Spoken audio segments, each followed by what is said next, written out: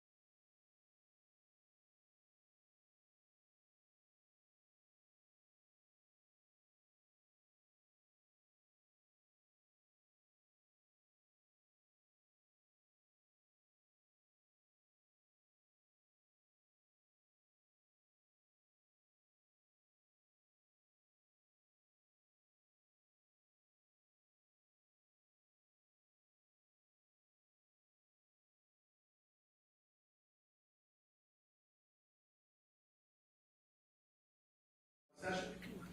Any asked Roddy presiding, please be seated. All right. Do we have any preliminary matters before we have the jury? Of course we do. That's fine. Come on.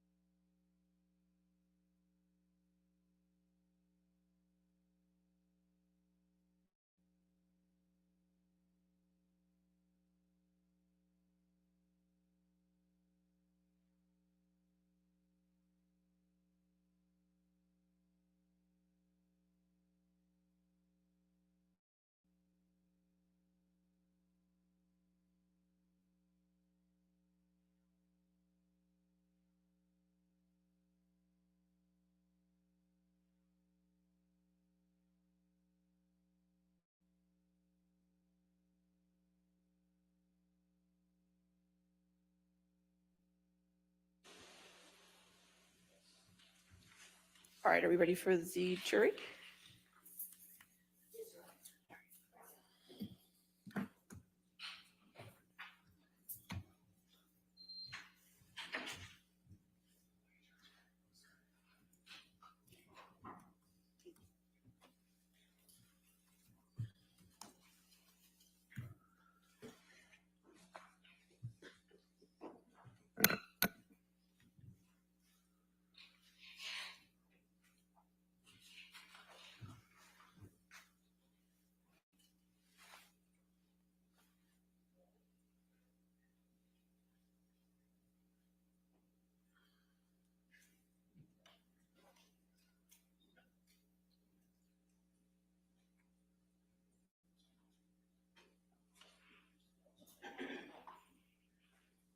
All right, be seated.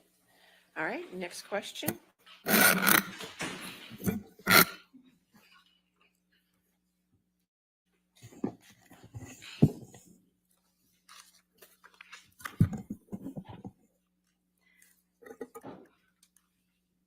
Good morning, Ms. Heard.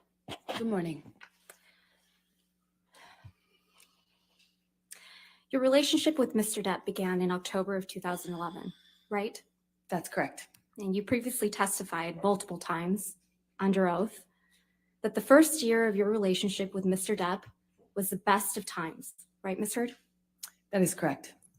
You testified that as far as you could tell, Mr. Depp was sober that first year, That is correct. That's what I used to believe. and that the first year was, quote, magic. Yes, I always estimated it was about a year.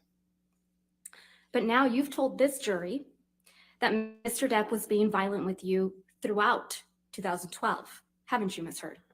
No, he took a break in the middle of 2012 when he was sober. You told them that he was hitting you in 2012, though. Is that right? He was hitting me in 2012. He just took a break in the middle. He was smashing things around you, right? He did. And you told them that Mr. Depp was in and out of sobriety in 2012. That is correct. You told this jury that, in 2012, I was in the beginning stages of this, just learning these patterns. I was learning that drinking kind of correlated with the violence, end quote. Is that right? That is correct. So it was during these cycles of violence in 2012 that you gave Mr. Depp a knife as a gift. I gave him a knife, I think for a birthday present early in our relationship. I believe it was around 2012, but I'm not certain. We've seen a picture of that knife, but I think we should bring out the real thing. Master Deputy Halusa, Master Deputy Sheriff Halusa, may I please have you show the knife to Ms. Heard?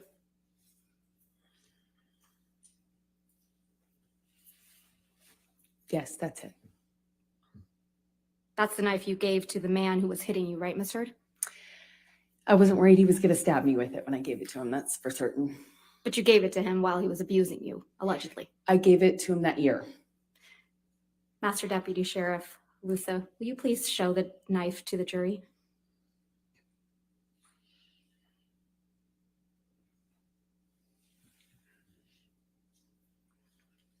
Thank you.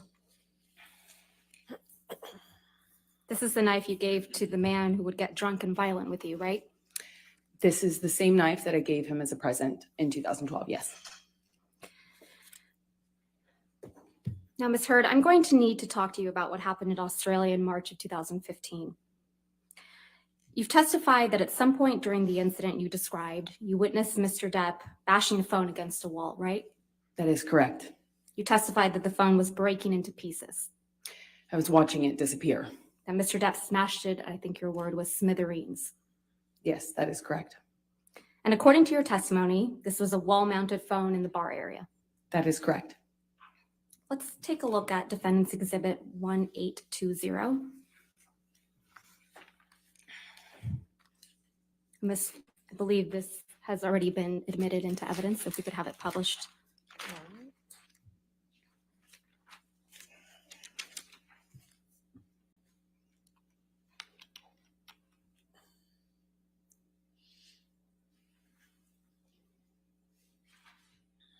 Thank you. You saw this photo during your direct examination, right? That is correct. And you testified that the wall-mounted phone that you saw Mr. Depp smash is on the wall on the left. That's correct. So if you were looking at this picture, the wall-mounted phone would have been behind you on the left-hand side of your shoulder. But it's not depicted in this photo, correct? Whoever took this photo was standing right in front of where that mounted phone was. That's convenient. The pieces of the phone Mr. Depp smashed aren't in this picture either, right? You don't see it because it's whoever took this photo standing in front of that. Whoever took this photo, it's Mr. Ben King, correct? That's what I believe. Yeah. Mr. King testified under oath in this trial, right? That is correct. And he testified that there was no wall-mounted phone smashed to smithereens that he had to replace, correct? I didn't hear him testify to that, no. He did. Your counsel elicited it. I disagree with that representation. You also saw this picture. Actually, can we please bring up Defendant's Exhibit 1821, which is also admitted into evidence?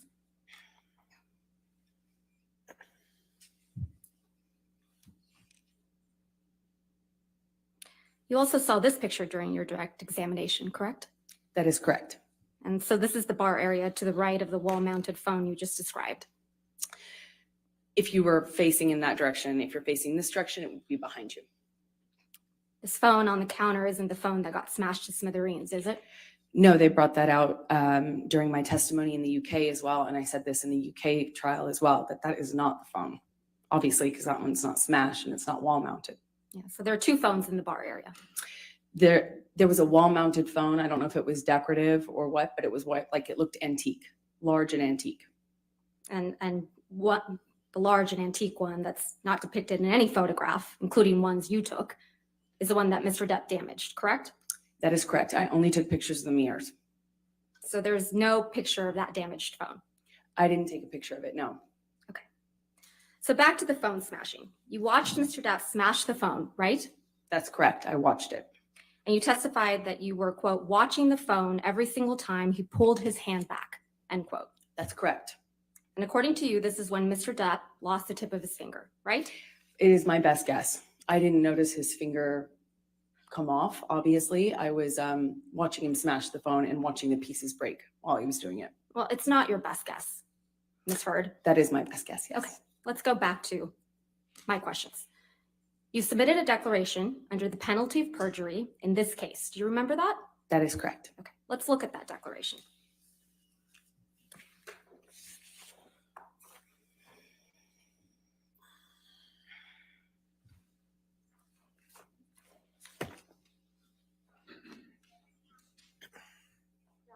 Yes, ma'am. Thank you.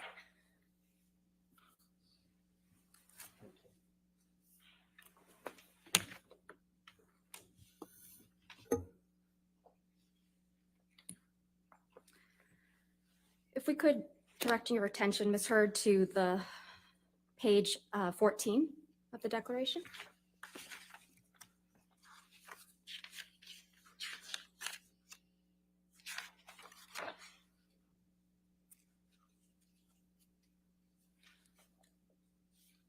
Is that your signature? Yes, it is. And your signature appears right under the statement, quote, I declare under penalty of perjury, under the laws of the state of Virginia, that the foregoing is true and correct. That is correct. And this is dated April 10th, 2019. Correct. Now let's look at paragraph 16, which is on page 5.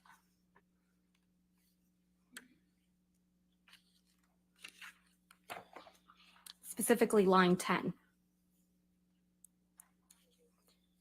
Quote, you write, testify under oath, while he was smashing the phone, Johnny severely injured his finger, cutting off the top of it, end quote. Did I read that correctly? Yes, that's correct. So you testified in this courtroom that after Mr. Depp smashed the phone, he held you down on the countertop by the neck. Do you remember that? I'm not quite sure of the exact sequence of things, but yes, both of those things happened. We'll get to the sequence. And this is when Mr. Depp supposedly assaulted you with a bottle, right? On the countertop, he assaulted me. So Mr. Depp was able to get you on the counter, right? He held me down by my neck. And hold you down by your neck. That is correct. And he grabbed a bottle, according to you, while holding you down by the neck, correct? I'm sorry, can you clarify what you're asking me? While Mr. Depp is holding you by the neck against the countertop, he grabs a bottle. That's your testimony. No, those two things didn't happen at the exact same time, no. So he's holding the bottle, is that your testimony? He While was holding my- you down by the neck? Sorry, what was your question? Your testimony is, Ms. Heard, that either he has the bottle before or after he's holding you by the neck on the counter. Is that your testimony? He held me by the neck on the counter. Where's the bottle that he At assaulted what with point? while holding you down by your neck? When he was assaulting me with the bottle, it was in his hand. Was it in his hand before or after he holds you down by your neck? I was being held down while he assaulted me with the bottle. When he puts you on the counter, does he have the bottle in his hand, yes or no? As I have always said, I don't remember exactly what happened first, or I don't remember the sequence. I just remember being aware that I was being assaulted by a bottle while I was on the countertop. So he penetrates you with this bottle. But you don't know how he got the bottle, right? That is correct. And he did that right after he lost the tip of his right middle finger. Again, I don't remember the exact sequence of those events. We'll get to the sequence. And while he was on 8 to 10 MDMA pills, right? Yes. Let's talk about the sequence. This is the sequence of events you testified to in this courtroom. That he smashed the phone to smithereens and then assaulted you, lost the tip of his finger, and then assaulted you with a bottle. Yes, that's the sequence of events that you testified to in this courtroom. To be clear, you're putting it in order when you say words like then. I have never claimed that I can remember the exact sequence of these things. This was a multi-day assault that took place over 3 horrible days. Ms. It's Heard, the worst thing ever Ms. happened Heard, to me. I we're don't not remember Ms. the Heard, exact that's not my sequence. question. My question isn't about the 3-day assault allegedly that occurred. I'm just talking about the sexual assault that you now allege occurred.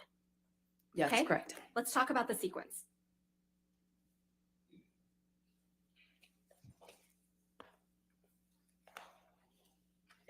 So you testified, actually. Yeah, I know. I just realized that. Do we have a copy? We gave it to you yesterday. Court transcript.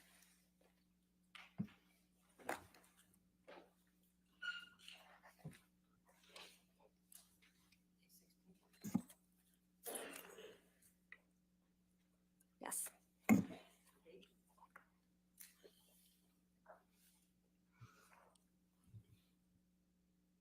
Sir, do you have a copy of day 16 in front of you? Day 16? Yes. Of Court my transcript? deposition? Yes. Mhm. No, of the court transcript from this trial. Oh, Yes. I didn't realize that. Yeah. Okay. Let's look at the transcript. So you testified on page, I'm getting there, 4506.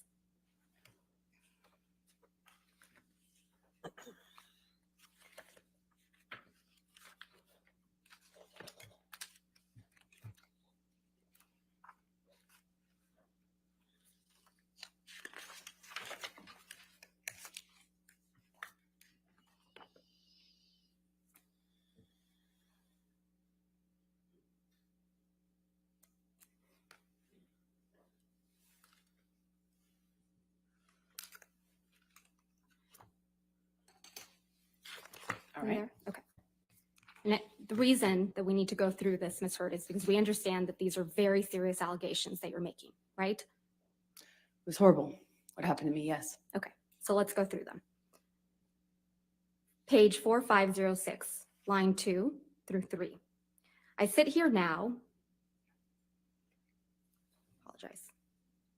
You testified on page 4506. This all started when Mr. Depp took 8 or 10 pills of MDMA, right? That is correct. Then, directing your attention to page 4518.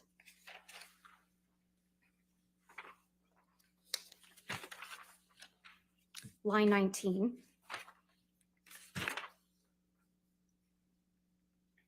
You talk about Mr. Depp smashing a wall-mounted phone, correct? That is correct.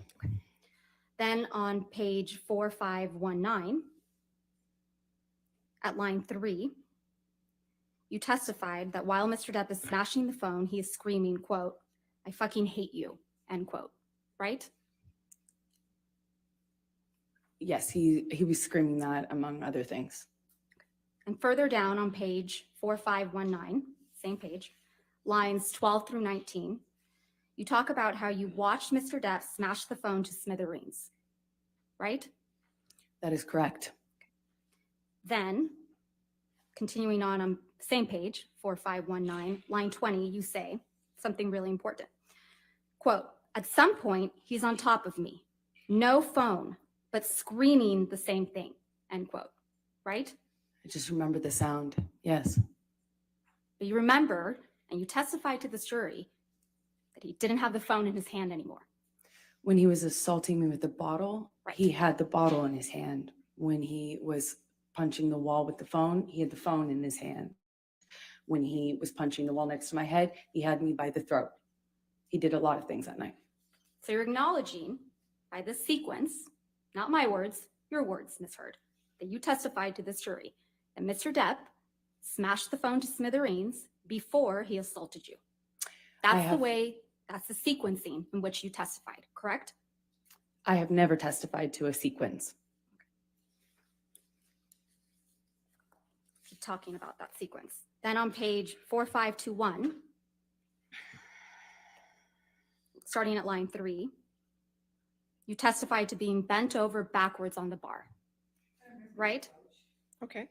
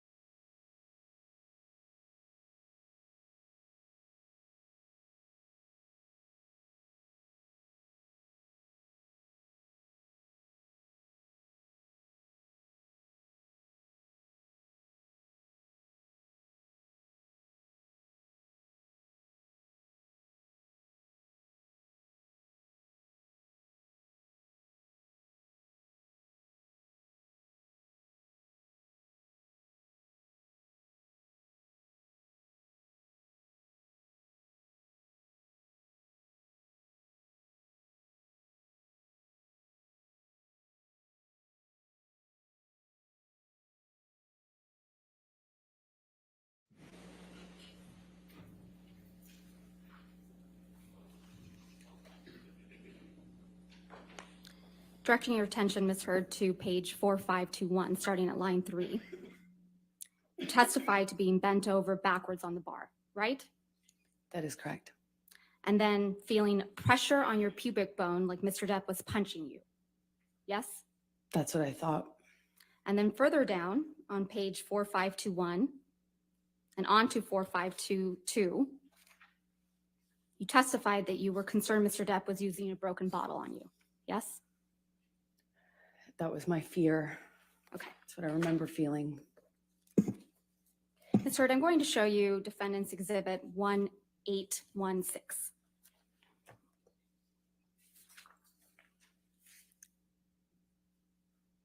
Which has already been admitted. Yes, ma'am. Thank you. You saw this picture during your direct examination, right? I did. And you testified that this is a picture of the bottles that were next to Mr. Depp on a desk when you found him drinking in the morning, right? That's correct. And this was the morning after Mr. Depp had allegedly sexually assaulted you, right? It was the morning after he did assault me. Yes. And if I understood your testimony correctly, you testified that this is the Maker's Mark bottle that Mr. Depp sexually assaulted you with. I was never sure it was, but it was definitely that shape. Felt like that shape. But you testified in this courtroom that you had not seen this bottle until Ben King provided these photographs, correct? Not in the course of the trial. I hadn't seen the photograph.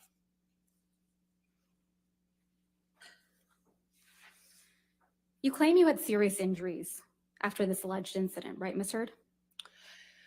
Depends on what you would call serious. For me, having a sore jaw and some bruises at the time of my relationship wasn't that serious. Okay, let's testify. Relative. Let's focus on the testimony that you gave about the injuries. Mr. Depp, as you testified yesterday, wears rings on every finger, right? Sometimes, I mean, often. And certainly in the later part of our relationship, that was more normal than not. But if he's filming or something like that, of course, he's not going to have his own jewelry on. Your testimony in this trial was, quote, "I don't know if I've ever known Johnny not to wear rings." Correct?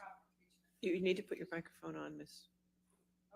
Thank you. Objection, Your Thank Honor. you. Improper impeachment. If she's going to ask her question, then she has to show where that was and then. I'll overrule the objection. Go ahead. Thank you.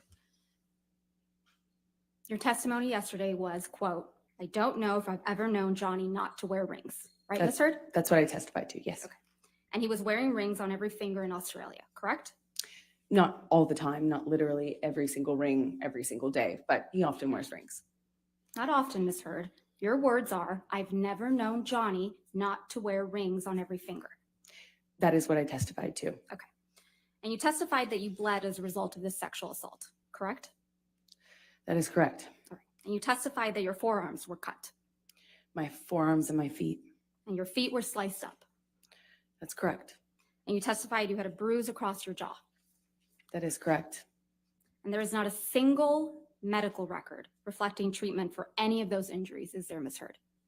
I didn't seek treatment.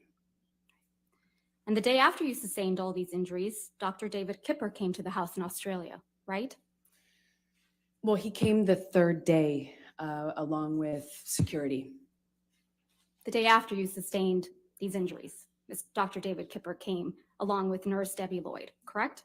Well, that fight went into the morning, like early hour morning. So technically that last day. Dr. David Kipper is Mr. Depp's, or was Mr. Depp's physician, right? I believe he still is. But he Yes. was at the time. Yes, that's correct. And he was also your physician. He also saw me. No, not saw you. He was your physician, correct, Ms. Heard? Johnny was the client, but he also treated me. All right, let's please pull up. Do you remember giving testimony in this case in a deposition, Ms. Heard? Yes, I do. I've given a couple. If we could please pull up the deposition transcript, day 2. At 589, lines 6 through 8. May I approach? Yes, ma'am. Thank you. Thank you.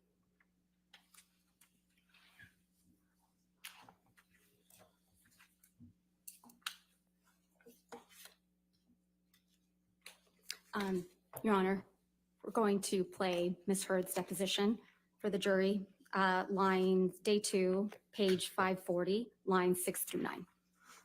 If we have permission to publish it.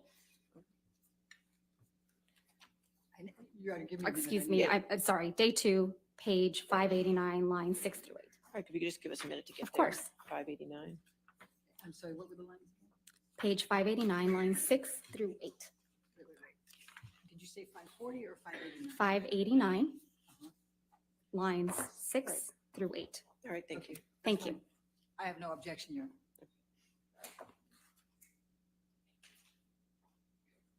And he was your doctor at this point, right? Yes, he was.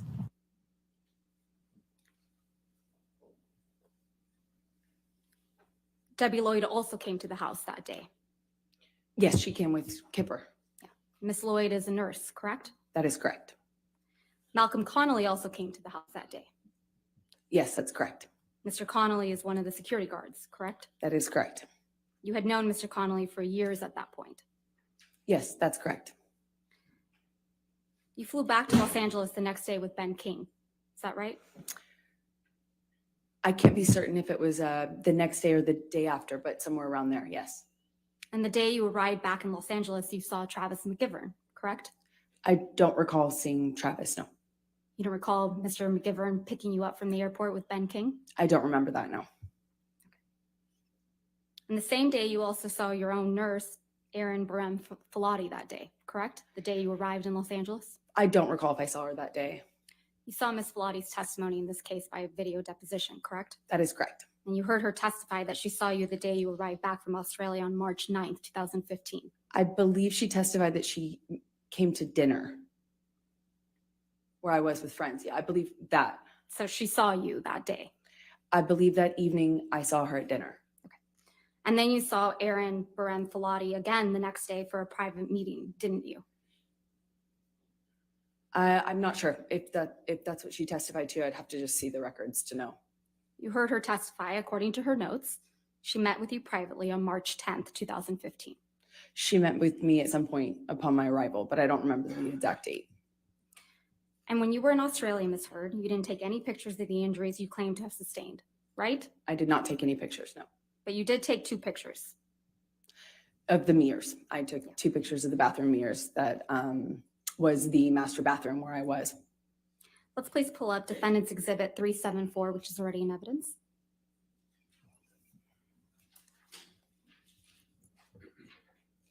You took this picture, right, Ms. Heard? Yes, that's correct. And this is a mirror in the bathroom in Australia. That's correct. And this black paint on the mirror is from Mr. Depp. That is correct. He wrote on the mirror in black paint after his finger was cut off, right? Yes, I only know that because there was blood as well as paint. So you took this picture after Mr. Depp had injured his fingers, correct? This was while I was packing when I was leaving. That's a when I yes, took the right, photo. Ms. Heard? What's the question? I'm sorry. You took this picture after Mr. Depp had injured his finger. That's correct. And you took this picture after you had allegedly been assaulted by Mr. Depp, yes? That's correct. Yet you didn't capture yourself in the mirror, did you? I don't see myself in the mirror, no. Let's please pull up Defendant's Exhibit 375. You took this picture as well, right, Ms. Heard? That's correct. And this is from one of the bathroom mirrors in Australia. That's correct. This is also a picture taken after Mr. Depp had injured his finger. That's correct. And this is also a picture taken after you had allegedly been assaulted by Mr. Depp. That's correct. You didn't capture yourself in the mirror in this picture either, did you? I do not see myself in the mirror in that picture. Is that because you didn't have any visible injuries on you? It's because I was taking a picture of the writing. Let's talk about the writing on this mirror. So the writing in black paint is from Mr. Depp, correct? It's all from Mr. Depp. And it's your testimony under oath that you did not write the red text that says, quote, "Call Carly Simon, she said it better, babe," end quote. That's correct. Because if you did write that, it means that your husband was walking around the house bleeding from his amputated finger and you're writing snarky messages to him on a mirror, right? I don't know what your question to me is. I'm sorry.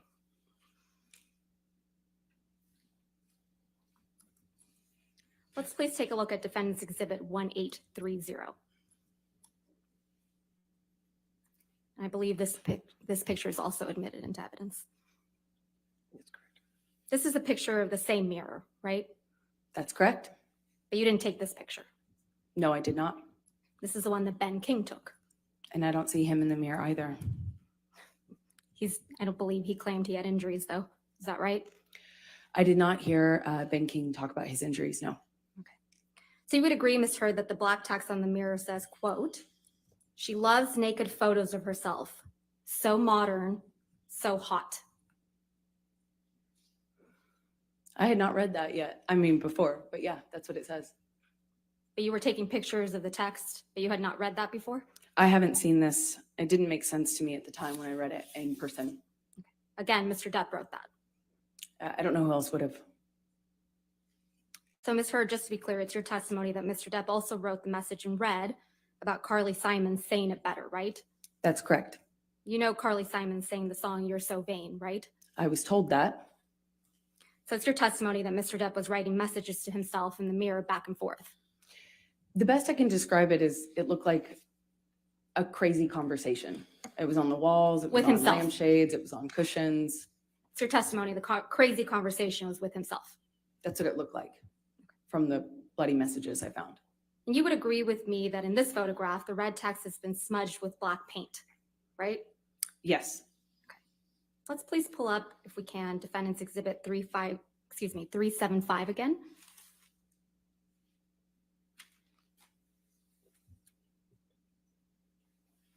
Black smudge isn't in this picture that you took, right? That's correct. So Mr. Depp must have not liked his own message to himself. I'm not quite sure what was happening when Ben took his photograph, no. Let's please pull up Plaintiff's Exhibit 3, which is already in evidence, and play the portion from 1:57:21 through 1:58:54. It's a recording, Your Honor. It's not to get you mad. It's just to get out of a bad situation while it's happening before it gets worse. In Australia, when we had the big fight where I lost the tip of my finger, at least 5 bathrooms and 2 bedrooms I went to avoid talking to me, to To avoid escape working it the- out. That's to the escape problem. the fight. You don't escape the fight. You escape the solution. No. You escape the solution. No. You escape figuring it out. We cannot work it out if you run away to the bathroom every time. Listen to me. A boxer can't go 12 rounds without a fucking minute break. I'm not giving you a minute break. You do it at minute 3 at the beginning of an argument. No. There are rounds, man. And when it gets too fucking hairy, the ref splits them apart or whatever. But all I'm saying is you can't have a solution if the argument just keeps mounting and mounting and mounting and mounting. I fucking go into the bathroom and sit on the floor. Bam, bam, bam, here you come. I come out. Fight, crazy, escalated. I split again, I go to another fucking bathroom or a bedroom or something. Knock, knock, knock, bang, bang, bang. You kept coming to get me. This is what really happened in Australia, isn't it, Ms. Heard? I did knock on a bathroom door on the first night. Not a bathroom door, 5 bathroom doors and 2 bedrooms. Isn't Johnny that right? is not an accurate historian of what happened during Ms. that Heard, Ms. period Heard, of time. I'll guarantee Ms. you Heard, that's not my question. 5 bathroom doors, 2 bedrooms. That's what you knocked on. that. That's what actually happened in Australia, isn't it, Ms. Heard? I was there. So that's a I no? remember it. I knocked on one bathroom door. I came on the first night after he decided to take the bag of MDMA. Ms. And I went Heard, to check Ms. on Heard, him and see I'm going to if we move to could- strike everything after I knocked on one bathroom She door. can't do that. She's answering the question. Not quite, so I will sustain the objection. Just answer the question, okay, ma'am? The recording we just listened to, that's exactly what happened in Australia.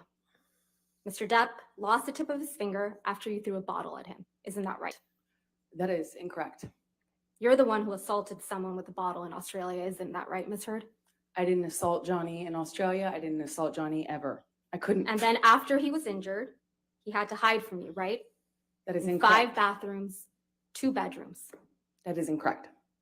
And you would pursue him That is incorrect. because he was avoiding talking to you, right?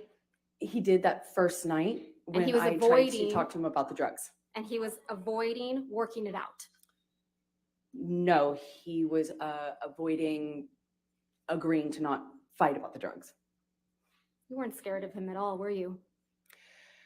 I have a mixed relationship with Johnny, and one in which I'm scared, one in which I love him very much. I'm not talking about your mixed relationship.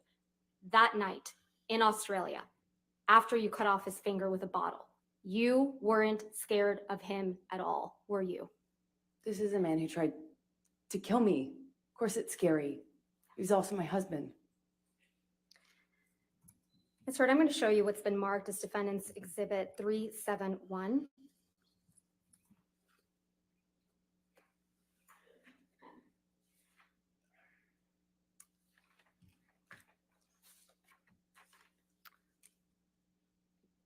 Do not believe these have been admitted into evidence.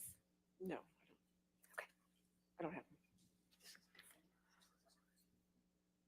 If we can scroll down, please. No. Ms. Bretterhoff, if you don't have your microphone on, I cannot hear you.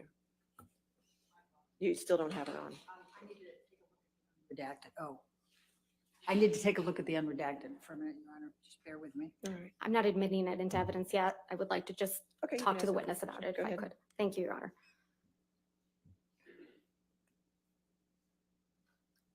Ms. Heard, I'm going to show you what's been marked as Defendant's Exhibit 371. Do you recognize these text messages between you and Dr. Cowan? I don't recognize these, no. Who's Dr. Cowan? He was my therapist that was recommended to me from Dr. Kipper. He and Dr. Kipper worked together.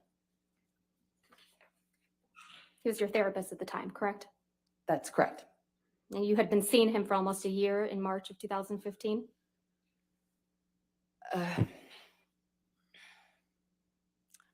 My guess would be about 6 months at that point.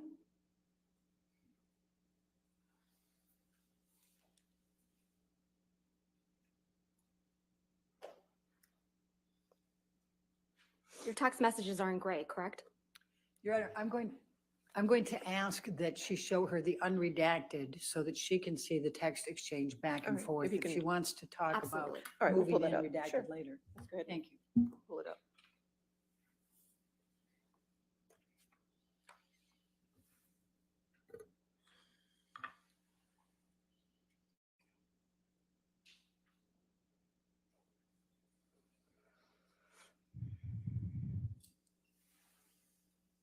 Seeing these unredacted messages, does this refresh your recollection that these are indeed communications between you and Dr. Cowan?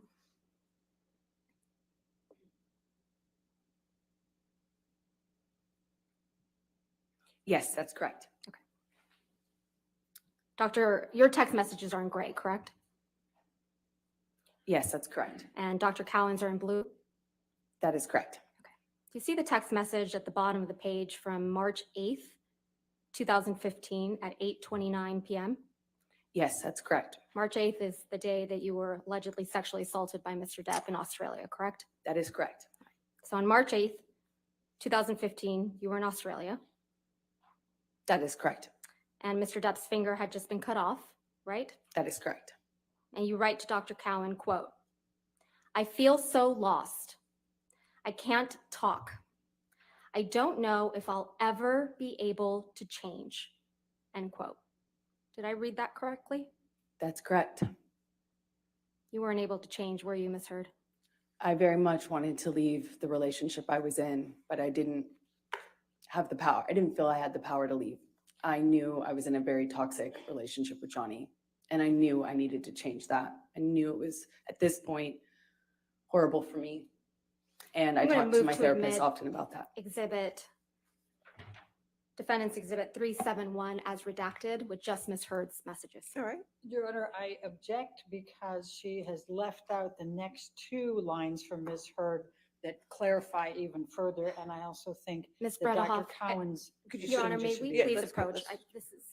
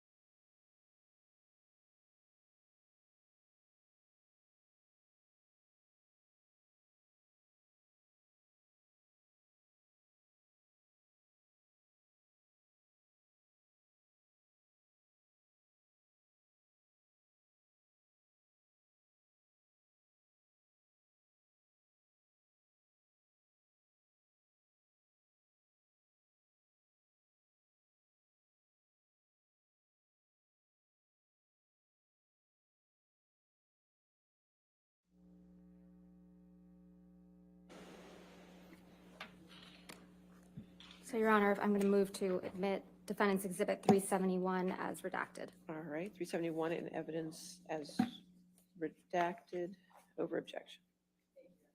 Yes, ma'am. If we can publish that to the jury, thank you.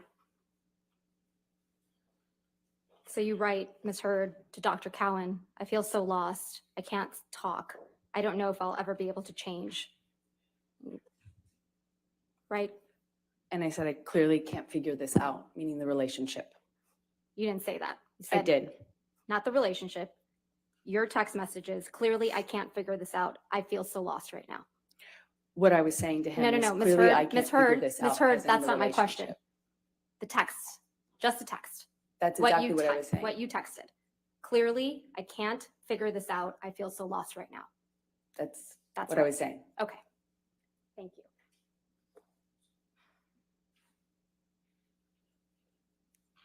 Ms. Heard, you contend? Your Honor, just for clarification, so those two next lines did come in? They are in the redacted Okay, copy. good. All right, thank you. Ms. Heard, you contend that there's another incident of abuse in March of 2015 after you and Mr. Depp returned from Australia. Is that correct? That's correct. And incident took place on March 23rd, 2015? That's correct. And this supposedly occurred in the penthouse at the Eastern Columbia building? That's correct. You had found text messages between Mr. Depp and another woman, right? That is correct. So you confronted him about cheating on you. That's correct. And this was about 2 weeks after you had returned from Australia. That's correct. So this is shortly after Mr. Depp supposedly sexually assaulted you with a bottle, right? It was 2 weeks after he assaulted me, yes. And you decided to confront him about cheating on you? I didn't decide to. I wanted to. Mr. Depp's finger was freshly injured at this point, right? He had a cast on it. The top of his right finger had been cut off 2 weeks prior, That is correct. and he had a pin in his finger, true? I don't recall when the pen was placed. The skin graft? I'm not quite sure. He had several different procedures and they were kind of spread out over a period of time. So I don't remember what happened and when One of those exactly. procedures was to treat the MRSA that got on his finger too, right? At some point, I knew he had an infection. And his right hand was in a bandage, right? It was casted. So it's your testimony that Mr. Depp was able to attack both you and your sister with his hand in that state, right? That is correct. He had a hard plaster cast on it. Debbie Lloyd was present in the penthouses when Mr. Depp supposedly attacked you. Isn't that correct? That's correct. In fact, you claim that Mr. Depp threw a Red Bull can at Miss Lloyd that evening. Yes, that's correct. And you put in a sworn statement to that effect in the UK case, right? That is correct. But that's not true, is it? That's what happened. You know what a deposition is, right, Ms. Heard? I've had several, yes. Yeah, so you know what it's when someone provides testimony under oath. That is correct. You're aware that Miss Lloyd was deposed in connection with this case, correct? That's true. And Miss Lloyd's deposition testimony was played earlier in this trial, right? I'm going to object, Your Honor. May we approach? All right.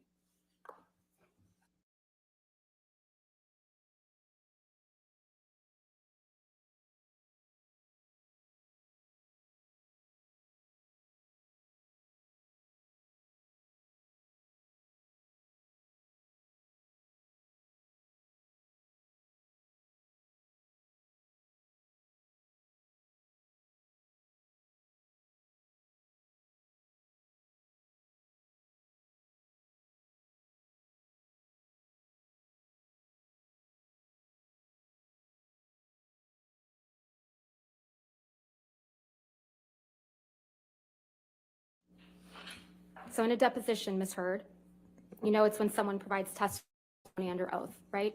That's correct. And you're aware that Miss Lloyd was deposed in connection with this case. That's correct. And Miss Lloyd's deposition testimony was played earlier in this trial. Yes, So you heard Miss Lloyd testify under oath that Mr. Depp never threw a can of Red Bull at her. I can't remember if she didn't recall that or if she said it didn't happen. I don't remember. I vaguely sense she didn't recall anything. So it's your testimony that Miss Lloyd would forget that Mr. Depp, a very famous patient of hers, threw a can of Red Bull that nearly missed her, according to your version of events? To be fair, I just don't remember if she said when she testified that she didn't recall that incident or if it didn't happen. I don't remember what she testified to, but I have a vague sense that she didn't recall much at all. She recalled and she testified in this courtroom that Mr. Depp never threw a can of Red Bull at her. That was her testimony, wasn't it? I don't recall what her testimony was with regards to that one incident, no. You actually filed a complaint against Miss Lloyd's nursing license right before she was supposedly deposed in this case, didn't you?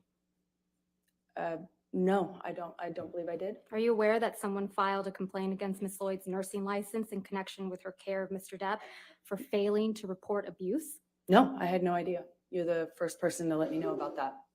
It's your testimony under oath, that wasn't you? That is my testimony. I didn't even know about that until now.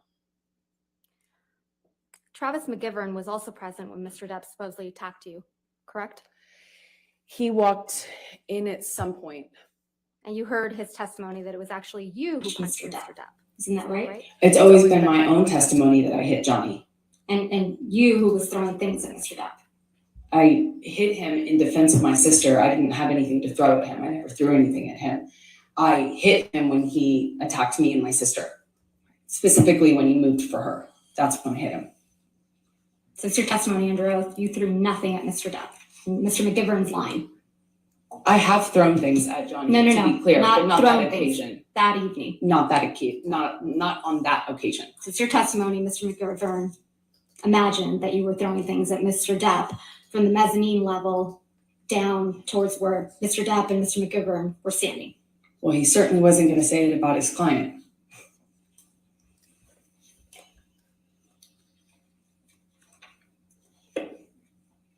Ms. Heard, you and Mr. Depp kept a journal together, didn't you?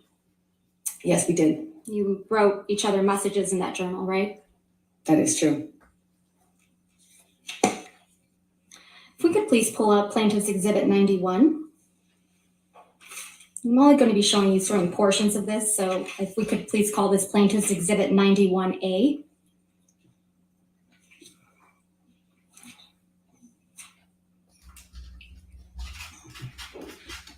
This is the journal that you and Mr. Depp kept with each other in electronic form, correct? That is correct. And if we could scroll through, these are all entries that you made in the journal, correct?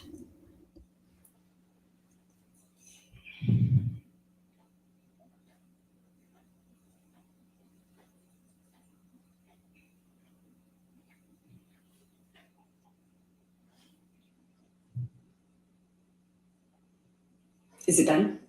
Mm-hmm. Yes. I'm going to move for the admission of Plaintiff's Exhibit 91A, and I've gone ahead and redacted Mr. Depp's writings as on hearsay grounds. I'm going to object to moving. Okay.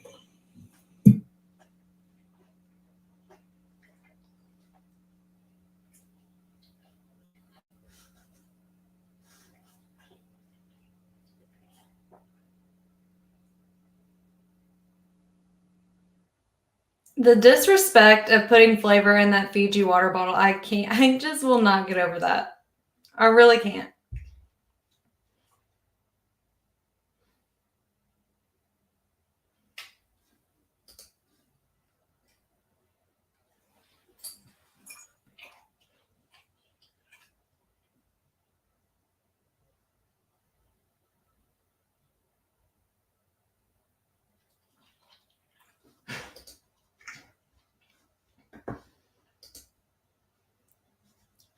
It's it's been another great morning of using transcripts, depositions, pictures, and watching her squirm.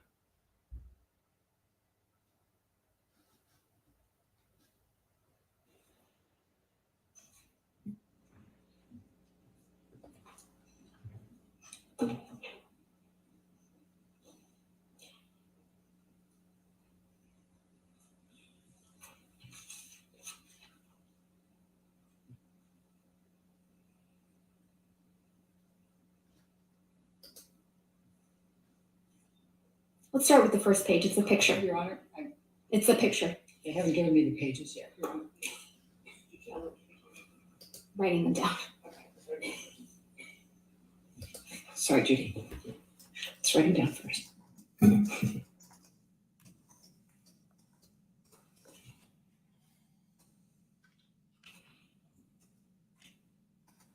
Thank you, Your Honor. Yeah, right. If we could please publish this to the jury? 91A in evidence. Thank you. Over objection. This is a picture that's on the inside cover of the Love notebook, correct? That's correct. And this is a picture of you and Mr. Depp. Love That's correct. notebook. Are we You're in Australia in fifth this picture, aren't grade? you? Yes, but that's much later once we returned. You can see that Mr. Depp's right hand is bandaged, right? Yes, that's correct. That was after it had recovered significantly. That's not what it looked like during the incident we were just talking about. So this is a picture after the events in Australia in March of 2015, correct? Yes, that photograph was taken months later. We have the jury look at that photograph again, please.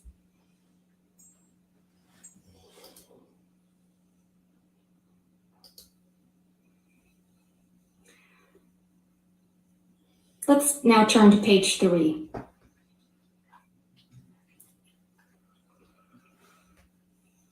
This is a note you wrote in the journal to Mr. Depp, correct? That's what it looks like, yes. This is actually the first note you wrote to him in this journal. I don't remember what the first note was. The date on this note is May 22nd, 2015, correct?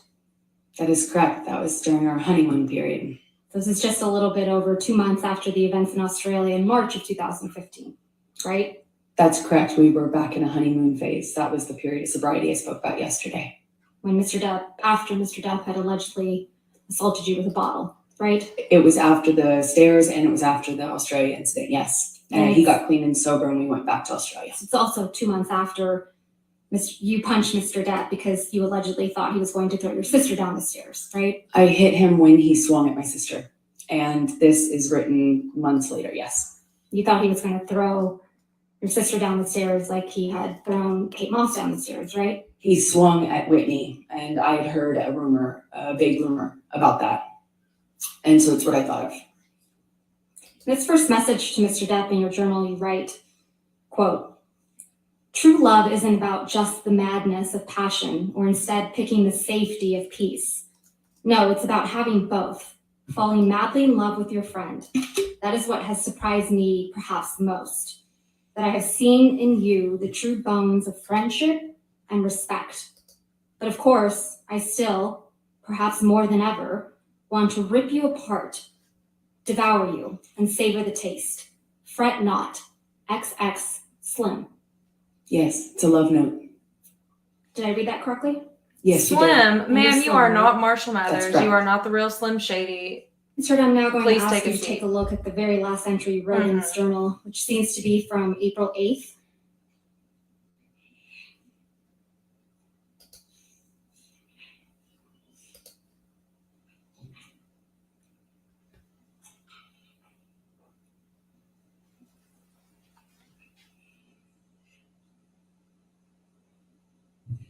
That would be April 8th, 2016, correct? I'm not quite sure. I don't see the year written on there and I don't recognize it yet. It would be a couple weeks. April 8th would be a couple weeks before your birthday, though, right? That's correct. Just to confirm, this is a note you wrote to Mr. Depp, right? That's what it looks like, yes. And on the second page of this note, you wrote the following. Quote, "I am sorry I can get crazy. I am sorry I hurt you. Like you, I can get wicked when I am hurt, when I feel provoked, shattered. And last night I was. I felt abandoned about the Lily Rose thing, felt absolutely bewildered about your not coming home on my last night here, and was heartbroken and angry after many attempts in vain on my part to rectify the situation and make amends on the last night of what was otherwise a gorgeous trip with you. I'm so sorry for my part. None of this is meant to be an excuse for hurting you, because the truth is, nothing is. There is never a reason good enough to hurt you. You are the last thing in the whole world who deserves it. Last person I ever meant to hurt. I love you, Steve. I am forever yours, Slim." Did I read that correctly? That's correct.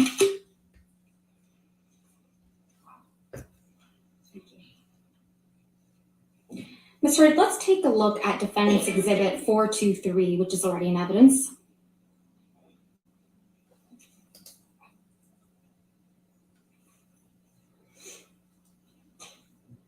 This is a picture of you with what appears to be straight red marks on your arms, correct?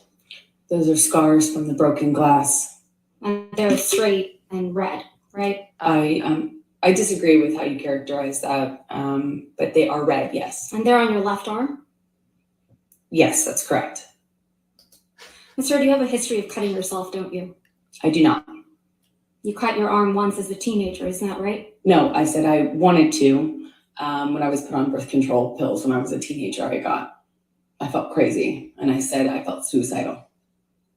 So it's your testimony under oath that you didn't report to Dr. Hughes, your retained psychologist, that you had cut yourself as a teenager once? I said I had told my mom that I wanted to when I was a teenager. Ms. Hurd, we heard some testimony from you yesterday about a trip you and Mr. Depp took on a train in Southeast Asia. Do you recall that? Yes, that's correct. That was when you and Mr. Depp went on your honeymoon trip, correct? That's correct. And that was in July of 2015? Yes, that sounds right. Let's take a look at Plaintiff's Exhibit 162, which is already in evidence.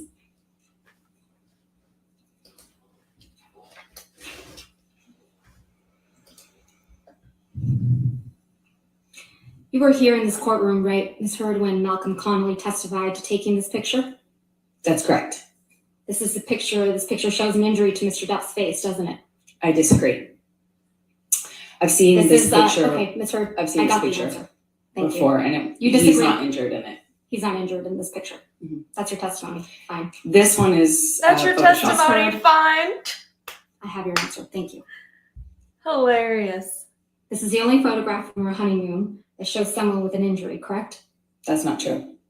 We haven't seen any photos of injuries to your face from that train trip, have we? I don't believe my face was injured on that trip. Let's take a look at Exhibit 91A at page 46, going back to the Love Journal.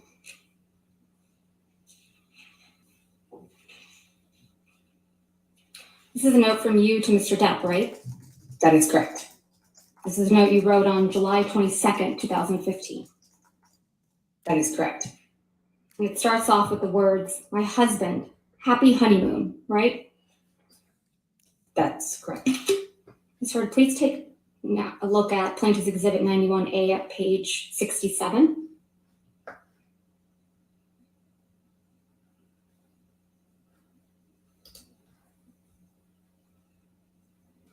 Camille ain't fucking around. This is another note from you to Mr. Depp in your journal, right? That is correct. And this Look at one's the dated handwriting. August 1st, 2015. Look at the handwriting. That's correct. And you write, "That's enough. You've held this book hostage long enough. Although I can't wait to read my note, I also couldn't wait to tell you how much I adore you. What a beautiful, extraordinary, magical, memorable, wonderful, stunning, surprisingly evolving, and impulsive adventure. I couldn't have imagined a more gorgeous honeymoon. I love you more and more every passing day. XX Slim." Did I read that right? That is correct. Let's take a look at the journal entry starting on page 68.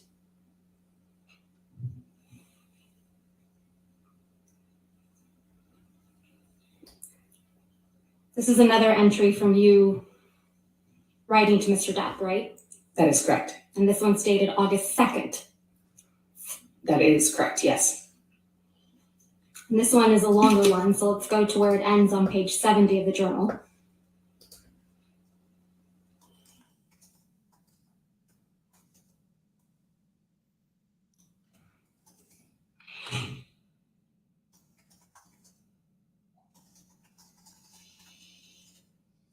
And you write, quote, "I hope the things said in anger and pain were just that, and that you miss and love me too.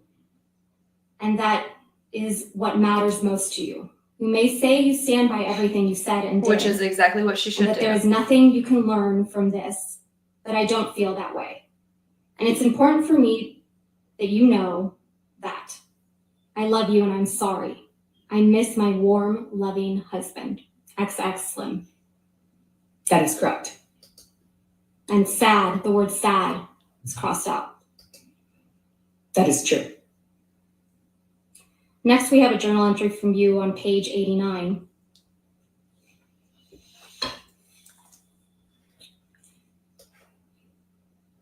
This is another note from you to Mr. Depp. That is correct. The whole book is love notes. Yeah, we got So that this is part. dated August 15th, correct? That is correct. And here you write, quote, "My love, why do we fight? Ever? Why? I love you more than anything else. Are we that uncomfortable with being vulnerable? Were we scared? Or is it something else? I don't know. But I am sure of one thing, and if it's that I can't imagine my life without you. I love you. I will do better. I am sorry. X Slim."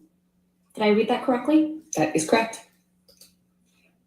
Your testimony, this was a love journal That is correct. It was primarily love notes and and apology notes from you to Mr. Depp.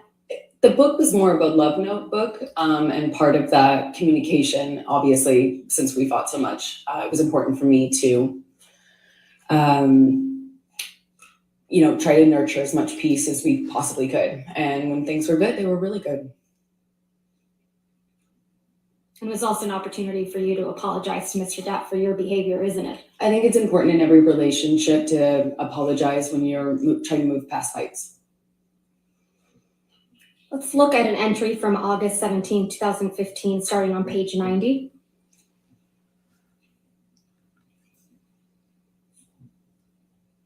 Here you write, quote, "I'm sorry I shook the wheels so hard.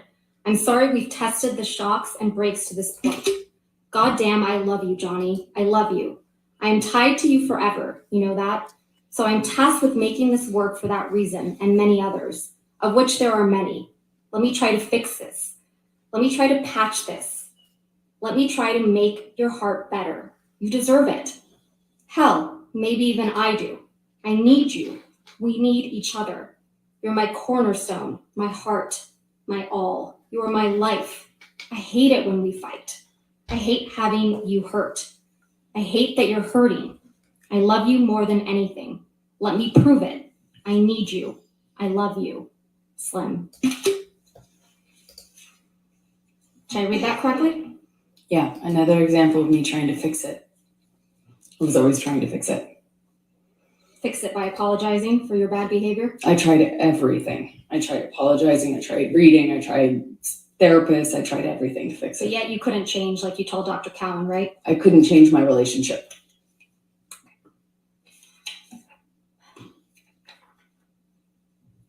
Let's talk about December 15th, 2015 again.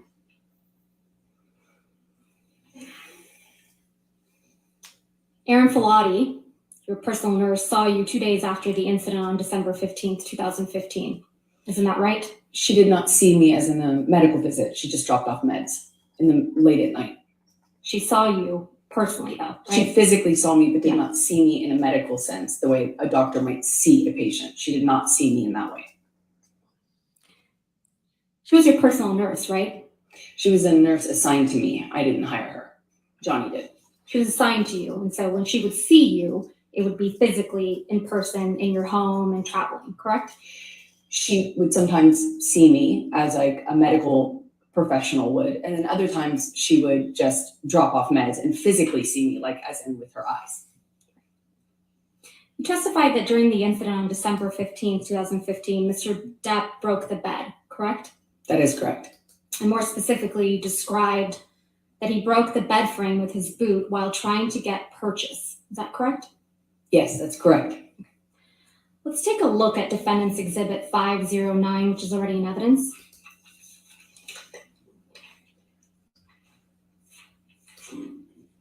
If we could please have that published to the jury. Thank you. And sir, this is a picture that you indicated depicts the broken bed, right? That's exactly it. And it's your testimony that Mr. Depp caused this damage to the bed with his boot, right? I did. Is that a pocket knife on the bed there? I cannot tell what's on the bed. Did you use that to damage the bed? I did not damage the bed. Johnny's boot did when he was punching me. I could feel him slipping. And sir, you also testify that there was blood all over the pillows on the bed, correct? On the pillow top, yes, that's correct. But you didn't take a picture of that, though, did you? I did not take a picture of this. About a week after the December 15th, 2015 incident, you went with Mr. Depp and his children to the island of the Bahamas. Is that correct? To celebrate Christmas? The incident was on the 15th and we went on the 23rd, I believe. While you were there, you did a photo shoot with Greg Williams, correct? A few days later, I think the photo shoot was about 2 weeks after this assault. Let's please pull up Plaintiff's Exhibit 99. This is a photograph of you on Mr. Depp's island shortly after December 15th, 2015, correct? No, this was taken weeks later. On the island, on that trip? It was taken on the island. On that trip? Yes, Weeks later? weeks later. December 15th, you traveled to the island December 23rd? That's your It's testimony? my recollection that this picture was taken on New Year's Eve or the first day of the year. I think New Year's Eve. And this is the photo shoot with Greg Williams, correct? That is correct. I'm going to move to admit and publish. No objection? All right, 99, we can publish.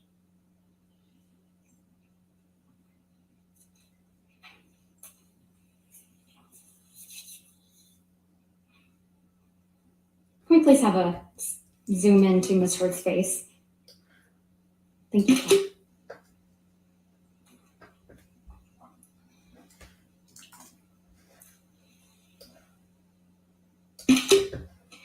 Let's please pull up Plaintiff's Exhibit 100.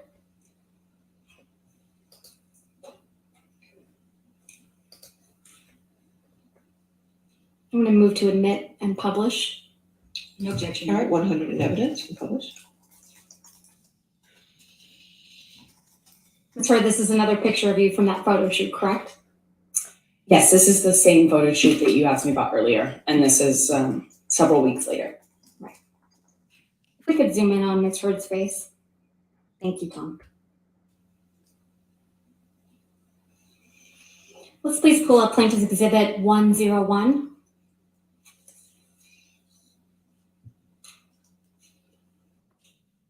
And I'm going to move to admit and publish. Any objection? Can we just have the foundation first, please? This is a picture from the photo shoot, Ms. Hurd, that was taken on the island. This is the same photo shoot, yes. Then no objection, Your Honor. All right, 101 in evidence, you can publish.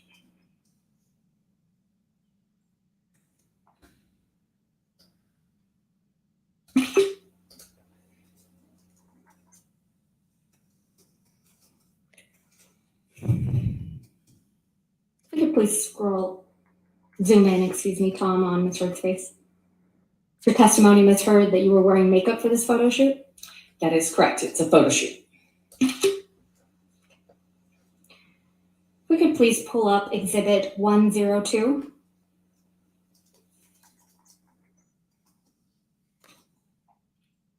Ms. Hurd, is this another picture from the photo shoot? I can't exactly tell from the background. It looks like it's the same thing, but I can't really tell without it being zoomed out. This is a picture of you, though, right? It is a picture of me, yes. I'm going to move to admit and publish. All right, any objection? I'm not going to object because she identified herself. I just, if she could identify when it was taken, that would help. But I'm not going to object. I'm not No, gonna object. no objection. objection. Okay, there we go. 102 in evidence, we publish.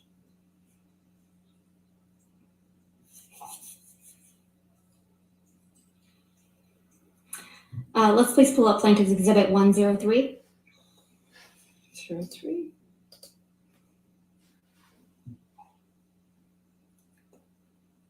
Ms. Hurd, this is yet another picture of you from that Greg Williams photo shoot, correct? That is correct. This is from the same shoot. I'm going to move to admit and publish. No objection. All right, 103 in evidence, publish. And again, if we could zoom in on Ms. Hurd's face.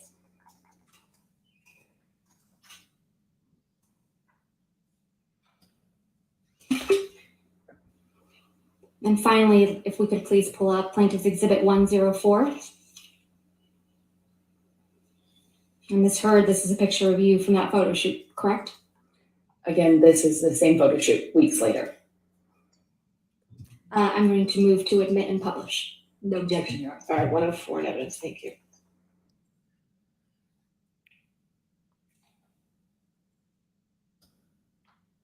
Again, if we could zoom in on Ms. Hurd's face. We could not have done that. Thank you, Tom. You testified that you and Mr. Depp got into a fight while on the island in December of 2015, correct? That's correct. And this all started because you perceived Mr. Depp as nodding off during the trip, right? I thought he was passing out again in a similar fashion to what he had done the previous year. And when he nodded off, he spilled wine on you, correct? Yeah, 2-3 times in a row. You testified that Mr. Depp's Take son the Jack was glass there when away. this happened, right? At the beginning, he was there. He was there when Mr. Depp allegedly spilled wine on you 2 or 3 times, right? He was there for that because he offered me help. You also testified that Mr. Depp then sexually assaulted you in the bathroom, correct? That's correct. And you testified that after this, you needed to get away from him, right? That is correct. So you ran out of the house. That's correct. And you admit you threw something at him, right? I did throw something at him to get away. You sat in this courtroom when Tara Roberts testified, right, Ms. Heard? I did. She's Mr. Depp's manager on the island. Yes, that's correct. You heard her testify that she witnessed an argument between you and Mr. Depp on the island in December of 2015, right? Yes, that's correct. Yes. And you heard her testify that Mr. Depp was trying to escape you, right? I don't know if she characterized it like that, but that was the gist of it. She kind of misrepresented it to seem like that. Yes, She misrepresented it. How convenient. that's correct. Okay, and then you kept apologizing to Mr. Depp, right? That's what No, that's Ms. not correct. Roberts said? Begging him to come back to the house with you. That's not correct. Clawing at him. She used those words. That's not correct. When she interrupted us, Johnny had me by the hair. Yelling at him. We were screaming, both of us, but I don't know what she would have heard. And that she observed an injury on Mr. Depp's nose from something that you threw at him, right? I don't know what she observed. You also heard Ms. Roberts testify that she included all this information in a sworn statement in the UK in May of 2020. Isn't that right? That is correct. You put in a witness statement in response to Ms. Roberts' statement in June of 2020. Isn't that correct? In the UK? I did several, I think 7 witness statements, and each one contained different information as per recent filings. That's what counsel has you do in that. And in response to Case. previous filings, correct? Including testimony from people that contradict your story? Sort of. So what you have to do is your counsel asks you to respond to things and you put it in a declaration of sorts. And that happens back and forth over the course of preparing to go to trial in that country. And that's what I did. So that was your 5th witness statement submitted in the UK. I don't recall which one I was asked to comment on Taylor Roberts' testimony. I'll remind you. If we could have Ms. Heard's 5th witness statement from the UK.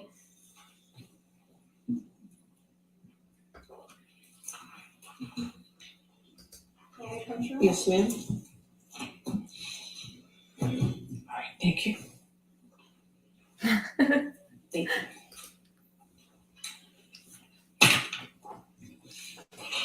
Don't you worry.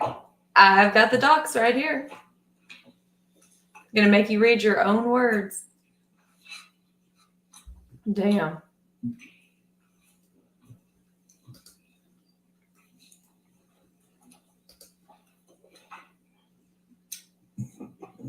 Directing your attention, Ms. Heard, to page 6 of your 5th witness statement. It's here that you describe the December 2015 incident, correct, on the island? I haven't read through the statement. I just don't know if I had commented on it before. In a previous witness statement, as I said, there were several. We're aware, ma'am. Starting on page 6, Ms. Heard, you describe the incident that took place on the island, correct? That's correct, but what I'm trying to say is I I'm not sure if understand. I'd describe it in full in the statement. I'm going to show you your confidential schedule to the 5th witness statement that accompanied the 5th witness statement in the UK. Yes, ma'am. Thank you.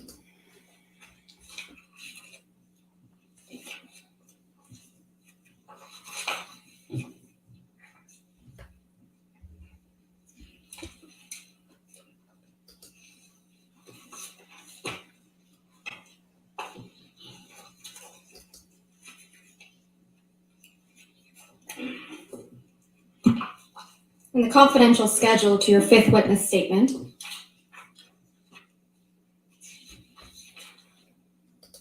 paragraph 1 on page 21, you describe Mr. Depp sexually assaulting you in the Bahamas in December 2015, right? That is correct. And that's the first time you ever claimed that Mr. Depp had sexually assaulted you in the Bahamas. That is incorrect. You only submitted the confidential schedule in the UK claiming Mr. Depp had sexually assaulted you after Miss Roberts had said that she saw you on the island chasing, clawing at Mr. Depp. Isn't that correct? That is incorrect.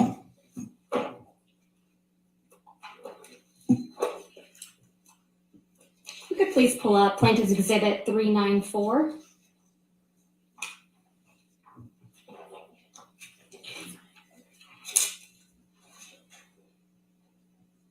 So, Your Honor, this is another recording I can represent to the court. This only contains Mr. Depp and Ms. Heard's voices. I'm going to move to admit the entire recording. I'm only going to play from 1:17:44 through 1:20:02. All right, any objection? Which plaintiff exhibit you're on? 394. 394. I think I have no objection. All right, I'll go with that. All right, 394 in evidence. Thank you, Your Honor.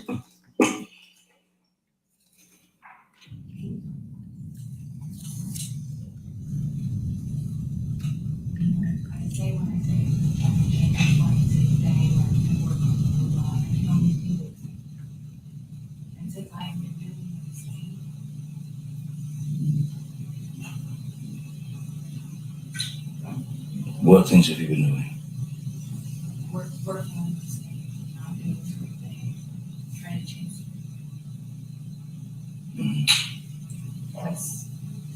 Less several times. Hence, screaming when I spilt wine accidentally on you for falling asleep and screaming in front of my kids and freaking Jack out. And that's trying. Yeah, you're right. You're right, John. That fucked him up, you know. I'm sorry I fucked your son up. No, it weirded him out. He'd never, I'm so sorry I fucked your kids up. he didn't fuck my kids up, but it was pretty fucking weird for him, you know. Because I jumped up and screamed for everyone. No, that's amazing. Yeah. You're right. I'm not surprised he's. So he's going for the house now. I'm sure that's terrifying. I don't need your No, what are you coaching? your clever It's not against me again. comebacks. It's so- No, Your you think you're character- controlling yourself. Your character. You think you're controlling Your yourself. character has become so clear, especially when you use them. It's embarrassing for you. I'm gonna walk away now because you're actually making me see even worse. And believe me, I'm not gonna be calling out at 3 o'clock in the morning after I've been Ambien and think, oh, I'm gonna just fucking forgive and move on. Trust me, it's gross how you're using your kids. I've done nothing but be there for them in a good way. I mean, you take that for granted, fine. You're right. Meet a woman who would not jump up and scream at you if you've been scrolled on 3 times in a row.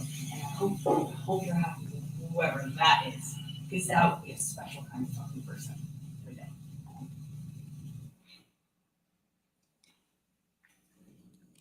It's you and Mr. Depp in that recording, right? That's correct. And you're discussing what happened in the Bahamas in December of 2015, right? No, that's not correct. We were discussing a part of it. You're discussing when you screamed at Mr. Depp in front of his children, correct?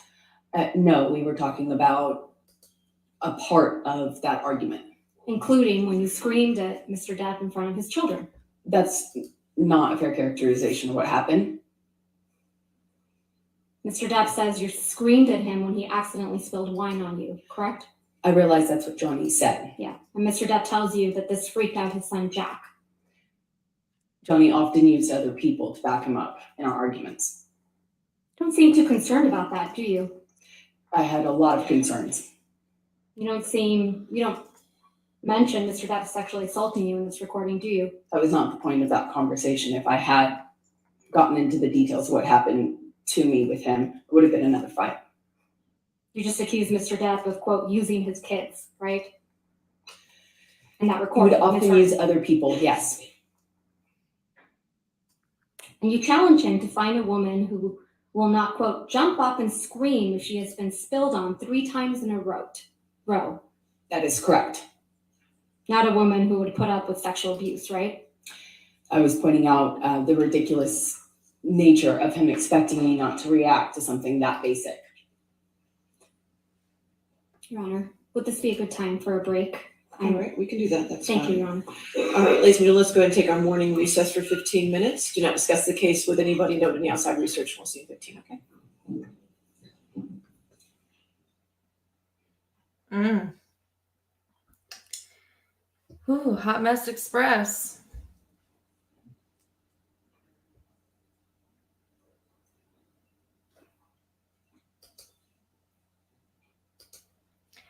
It ruins her credibility to not be We're gonna come able. back at 10:47 then? All right, 10:47.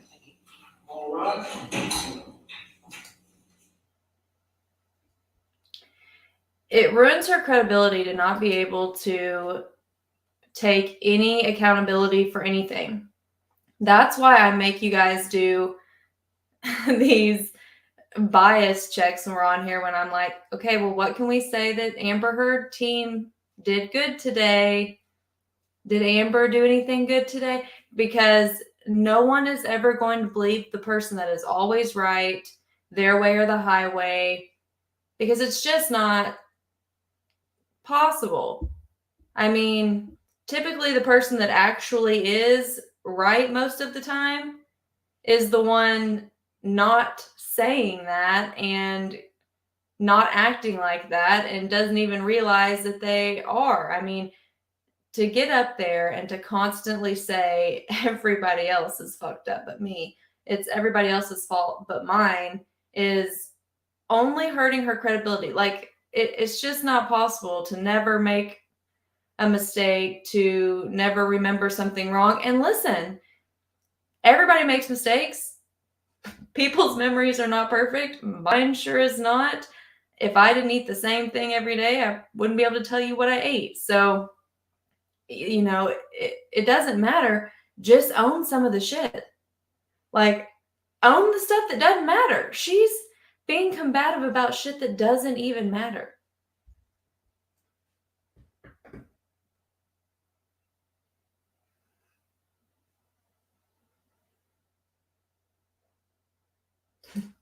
They literally could not.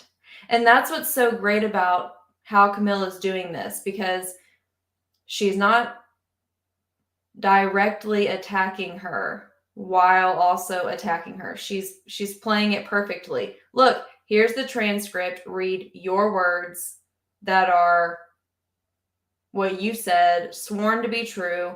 Here's something that y'all recorded with you on it. Here's what you said to your doctors. Here's what you texted to your friends. She's using everything she has said and done that is provable, aka went on in court, depositions, transcripts, pictures, audio, clips from TV shows, whatever, to make Amber back herself into a corner and trip over her own words. She is literally making Amber state what she said and then state how it's inconsistent with what she's previously said. And she's not beating her down too hard on stuff that's irrelevant, but she just lets her back herself up enough to be like, okay, yeah, that's convenient. Next, because the jury gets it. Or they should be getting it. She's not going to insult the jury's intelligence. Which is brave, honestly, because you never know with the jury.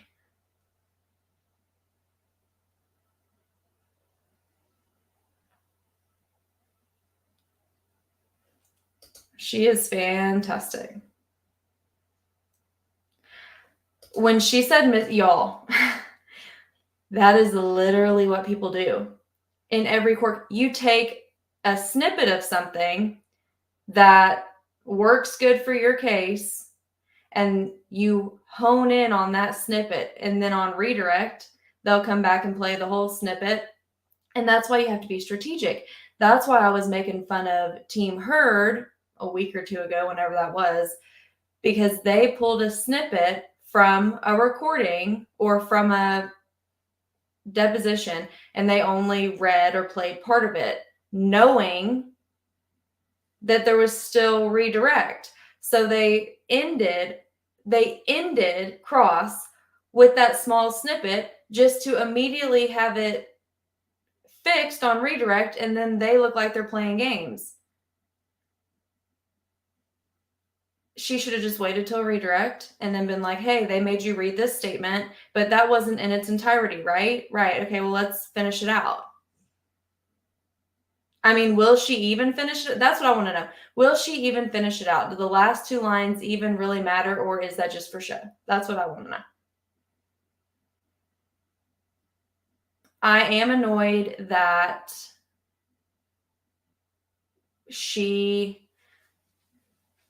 I understand it's annoying when you're being asked a question and you don't get to say what you want.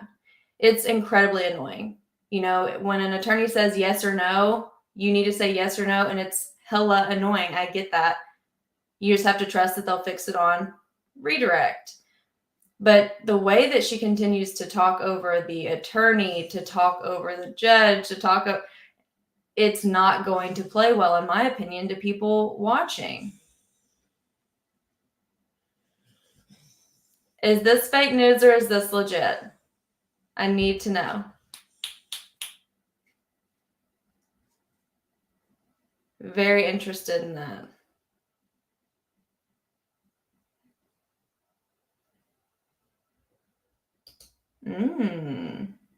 I love that we have smart people, all the smart people here.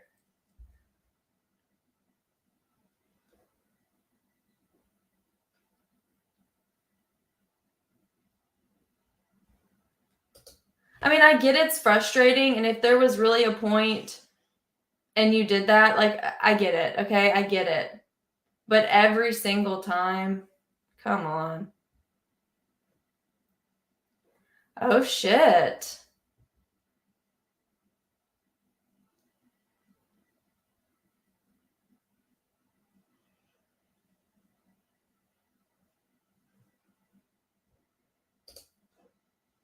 The side that loses the side bat lose that. Does the side that loses the side bat lose that time? Okay, I think.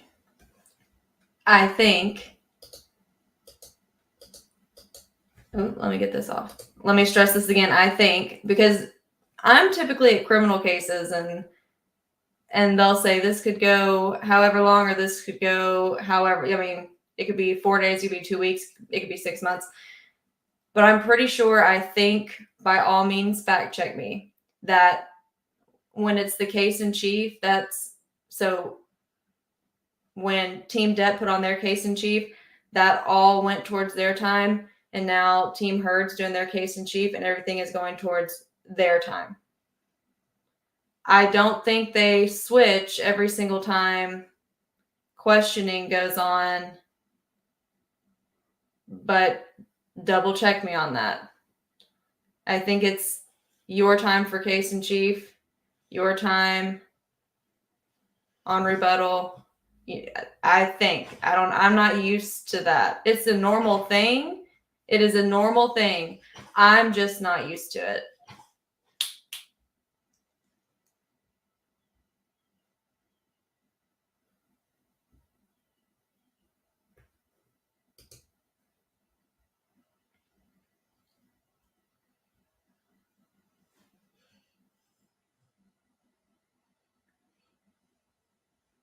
Yup.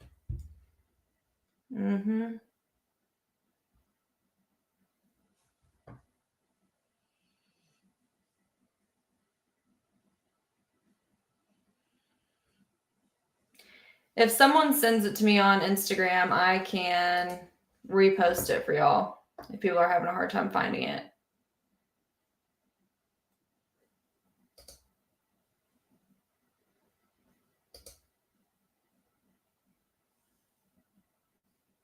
Reportedly.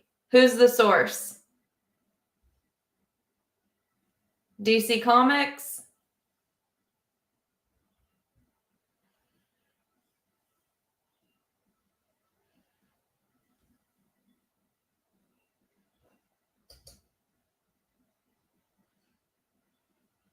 Right here, yes. She was trying to basically say, well, the doctor's biased because it's Johnny's doctor, and so he's biased. That's not how healthcare works. They take an oath, and they obviously put up with all that bullshit because they genuinely care, or else they wouldn't be in healthcare, because everybody knows, let's be real. Everyone knows healthcare is super hard. You deal with so much shit, both from patients and just in general. I can't even imagine being a healthcare worker. I really can't. It takes a very special person. They're incredible. I can't even imagine, especially having just had to deal with COVID. I really can't. But if a doctor sees you, you are their client. That's how that works. It doesn't matter. I mean, hell, one doctor could see an entire family. I'm not going to go be like, oh, my mom and dad's doctor. It's not my doctor. I mean, I go to him when I'm not feeling well, but it's my parents' doctor. Like, no, I'd say it's my family doctor. I go see him when I'm not feeling so well. That might not be who I go see for ADHD or whatever. But if they see you, they're your doctor. Okay, someone just sent me on Instagram. So hold on. Also, are y'all wanting me to switch this? Because lawn crime,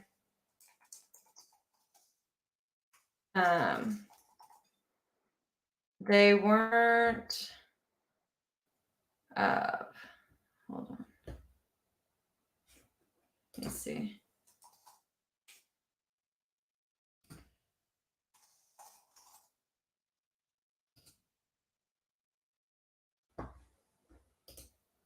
You're so fat. Brendan, you're not. Sorry.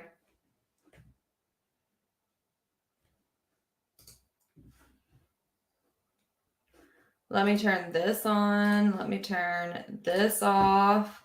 Let me come over here. Stop share. Ooh, my buns are lopsided as a mofo. Share screen.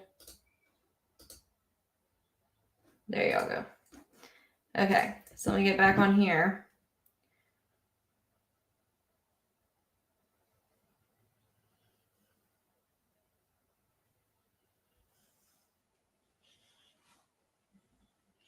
Who texted? Who commented that? Let me look.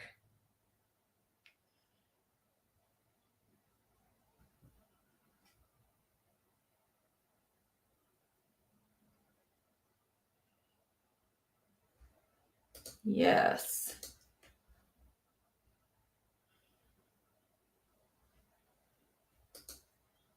I mean, I can't believe she acts like people don't know that about medical workers. Okay, whose name am I looking for on these messages for the emergency meeting? Oh, this might be it. Oh no, it's a Facebook link. Never. Okay. DC Entertainment, breaking. Warner Brothers Pictures has reportedly planned an emergency meeting due to executives insisting that Amber Heard needs to be cut from Aquaman 2 completely. Now, they commented, as of now, Amber has 10 minutes of screen time in Aquaman. Now, I'm going to post this.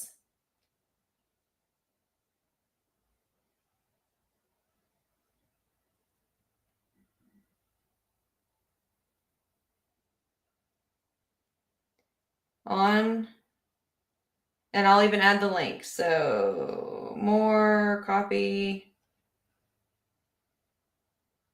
Put that on my story on Instagram, which, by the way, the SoJo Files on Instagram is the private account, Arkansas Crime News. Y'all don't want on that. SoJo Files is the account that you want to follow on Instagram.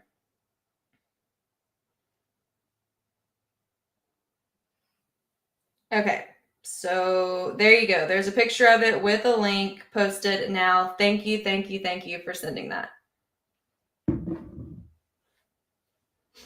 Anything else that I need to check?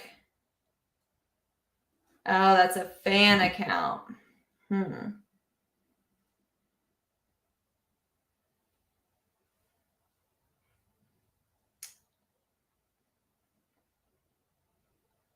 So DC Entertainment is a fan account. So that's not going to be legit.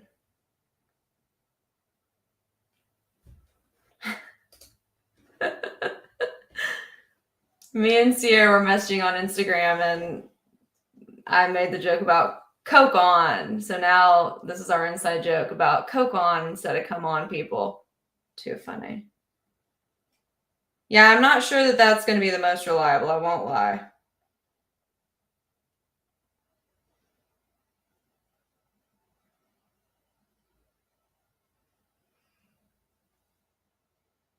Not saying it's not true. I'm just saying I'm not sure that that's going to be the most reliable. And I don't keep up with that. But you know what? I do know somebody that might know because they are a guest speaker at Comic-Con and they tend to know their shit. I'll message them at lunch.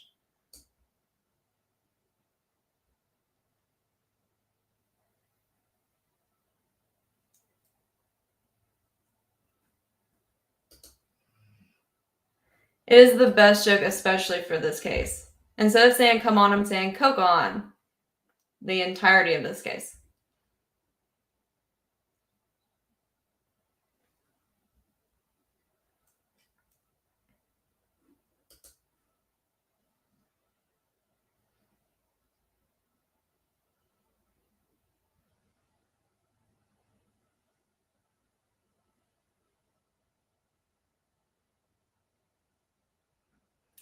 I think Dr. Curry is going to be a rebuttal witness. Now, again, a rebuttal witness is a witness that is called to rebut testimony already presented throughout the trial. And a rebuttal witness is called after both cases have put on their case in chief, which they're doing right now. And so she would be called back to rebut whatever was said during the case in chiefs that she thinks is incorrect or needs to be addressed. I do expect them to call her back.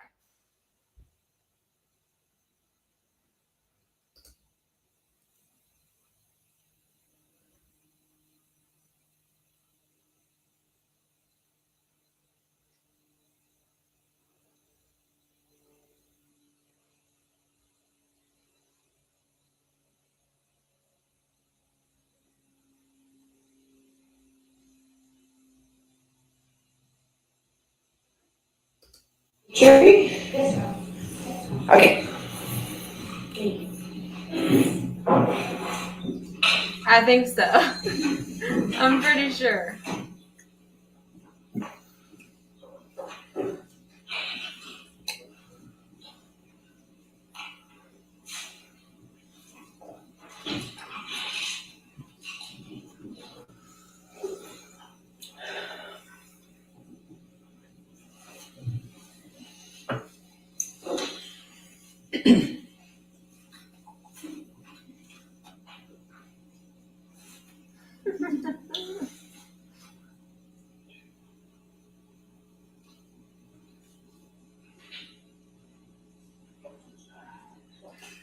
I filled mine up pretty good the first day. Pretty good. I think I polished it off not too long after that.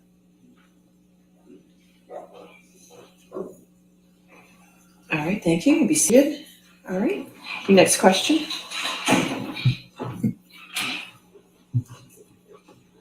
Thank you, Your Honor. Ms. Hurd, you've testified repeatedly that you were concerned about Mr. Depp's substance use during your relationship, right? Yes, that's correct. But you weren't concerned enough to stop using drugs and alcohol yourself, were you? I did not use drugs when I was with Johnny, like in his presence, aside from the times I testified about with you. So you weren't concerned enough to stop using drugs and alcohol the times you testified to in front of this jury, right? As I testified to earlier, I took drugs in Johnny's presence on those two occasions early in our relationship in 2013. So you never changed your own behavior to support Mr. Depp and his sobriety, did you? I did a lot of changing to support his sobriety. I tried everything that I could possibly think of. But you drink wine Except around Mr. getting Depp on a sober. regular basis, correct? I did drink wine. And you took Mr. Depp to Hicksville to do, quote, laughy drugs like mushrooms, end quote, right? That's correct. And you testified that despite what supposedly happened in Hicksville, you decided to take MDMA with Mr. Depp on a plane to Russia in June of 2013, correct? As I mentioned, those are the two occasions.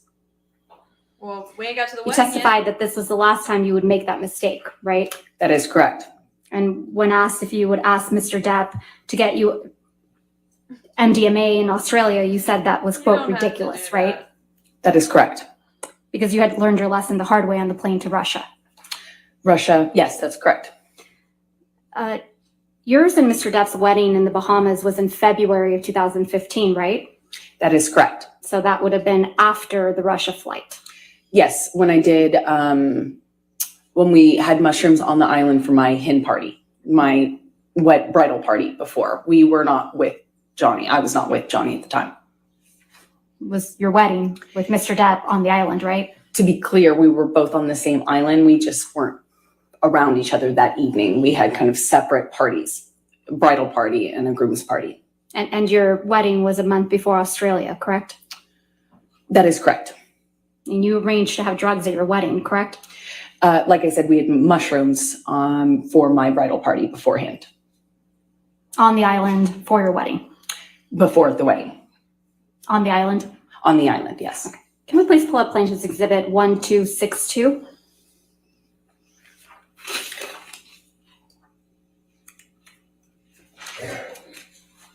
This is an email you sent on February 1st, 2015, correct?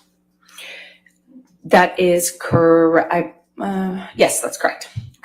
I'm going to move to admit and publish Plaintiff's Exhibit 1262. Any objection? Yeah, sure.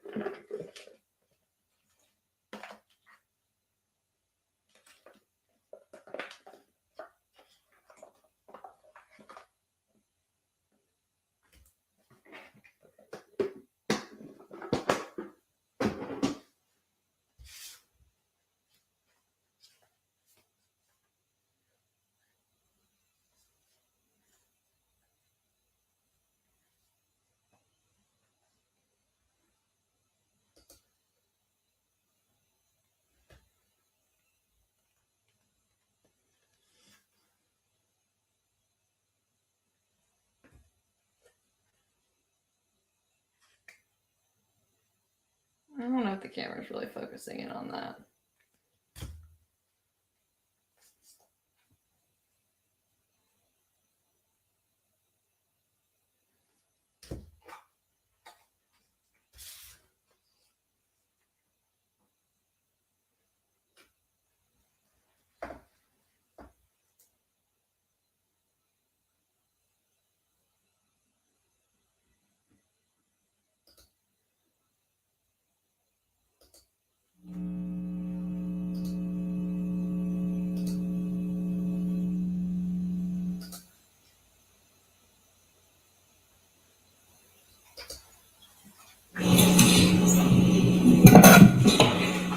Your Honor, if we could please have Ms. Heard's email published to the jury. All right, 1262 in evidence.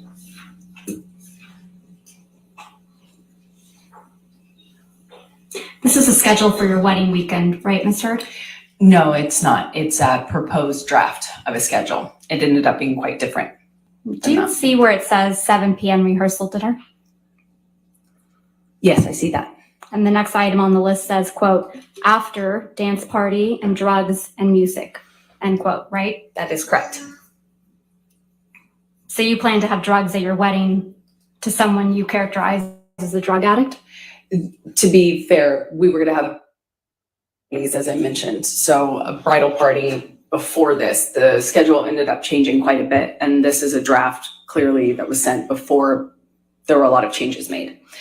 The bridal So party your original and the idea, groom's Ms. party were Heard, separate. Ms. Heard, your original idea was to have a rehearsal dinner with your husband, the drug addict, the monster, and then do drugs with your girlfriends on the island after your rehearsal dinner? I realize that's what the email suggests, but that wasn't No, a it's plan. not what it suggests, Ms. Heard. It's what you said in that email. Right, but what I'm trying to say is that the schedule ended up changing. We ended up doing the little, So your as I original called idea it, was cuddle to do puddle drugs. before. Yeah, your original idea was to do drugs on an island after your rehearsal dinner to the drug-fueled monster that you were about to marry, right? The as the email suggests, there was going to be weed on the island. This does not reference the cuddle puddle that I just referenced to you. You like to do drugs on special occasions, right, Ms. Heard? I have before. And you did drugs again for your 30th birthday, right? That is correct. That was a huge mistake. Your 30th birthday dinner was on April 21st, 2016. Yes, it was the day before my birthday, correct. You testified that Mr. Depp was running late to the celebration, correct? That is correct. You asked Mr. Depp to bring you alcohol when he arrived, is that right? So the utility closet where we kept the wine was right by the elevators. And I also told him he could bring in a joint. I wouldn't bite his head off if he did. So that's a yes. That's correct. I told him I wouldn't be angry. Let's look at Plaintiff's Exhibit 1263.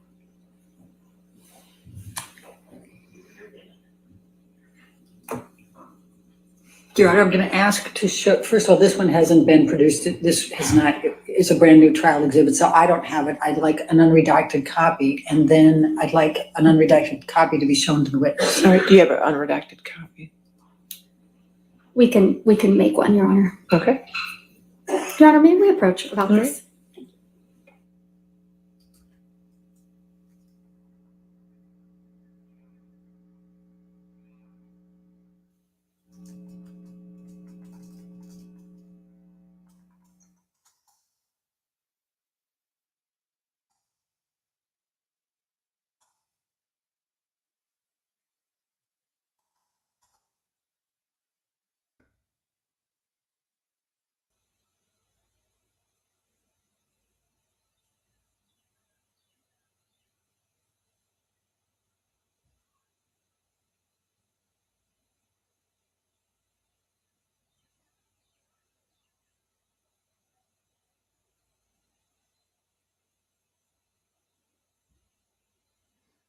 I mean, why are we even denying the drugs? Seriously, you're a grown-ass woman. Who cares? It's in the medical, like, who cares?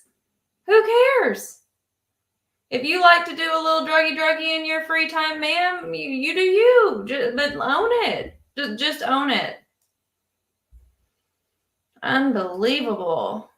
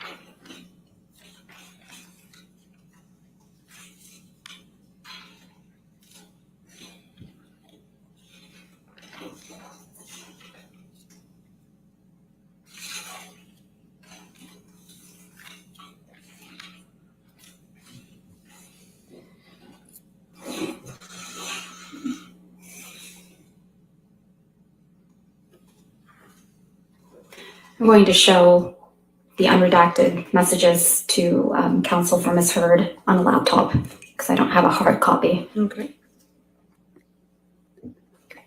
Yeah, could we, let's just pause for a minute. I need to see. What's it?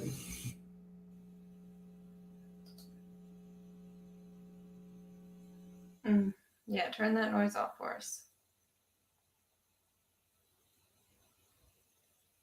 I think if your spouse is an alcoholic or your friend is a recovering alcoholic, the very least you could fucking do is not drink in front of them. Like, the very least you could do. Obviously, they worked all the time and weren't always together. The least you could fucking do is not drink in front of him. But that's just my personal opinion.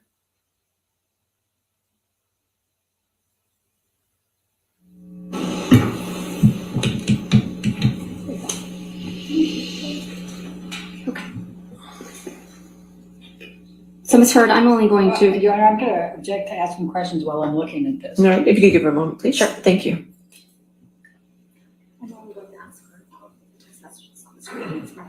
And y'all know I'm not a fan of this narrative that just because you do drugs and drink alcohol means you're a piece of shit. I'm not down with that narrative. I'm having trouble seeing this, can you? Right. Oh, I was trying to click. Yeah, here, right here.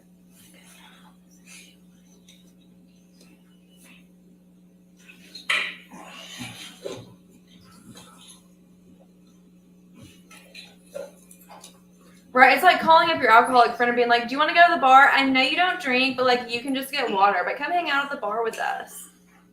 No, that's lacking all common sense, decency, sympathy, empathy. Stupid. Okay, thank you. Your Honor. All right, thank you. Okay. So any objection 1263 as redacted? No, Your Honor. All right, 1263 happens. So- Thank you. Thank you, Your Honor. Ms. Heard, directing our attention to the Plaintiff's Exhibit 1263. This is a text message that you sent to Mr. Depp, correct? That is correct. And you sent this message to Mr. Depp the day you had your 30th birthday dinner, right? That is correct. And you write, quote, "Hey baby, bring up something to drink and or a joint. I'm in if you are. See you in a minute, question mark, XX." Did I read that right? That is correct. And then the next day you went to Coachella and consumed MDMA and mushrooms, right, Ms. Heard? I did. Johnny was not there for that. Let's talk a little bit more about your 30th birthday. You testified about this incident multiple times, haven't you? That is correct. But yesterday you told this jury that you were not called upon to provide a detailed accounting of all physical and sexual abuse by Mr. Depp until February 2020. Is that correct? I testified that I had not been able to do so until February 2020 in outside of the context of a cold deposition. Actually, I misspoke. February 2022, this year. Right. Sorry, I did the same thing you did. And you did that in something called an interrogatory. Is that correct? The interrogatory response was the first time that I could do that outside of the context of being asked certain questions in the deposition. And you testified about your 30th birthday in this interrogatory, correct? I believe so, yes. Nonetheless, you testified to a new detail about your 30th birthday for the first time in this courtroom, didn't you? No, that's incorrect. A sexual assault, no less. I had just not placed when that happened. I was never sure if that was the same time that he did that on the night of my birthday. And I maintained that as well in my deposition. You told this jury that the evening of your 30th birthday dinner, Mr. Depp, quote, grabbed you by the pubic area, end quote, pushed you down, right? That is correct. This detail isn't in your interrogatory response, is it, Ms. Heard? That detail is in my interrogatory response, yes. Let's pull up your interrogatory response. If we could please bring up Ms. Renohoff. Thank you. May I approach your honor? Yes, ma'am. Thank you. Thank you.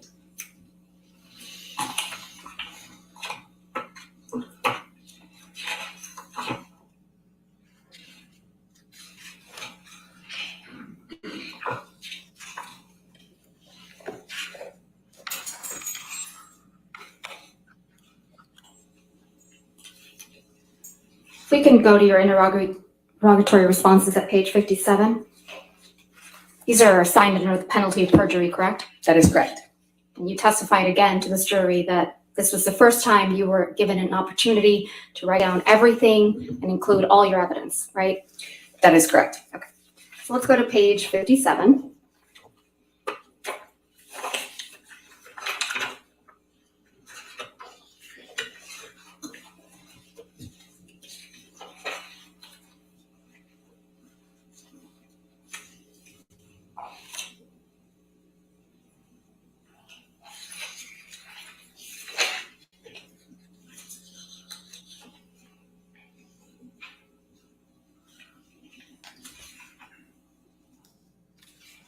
At the top of page 57, Johnny and I were not in a good place. I begged him to make my birthday dinner. Do you see that?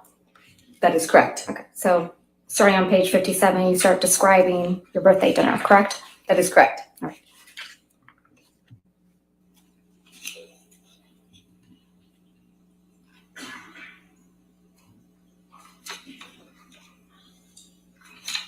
On page 59 of your interrogatory response, you write,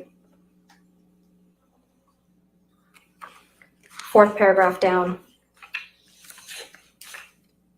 Johnny grabbed me while holding me down, and I remember him asking me if I thought I was so tough. He asked me 3-4 times up close to my face, "You're so tough. Are you such a tough guy, huh? You think you're so tough. What are you going to do now?" I stood up at some point after getting off the ground. Do you see that? That is correct. And then you write after, I remember crying. I remember feeling exhausted and frustrated. And it hit me, meaning the realization of how sad it was that I was going to wake up tomorrow, my birthday, without him. That's correct. Where in this interrogatory response, Ms. Heard, you describe Mr. Depp, quote, grabbing you by the pubic bone, pubic area, and pushing you down? On page 64.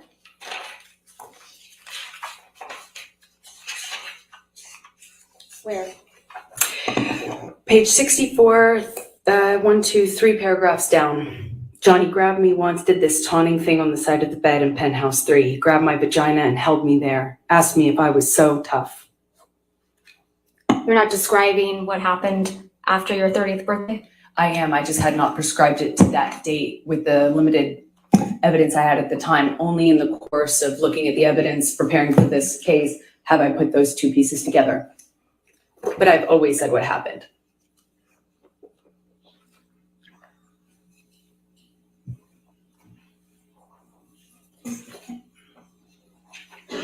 You were upset that Mr. Depp was late to your 30th birthday, weren't you?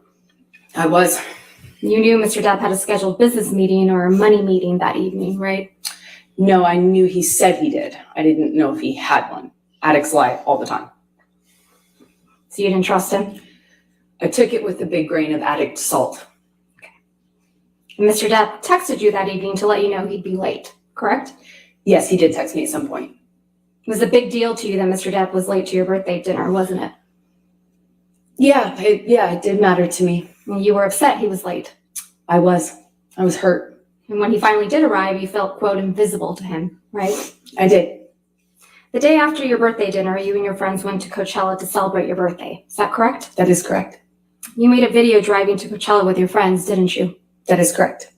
I'd like to pull up Plaintiff's Exhibit 1264. And for the record, Your Honor, this only has music without any words on it. And again, it's a new one, so I'd like a copy of it. It's going to be played.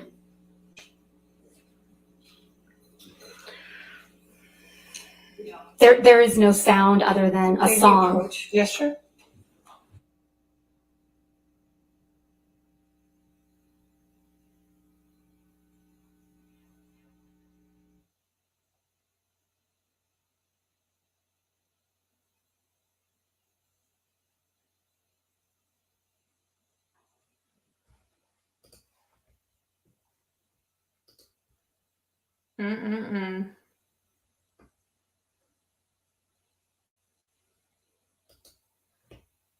I would be exhausted if I had to keep up with this much shit.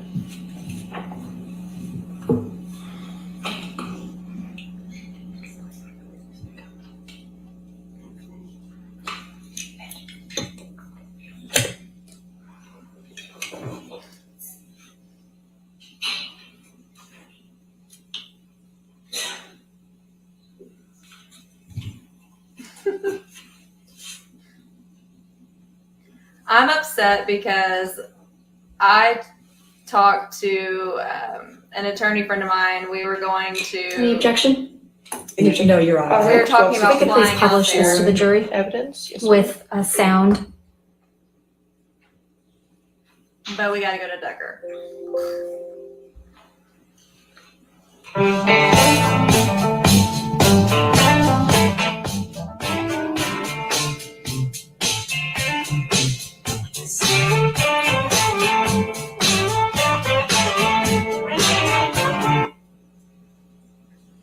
This is a video you made when you drove to Coachella with your friends for your 30th birthday, right? That's correct. I'm not quite sure which one of us made the video, but that's correct. You're featured in that video driving, That's correct. and it's set to the song Miss You by the Rolling Stones. Is that right? That's correct. That was a message for Mr. Depp, wasn't it? No, that's ridiculous. You consumed drugs at Coachella, didn't you? Yes, I did. You took MDMA and mushrooms at the same time, I did, yes. and it made you feel sick, right? I felt horrible, yes. So you left Coachella. Yes, that's correct. You testified yesterday that when you left Coachella, you left with, quote, your entire group, That is correct. and you were, quote, never alone with Starling, right? That is correct. You weren't anywhere near him. Not alone, no. You sat here when Starling Jenkins testified that he collected you from Coachella when you were sick, right? He picked up my entire group. And Mr. Jenkins testified, quote, I collected her, got her in the vehicle. She didn't want anyone else to know that she was sick. Take her back to the Parker, which I assume was in reference to the hotel, alone. I took her to 7-Eleven where I retrieved hydrating fluids, Advil, and let her have those. Got her back up to the Parker, got her in the suite, and then went back to pick up everyone else. You were there when Mr. Jenkins testified, right? Yes, he was wrong. So it's your testimony that Mr. Jenkins is lying. He's just wrong. I don't know Of course he what is. his intentions are. He was just wrong about that. We Of were a big course. group of us. I wasn't alone with him. Is it possible that you don't remember correctly because you were sick from taking MDMA and mushrooms at the No. same time? I remember everything about that night. I'd like to play for you Plaintiff's Exhibit 1229, which is already in evidence, at 1720 through 2128.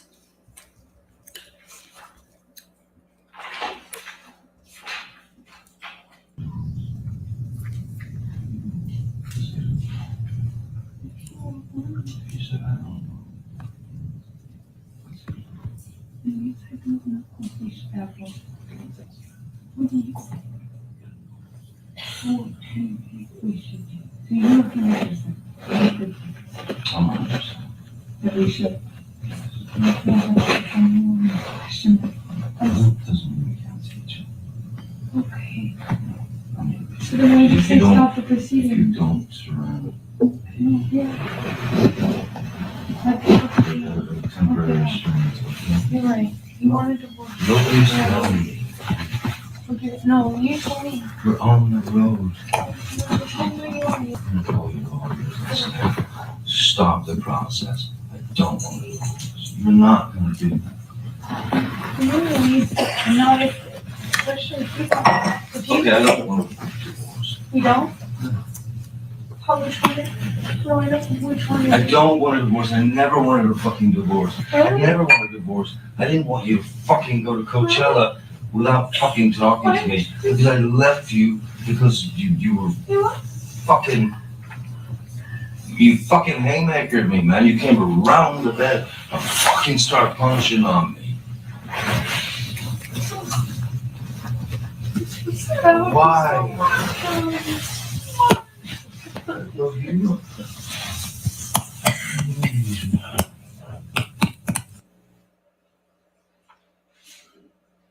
That's what really happened the evening of your 30th birthday, isn't it, Miss Heard? No, Miss- that's incorrect. Mr. Depp was in bed, and then you came around the bed and started punching him. That's incorrect. You don't deny that in the recording, do you, Miss Heard? I'm not having that conversation with Johnny. I'm not denying anything. I'm not saying anything. I'm not having that conversation with Johnny. I was trying to get out of that hotel room. That was a mediation attempt. That was the recording you just heard. It was us meeting in a hotel. But you're talking about your 30th birthday. No, we're not. You're not talking about going to Coachella and Johnny's talking about that. I am not arguing with him about any of that. right. You don't deny anything, do you? I'm not talking to him about that. Going to publish exhibit or ask that the witness be shown exhibit 1265.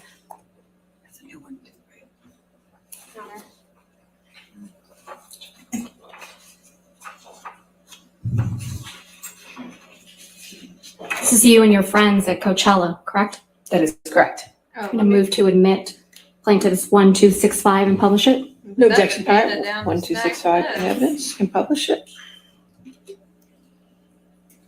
There's no injuries to you, are there, Ms. Heard, visible in this picture? You cannot see any visible injury, no. Publish that baby. Thank you, Tom.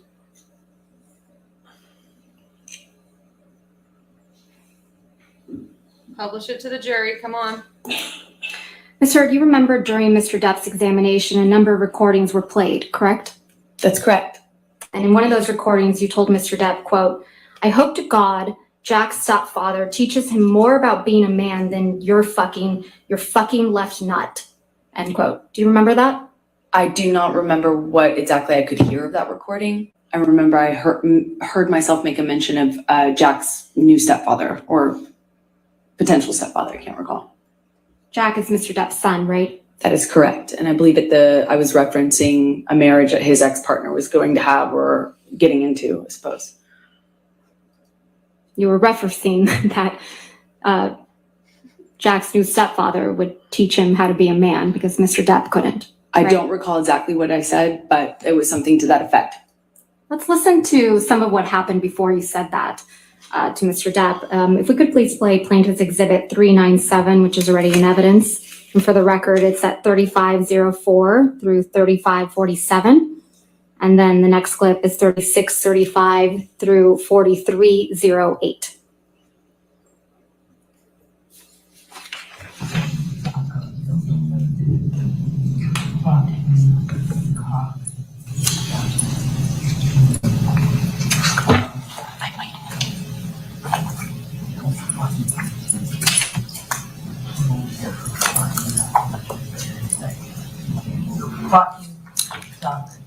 You're always Everything's fine, so it doesn't go your way. And when it doesn't go your way, I'm in trouble. And you know what? I don't need you. I don't want your kind of woman. I don't want your kind of woman. I don't want your kind of woman. I might have. So my dick is yours.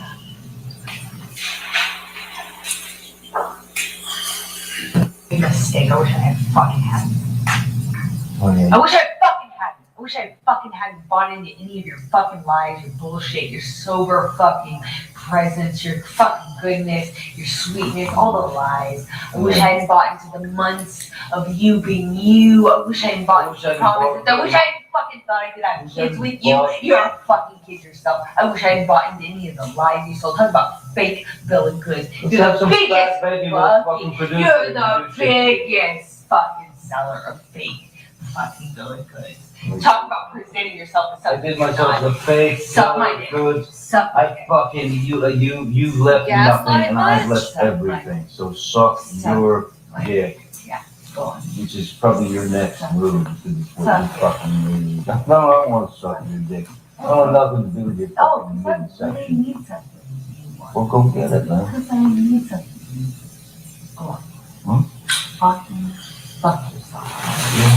I No shit, I can't.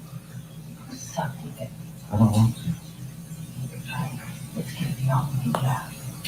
Well, it's not really true, Amber. Actually, it kind of is. It kind of is. What kind of somebody you know it's Oh, is it? What is it? No, I'm sure Rochelle's call her up. I'm sure she's available. Maybe she is. I'm sure she is. We'll see. I'm sure she is. I'll let you know. Oh, I'm sure she is. I'm sure for her yoga blog. That fake laugh. That fake laugh is too much to take. No, I'm sure she's. That fake laugh is so disgusting. I'm man. sure she's great. I'm sure she's great. thinking that you can give me some No. of the best performances. in the world. No, Fucking you're trash. right, John. It's all about performance. Performances. I don't regret. I don't regret. What else? I What don't. else that you can? What Oh, a come on. psycho. Come on. regret. Lay on me. What else? What else other things do you want to add? Can't talk to you You when fucking you life. sound You said you positive. what? Oh Dirty no, I picture. want to know. You I know? want to know. Get out your Ubers I'm out. kind of waiting. You go get it. Yeah, I'll be in. Wait, is there no other place for you to run your 15 other houses to go run? Come on, go be a real married man. Go deal with your shit the way that a man does. Go run to the next house. Every man does. Yeah. Go. Run away. I know it's hard to You're look at yourself. fucking ridiculous I clown. It's You're hard. panic fucking It's clown. hard. It's hard. Screwing everybody else Poor over. thing. Getting You're your right. I fucking tried. thing. That's what I do. You're the most spoiled fucking brat. And you got everybody out here almost full, but it you're don't right. last You're long. right. I've I'm been here a sorry. lot longer You're than right. You got to That's- figure it out. You don't have figure out what you have to offer as opposed to going out and get your tits out. You're right. That's what I do. Well, yeah. Okay. London feels is You're right. You're right. excellent choice. Back to that. Well, I wonder what we else. I wonder what else we can reach for in the last 60 minutes. Oh no, it was 4 years ago. You're right. I'm sure there's other things. So loud. No, I'm not laughing. Or, no, matter of fact, I'm not laugh. laughing. I'm not. It's Oh. serious. I'm sure you can find other things. No, I know. Oh my It's god, stripping. she Yeah, is well, there's always fucking that. You can You're right. insane. You can write a book. You can write a book. Another I know thing. you can write a book. Oh, is this your book? a book. You write a Oh, should I have you sign an NDA for your book? You don't even. Your book. No, Is this no. gonna be good for your book? Won't even Is make this it. gonna be good for your book? Oh my god. I'll have Hey, what I want. I'll I have have a what good I want. idea. I'll have How what I about want. somewhere of your journals? This You don't sell out or anything. gaslighting Let's say- fucking hussy. I said what I said. Wait. This is fucking ridiculous. Hey, you don't know. Yeah, You're not you don't what? sell out. No, you're not You selling wanna out. sell out, No, Magic Mike? no. You wanna Yeah, sell out? no one does. No. 21 Drunk Street when they're in their 20s. No, you're right. That's not selling out. No. When you're in your 20s, you should really know what you want. Like I don't- selling your journals. I don't- If you didn't know who the fuck I You're was. right. Go sell your journals like a real non-sellout. 5-year-old. Or, I'm sorry, cookies. 6. 251. I don't know. It doesn't matter at this point. No. I don't think It so. really doesn't. I don't really think so. Well, you're right. I mean, hey, at least I didn't do like a TV show where I was heartbroken in my 20s. God, that would be like embarrassing. If only I was with someone in their 50s that could point that out to me. Imagine mine. You're right. You play a non-sexualized object. Oh, okay. Yeah. Wow. You're right. You got me. You got me all figured out.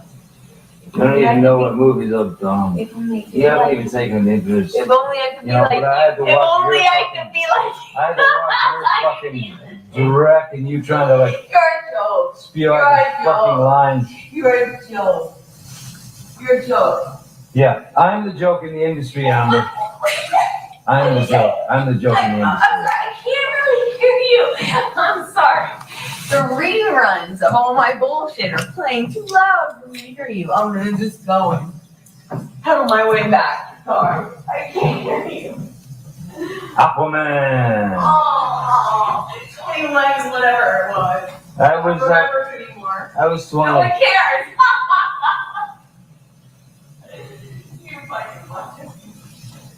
Washed up piece of Oh, shit. what? Washed up piece of shit. I can't hear you. I can't hear you. Oh. Your jealousy's so tragic. I'm sorry. Your jealousy's so tragic. Fucking like I can't hear thinking you. that I'm going on a road with a Turn band. on my heat. I can't hear you.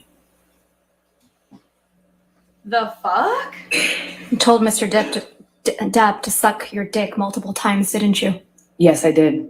You tell him to go run to his 15 other houses, right? That's correct.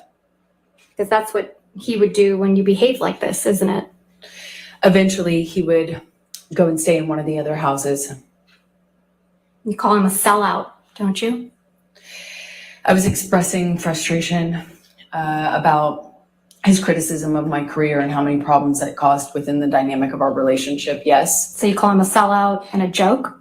I called him horrible, ugly things, as you can hear. And Sellout. we spoke to each other in a really horrible way.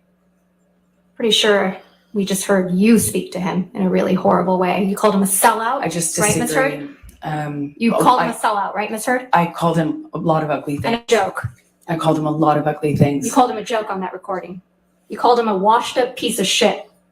I think we both called each other that on that occasion, yes. No, Mr. Depp mentions Aquaman, doesn't he? Yes, he does. Mr. Depp got you that role in Aquaman, didn't he? Excuse me? Mr. Depp got you that role in Aquaman, didn't he? No, Miss Vasquez, I got myself that role by auditioning.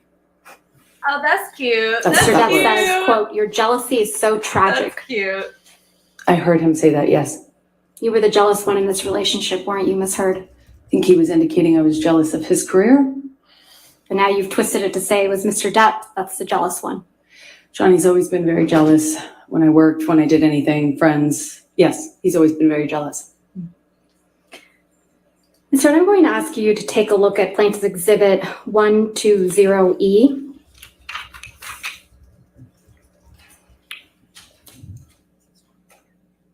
This is a series of text messages between you and Mr. Depp. That is correct.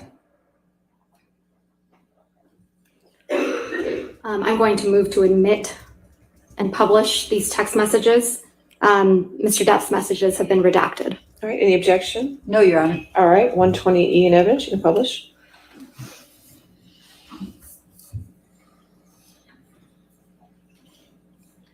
Starts with a text message from you to Mr. Depp on September 26, 2015, right? That is correct. You write, "Monster is back. This is him." Did I read that right? That is correct. And then in the next message, you write, quote, "Ran away, first sign of trouble. This is not the man you promised you would be." Did I read that correctly? That is correct. Then in the next one down, you write, "Promised, swore to me you would be." That is Right. correct. The non-monster.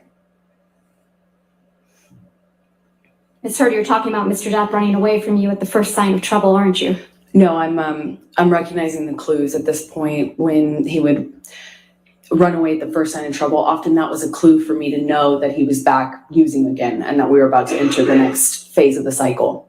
And you describe his running away from you as the monster, right?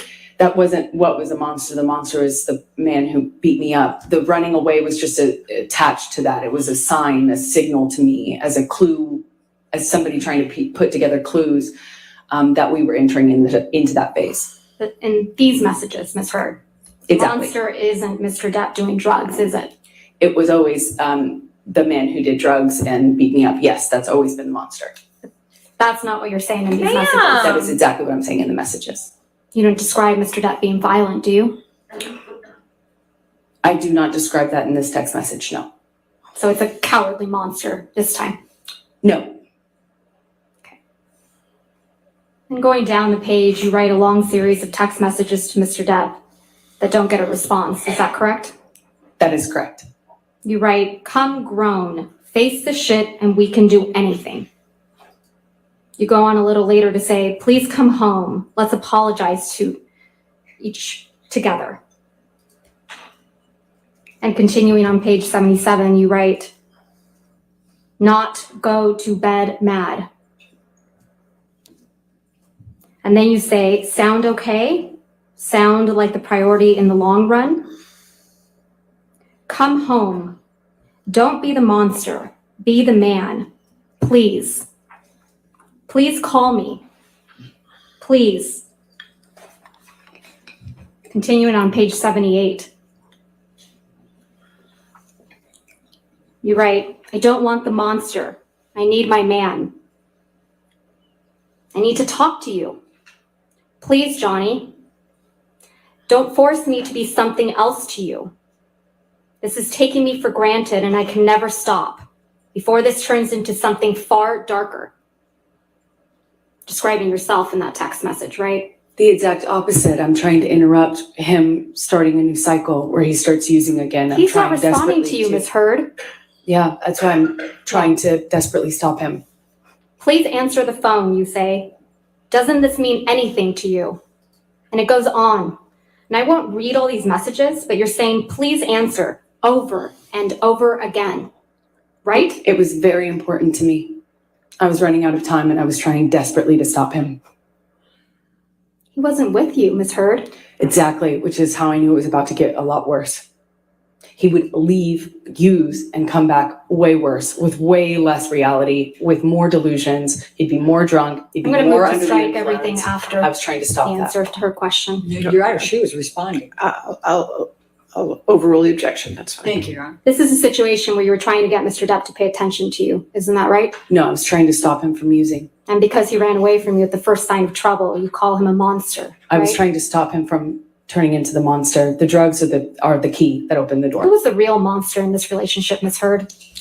Lives in Johnny, half of Johnny. It's not all of Johnny. The other half of him is wonderful and beautiful and the man I love. I'd like you to take a look at Plaintiff's Exhibit 120F.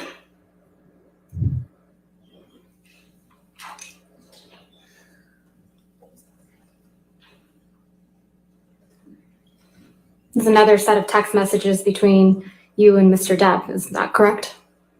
Yes, that's correct. And move to admit and publish. Any objection? No, Your Honor. All right, 120F in evidence, you can publish. This is a set of text messages, and it's from October 2015. Do you see that? Yes, I do. In fact, you sent all these messages to Mr. Depp on October 22nd, 2015. Isn't that right? And again, I'm not going to read them all, but you start off again by trying to get Mr. Depp's attention, right? You write, please come home. I was trying to stop another bender. You write, please come home, right? That is correct. Please answer. Don't break us up. Please answer. Please. And continuing on page 97, you write, give me some piece of your heart. Please, no fight, I promise. Please, no fights. Please, just pick up. Please give me 2 minutes. I'm dying. Please. And continuing on page 98, you write, please come home. Please come home, Baba. I am so sorry. Actually, you didn't say Baba, you said baby. Apologies. And it goes on. Did I read those correctly? That is correct. That was another time I'm trying to stop another twist off.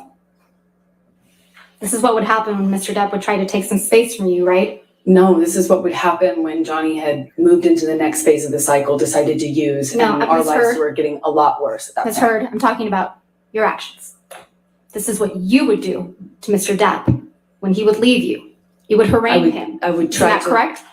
You I would would harangue try- him. Snaps for Your Honor, Camille. at least let her answer the question. She interrupted you. That's fine, go ahead and answer the question.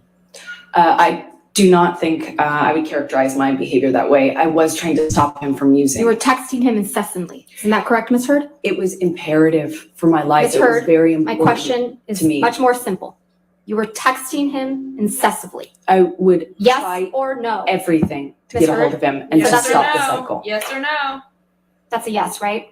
I would try everything No. to stop the cycle. It was She that asked important for to me. only yes And or he's no. the monster for not responding to you, That's not what made him the monster. for No. needing space from you. The monster was not the guy who needed space. The Not monster for was doing who he drugs. was when he came back. Not for doing drugs, Ms. Heard. Not for being violent. I have Just a for needing whiplash space. From your That's when you called confusion. Mr. Depp the monster. Incorrect. Let's listen to Defendant's Exhibit 598C, which is already in evidence. Then let's not do this anymore, because I'm really getting frustrated. And I'm really, really, really sick of this argument. I'm sorry. Okay, so let me go, and you go, and I'll speak to you in a couple hours. Okay? Okay? Stop.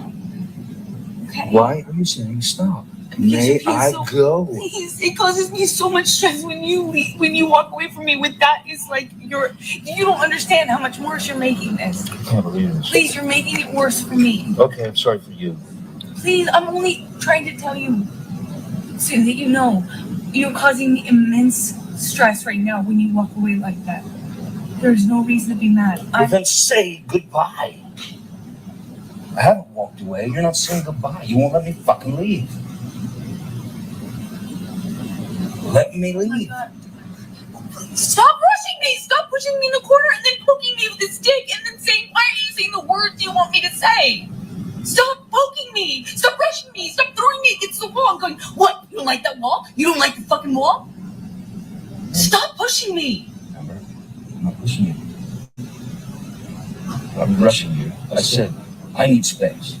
I don't want this conversation anymore right now. I need space. And I will take my space, whether you like it or not. We would hear I will if take it. if you pushed her. We would hear that shit. And you will take your space. But if you keep halting I'm not doing anything. this and continuing I'm with not the continuing rhetoric, it. I'm begging you to stop. I don't. Okay, stop. I'm stopped. Stop. Now I have to go. Okay? So we will speak to each other in a couple. We would be able to hear if you pushed her. Come on.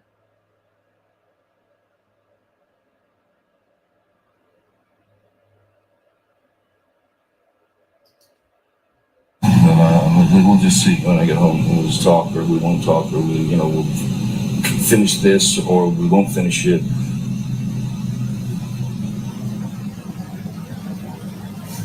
But this is not, well, this is not happiness. This is not, this is, Please stop doing this.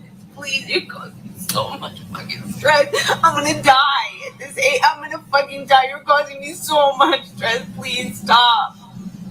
Please, I feel like I have a heart attack almost every day. Please stop. Please stop doing it. Please stop. He's so fucking mean. Why are You're a you fucking with me? bully. Stop. Please stop. I've been begging you not to fight. I just said, can we please have a normal argument? Just even a normal conversation, fucking normal argument. And for the last hour, I've been begging you to please just leave it at that. Let's just go on with our night. I would have been able to come in with you. We would have been able to let it go in a few minutes. It would have been fine. If we allowed ourselves to have fucking normal arguments. Please, you're killing me with this. You're killing me. You're fucking killing me. Yeah, fuck. Sean, could you, please, I want you to just go, I want you to take your medicine or whatever. I'm sorry that I've upset you. Yeah, thank you, Sean. I'm ready to go. Thank you so much. I'm really sorry. I'm really ready. It's you and Mr. Depp in the recording, correct, Ms. Heard? That's correct. You just won't let him go, will you? That's not true. We were outside of his studio and he wanted to go and use. It was a pretext. The claim that he was upset with me was a pretext so that he would go on a bender. I knew that pattern by the time this recording happened. Yeah. It's your testimony now that you were outside Mr. Depp's studio? I believe that And he was going to go use? Excuse me? He was going to go use drugs? That's your testimony now? We were outside his studio, his man cave house, if you will, in the car, I believe, during that recording. You've already And he was going to go inside and use. That was the pattern. And as you can hear from my voice, I'm very, very, very scared of entering into the next cycle under what I had been conditioned to understand we were at that point in our relationship. That's not true, is it, Ms. Heard? Mr. Depp was trying to go inside his house to see his daughter, Lily Rose. She might have been over that day, but So that's not it's your what he was testimony getting out of now? the car to do, and that's not what I was stopping him from doing. Let's play the beginning part of that recording Oh, where Mr. Depp tells fuck. you that Oh, he wants to go fuck. inside to see his daughter. Oh, fuck. Okay, come on with it.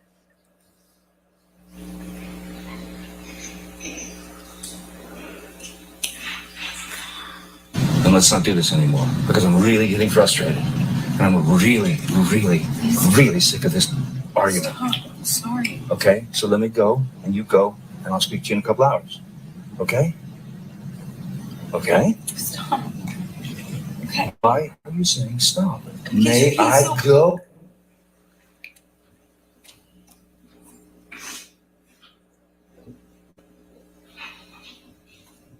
We'll circle back to this, but it's your testimony that you were outside Mr. Depp's studio. We were in the car. You were in the car outside of Mr. Depp's studio. That's correct. And he wasn't telling you, please let me go inside my house to see my daughter.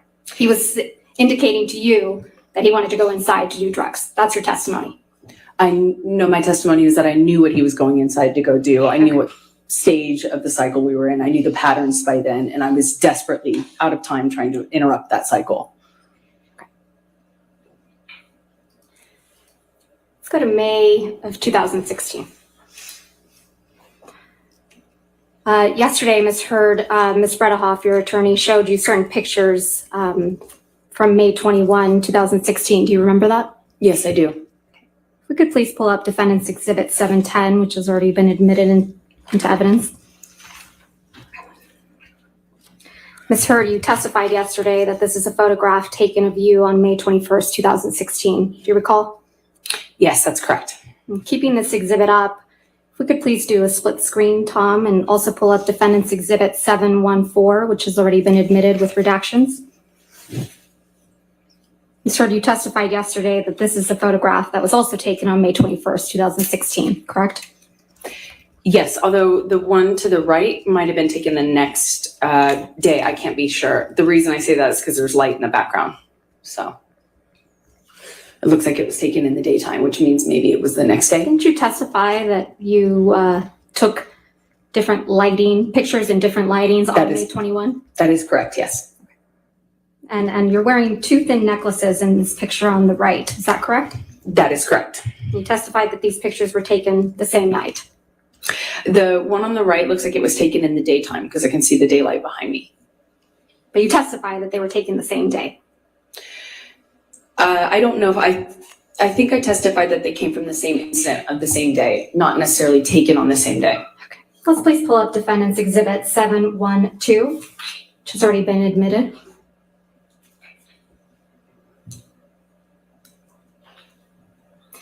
You testified yesterday that this is another photograph of you on the night of May 21. That's correct. And keeping this exhibit up, can we please do a split screen and also pull up Defendant 713, which has already been admitted?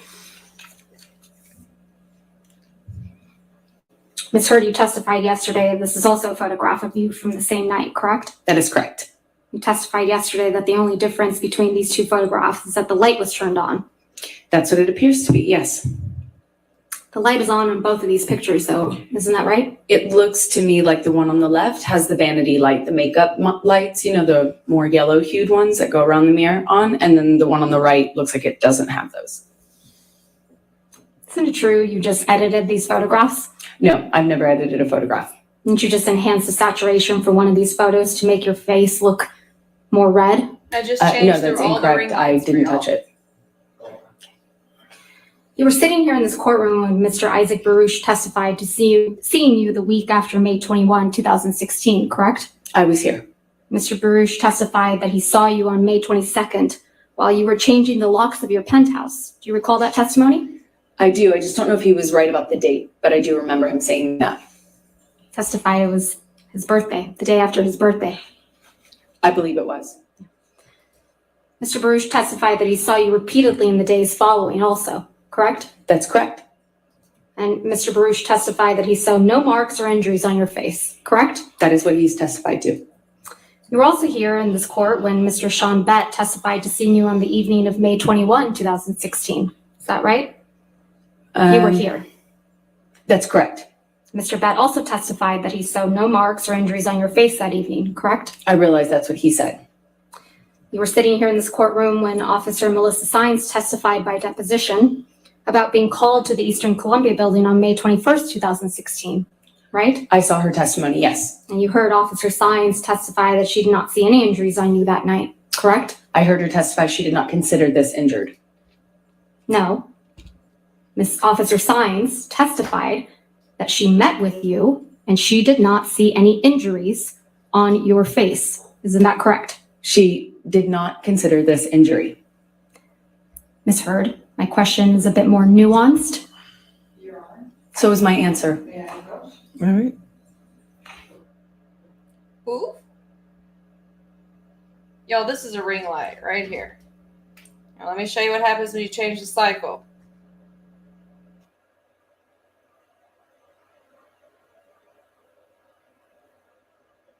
This is the yellow light. I can even turn it up and down.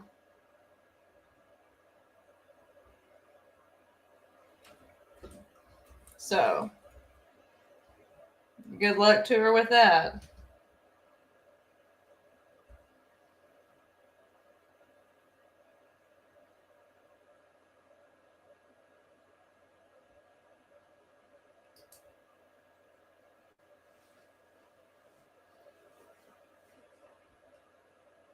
I mean, don't act like Camille is the one being like, she's acting as if Camille is badgering the witness, but the witness is hostile and not cooperating.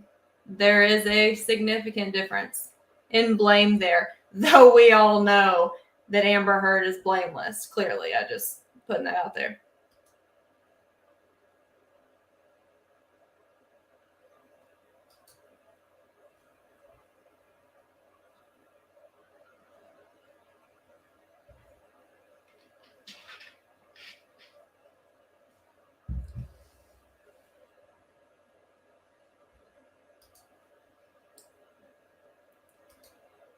I'm trying to click this question. Sorry. It depends how nutty she goes. It would depend how Can we put these down, crazy she please? got. I think they might be confusing the witness. My question is more nuanced. You sat in this courtroom while Officer Sines testified that she saw you the night of May 21, 2016, face to face, and didn't see any injuries on your face. Isn't that correct, Ms. Heard? I believe she was testifying about these photographs, and she said that I was not injured in them. Is it your testimony under oath now that Officer Sines testified that she saw injuries on you when she saw you in person on May 21? Sorry, let me clarify. I was testifying that I know that that's what Officer Sines said, that she didn't consider my red puffy face injured. That's what she said. The red, puffy face, that was your counsel's question, correct? That was She her said- testimony in the UK. That's incorrect, and you know that, Ms. Heard. I disagree. It's just inconvenient for you that Officer Sines didn't see injuries on you on May 21, 2016. It Isn't doesn't that matter right? what's convenient for me. Officer Tyler Haddon also testified by deposition about being called to the Eastern Columbia building on May 21, 2016, and he also testified no injuries on your face on May 21, 2016. Isn't that correct? They both said that they did not consider me injured. They did not see injuries on your face on May 21, 2016. Isn't that what their testimony was? What their testimony was is that they did not consider what my face looked like to be injury. They didn't consider what they walked on in the house damage, but it was. Okay. You were sitting here when Officer William Gatlin testified by deposition about being called on May 21 to the Eastern Columbia building, and he also did not observe any injuries on you, did he? And that's what he testified to. He didn't even know which one I was. No, I think we all saw on video camera you identify yourself. Isn't that Yes. correct? I had to because of how far away he was. He didn't even know. So he didn't then even he know knows who he who- was. But there after to you see. identified yourself, Ma'am. he looked at you. Isn't that correct? From a distance, yes. And he didn't see any visible injuries either, did he? I don't know what he saw. He testified that he didn't see any visible injuries, did I he? would believe that he didn't. Yes.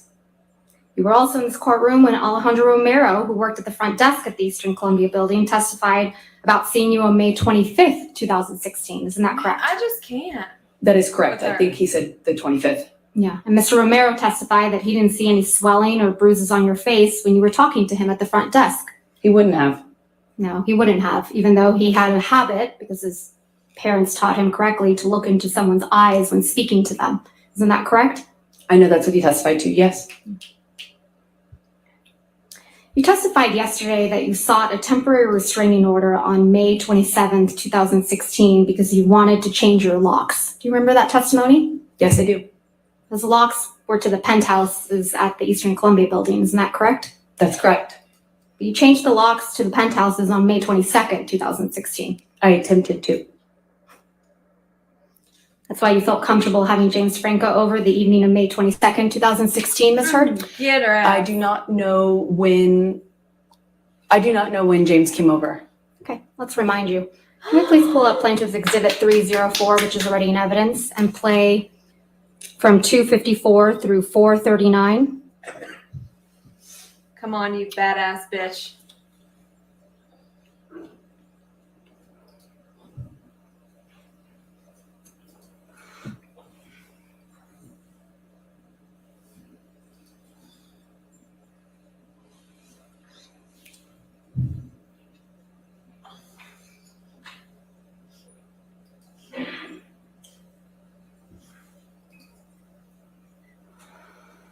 Thank you, thank you.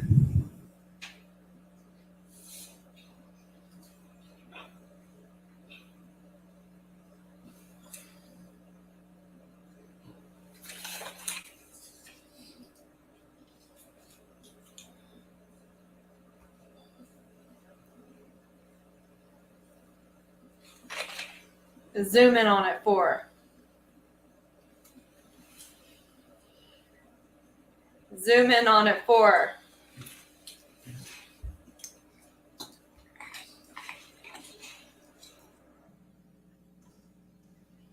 By the way, this is my TikTok that has over like 13 million views. I'm hoping that Queen Camille was one of them.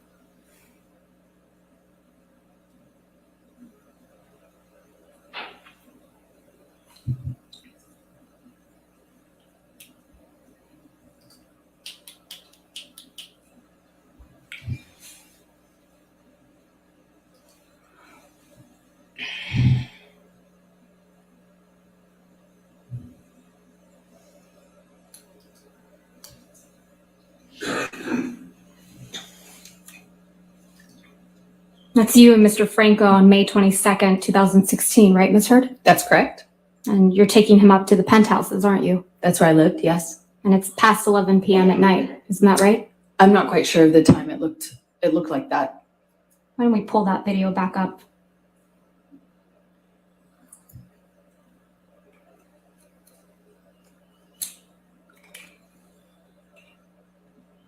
Zoom in on it. 22:51.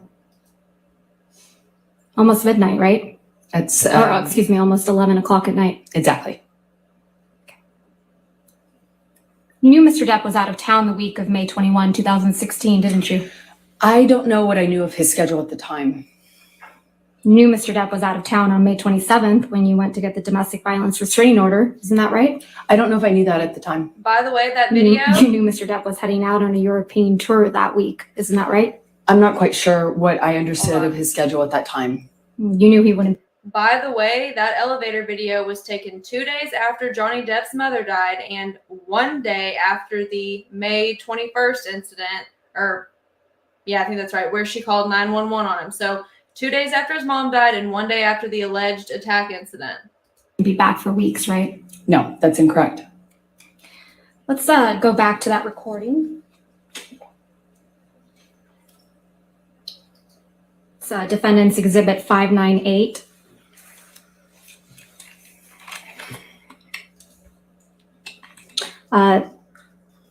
You testified that you and Mr. Depp were in the car outside of his studio. Is that right? Yes. You were trying to prevent him from going into his studio to do drugs, right? Yeah, to effectively start another cycle. Right. Not that Mr. Depp was just trying to go into his house to see his daughter, right? His daughter might be one of the people that was in the house at that time, but that's neither here nor there. That Your would testimony is now, prevent again Mr. from entering a cycle. Your testimony is now that Mr. Depp does drugs in front of his children? Well, first of all, I know he does. Second of all, it wouldn't have mattered. It wouldn't have stopped him from using with his friends, which is the problem, not whether or not his daughter was there. Okay. Let's play, please, Defendants 598 at 49:48 through 50:35. 50:35. I'm itching. I don't want to be doing this. I want it just to. Why don't you just say, okay, baby, I understand. I'll go home and you do your thing, hang out with your daughter, and then I'll see you in a couple hours and we'll talk about it. Is it that difficult to say that? Or you just fucking hate me and you want to be shitty about it? Please. Just fucking, it's not that difficult. Okay? I want to stand here in a driveway and argue with you. Okay, well, I'll see you in a little bit, okay? Please? Please. Just let me know if you're going to go somewhere. Just let me know, please, so I know. Ooh.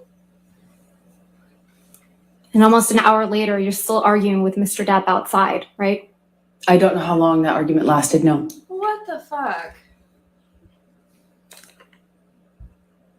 Ms. Heard, you testified about seeking a domestic violence restraining order against Mr. Depp, correct? Yes, I have. And how you wanted to do it discreetly? That's correct. That you wanted as much privacy as you could have? Yes, that's correct. And how you walked out to a sea of paparazzi and cameras and photographers, right? That is correct. And how this overwhelmed you? It was overwhelming, yes. Because you didn't want this attention on you? That is correct. If we could please pull up Defendant's Exhibit 800, which has already been admitted into evidence.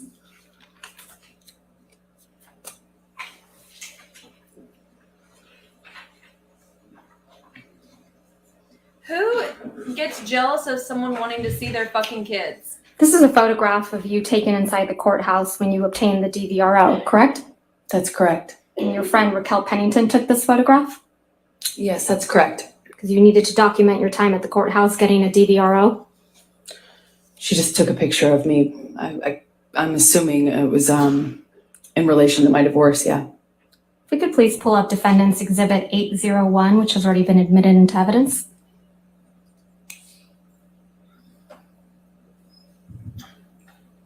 Ms. Heard, this is another photograph of you taken inside the courthouse, isn't that right? That is correct. You're having a photo shoot inside the courthouse while you were getting a DVRO? I would not characterize it that way, Ms. Vasquez. You have a We know mark on you your would. face, right, Ms. Heard? Yes. You didn't use your bruise kit this time to cover it up? No, it was the only day I actually walked out of my house without makeup on. I had to be stopped. My best friend saw me in the bathroom starting to put makeup on and told me not to. All right. Can we please pull up Exhibit 1? That's plaintiffs at one. Yes, thank you, Your Honor. No. Apologies. That's fine. It's already been admitted into Yes, ma'am. evidence. You wrote this op-ed, right, Ms. Heard? With the help of the ACLU, yes. That's what you testified to in this courtroom, right? That is correct. And this was published on December 18th, 2018, correct? That is correct. Aquaman was released on December 21st, 2018, right? Yes, that sounds correct. And that was your first big blockbuster, big budget role, right?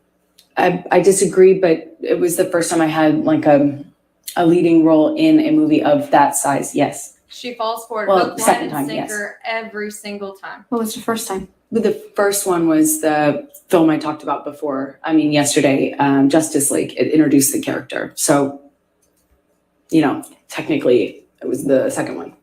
But you were the love interest in Aquaman, correct? That is correct. Now, at least parts of this op-ed are about Mr. Depp, isn't that right? It's about what happened to me after. You sat here during opening statements when your attorney argued that the context of your statements in this op-ed matter, correct? That's correct. So let's go through some of that content. Friends and advisors told me I would never work again as an actress, that I would be blacklisted. Statement, aren't you? In general, I'm referring to being associated with domestic violence. And you're referring to what you claim happened after you got an ex-party.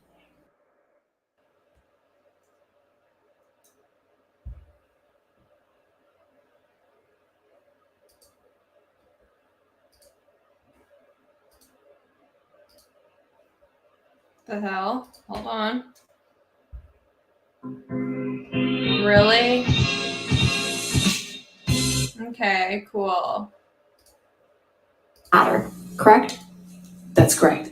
So let's go through some of that content. Friends and advisors told me I would never work again as an actress, that I would be blacklisted. Statement, aren't you? In general, I'm referring to being associated with domestic violence. And you're referring to what you claim happened after you got an ex-party. But questions arose as to whether I would be able to keep my role of Mira in the films Justice League and Aquaman. This is also referring to your accusations of domestic violence against Mr. Depp, right?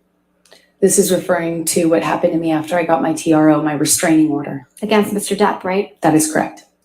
These questions arose only after you accused Mr. Depp of domestic violence in May of 2016, allegedly, right? Yeah, from the time I got the TRO, being associated with domestic violence, that's what it's in reference to, yes. You also wrote, quote, imagine a powerful man as a ship like the Titanic. That ship is a huge enterprise. When it strikes an iceberg, there are a lot of people on board desperate to patch up holes, not because they believe in or care about the ship, but because their own fates depend on the enterprise. In this op-ed, you're saying Mr. Depp is a ship, right? I'm making an analogy to a powerful man as a ship. The powerful man you're referring to in this analogy is Mr. Depp, right? I was talking about a bigger issue actually than just Johnny. I was talking about what we as a country were talking about at the time of writing this, which is when powerful men in general do something horrible or something they shouldn't, how there is a system in place to protect them, clean up after them, maintain them afloat. You know, this is a reference to not just Johnny, it was about what was happening as a culture when we were addressing a lot of Me Too issues for the first time. The iceberg is you in this analogy, right, Ms. Heard? I would not say that. That was not what I intended, no. So this is another reference to your accusations against Mr. Depp. No, this is about what happened to me once I left that relationship and got a TRO and became associated with domestic violence. Right. But it's your testimony that this op-ed isn't about Mr. Depp, right? It's about what happened to me after. That's correct. It's about your experience after obtaining a temporary restraining order against Mr. Depp, right? That is correct, among other things. But it's not about Mr. Depp. It is not about him. Mr. Depp is making it about Mr. Depp, right? Ironically. It's kind of like that Carly Simon song, right, Ms. Heard? I don't know what you mean. Of course you don't. Let's talk about the defamatory statements in the op-ed that you also claim are not about Mr. Depp. Then 2 years ago, I became a public figure representing domestic abuse, and I felt the full force of our culture's wrath for women who speak out. This is about Mr. Depp, isn't it? No. You wrote this in 2018, right? Exactly. And 2 years prior was 2016, right? That's true. Okay. That's correct. It's not about Johnny. It's about what happened to me Ms. after. Heard, my question was You were May of married after 2016 Johnny? is 2 years prior to December of 2018, correct? That's correct. All right. May 2016 is when you publicly accused Mr. Depp of domestic violence, right? I got my restraining order at that time. And you publicly accused Mr. Depp of domestic violence. Yes, that was attached to my restraining order. So yes, May of 2016 is when you sought a restraining order against Mr. Depp. that's correct. And I had to May- provide testimony for that. Right. And May 2016 is when you walked into court with a mark on your face to obtain that restraining order. Yes or no? That was the day I walked into court with a bruise on my face. Yes. And you were photographed with that mark on your face, weren't you? I walked out to a bunch of photographers. Yes. May 2016 is when you told the world that Mr. Depp had physically abused you during your relationship. Isn't that right? That I had to provide testimony as part of my restraining order application. Yes. And that's how you became a public figure representing domestic abuse. Right, Ms. Heard? From that point on. Yes. That's when you claimed you faced our culture's wrath, That's right? when it started. Yes. But it's your testimony under oath that this statement is not about Mr. Depp. It is not. It is about what happened to me afterwards. Was the more interesting thing for me to write about. Ma'am. The next statement reads, I had the rare vantage point of seeing in real time how institutions protect men accused of abuse. This is also about Mr. Depp, isn't that right? Not just about him, but he is included in that. Yes. He's the man you accused of abuse 2 years prior to this op-ed, isn't that right, Ms. Heard? Yes, but I wrote this op-ed in the context of many men at the time that were public figures or in this public eye being accused as well. So it was a reference in general to a larger phenomenon, not just Johnny. Not just Johnny. Not just Johnny. And then you write, I spoke up against sexual violence and faced our culture's wrath. This one's also about Mr. Depp. I did not write that. Well, you've accused Mr. Depp of sexual violence in this very courtroom, haven't you? Yes, but I was intending to keep that private when this was published. I had not publicly ever accused him of I'm that. going to move to strike everything after the word yes. No, I'll overrule the objection. Go ahead. She didn't even let her finish. You may not have written this title, but you published it, didn't you? I did not publish a title. I retweeted the article that included the title in it because that was the article. Let's pull up, please, Plaintiff's Exhibit 3, which is already in evidence. ACLU has already said you put his name in it, baby. Just go on and own it. ACLU. This is a tweet from your Twitter account who on you December said helped 19th, write it, 2018, correct? Has already said That is who's correct. in it. This tweet is under the Yeah, media I'm- file for those It's wanting to already see in it. evidence. It is in evidence. Thank you. So on December 19th, 2018, you tweeted, quote, "Today I published this op-ed in the Washington Post." Did I read that right? That is correct. Okay, And so the tweet includes a link to the op-ed we were just looking at, correct? That's typically correct. retweeting would And you not. can see that the title of the op-ed in your tweet is, quote, "Opinion, Amber Heard. I spoke up against sexual violence." But she retweeted it with a comment. Yes, you don't get to change the title of an article you're retweeting. And that's the title. So it's that you not just put on your retweeting Twitter, it, but correct? she retweeted I it did not put it on my Twitter, no. and wrote You linked something. it to your tweet. I retweeted the article. You published it. I retweeted a link to an article that I wrote. And you Yes, published I it did. on your Twitter account. All right. I retweeted it. You testified yesterday that you didn't have any control over the title, and just now, of the op-ed when you retweeted it. Is that correct? That is Oh, correct. shit, here we go. This wasn't a retweet though, right? A tweet? Perhaps not retweet. I'm not quite sure. It was I a guess tweet. Tweet. I misspoke. Excuse me. Tweet, not retweet. You included a link to the electronic copy of the op-ed in your tweet, right? That's what I was trying to say earlier, and I might have misspoke. It's like I'm trying to attach it. So you included a link, right? to Yes, the that's op-ed? correct. Okay. That's correct. So you must have seen the title of the electronic version of the op-ed before you tweeted it, right? I may have. I just didn't notice it. Not very careful about what you publish, are you, Ms. Heard? I just didn't notice the title. As someone who has You had didn't need to include the link to the electronic version of the op-ed in your big tweet, did articles you? written about them, you How can else ask would them I to change the have- title. Linked it. They did it for me, no Well, problem. you didn't need to include the link to tell the world that today you had published this op-ed in the Washington Post about women who are channeling their rage and about violence and equality into political strength despite the price of coming forward, right? I couldn't attach it with a paper clip. No, but you didn't need to attach it at all to tell the world Oh, I that see you what you're had saying. published an op-ed. No, the goal was to tweet about it and to provide a link so that people could read it. The op-ed is in your name, right? That's correct. So if you had noticed the title of the electronic version of the op-ed before you included it in your tweet, you could have asked the Washington Post to change it. Isn't that right? No, that's not. But you didn't do that, right? You never asked the Washington Post to change the title. I didn't notice it and I didn't ask them, nor do I think I needed to. At the bottom, do you see that there's another tweet from December 19th, 2018? Yes, I do. And in this one, it reads, "I am honored to announce my role as an ACLU ambassador on women's rights." Did I read that right? That's correct. So you announced your ACLU ambassadorship the same day you posted the op-ed on your Twitter. I think right? that was always the plan, is to attach the article with the announcement that I was an ambassador. Your Honor, if I may, would this be a good time to stop for lunch? No, it's too No. early. Okay. Sorry. That's okay. We gotta keep going at least till 12:30. Okay, that's Thank fine, you. Your Honor. Thank you. You testified yesterday about your counterclaim against Mr. Depp in this case. Do you remember that testimony? Yes, I do. Your counterclaim is based on 3 statements made by Mr. Depp's attorneys, Adam Woldman. Is that right? That's correct. We looked at those 3 statements yesterday, right? That's correct. And the first statement was from an April 8th, 2020 article, right? That's correct. And that's Defendant's Exhibit 1, 2, 4, 5 that's been previously admitted.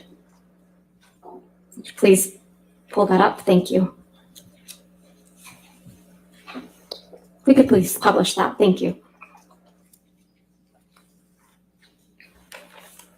We can scroll down to the 8th page. Mr. Waldman's statement is buried on the 8th page of a 12-page article. Is that right, Ms. Heard? I don't know how many pages are here. Well, this is the 8th page. Let's go to the 12th.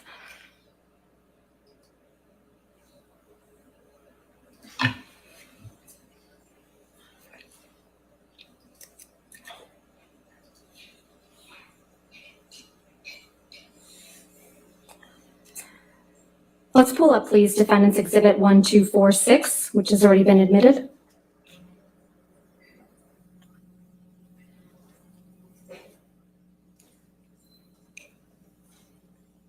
And if we could please go to Mr. Woldman's statement on page 10.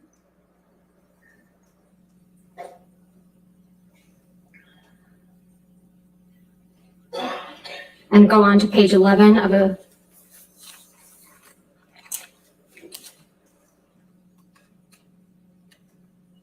That's Mr. Woldman's statement, right? That is correct. I think it's Mr. Woldman speaking on behalf of Johnny, yes. You don't have any evidence of that, do you, Ms. Heard? This is Mr. Woldman's statement, right? I think it's included in the article as well. That this is Mr. Woldman's statement, correct? That a representative or an attorney, I don't know which word it says in the article, that it says very clearly that they're speaking on behalf of Johnny or representing Johnny. Can we please pull up Plaintiff's Exhibit 8818, 881A, excuse me.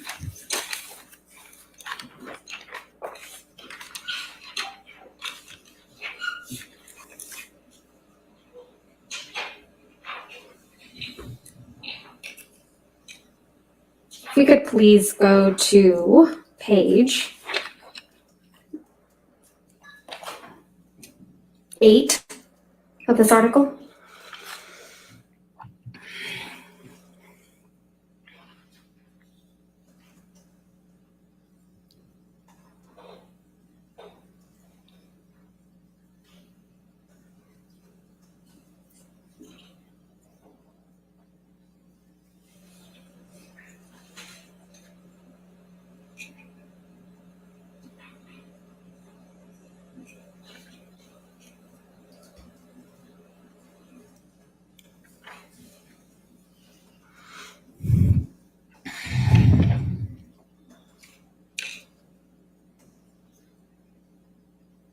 Sorry, Your Honor. May I just approach? Yes, ma'am.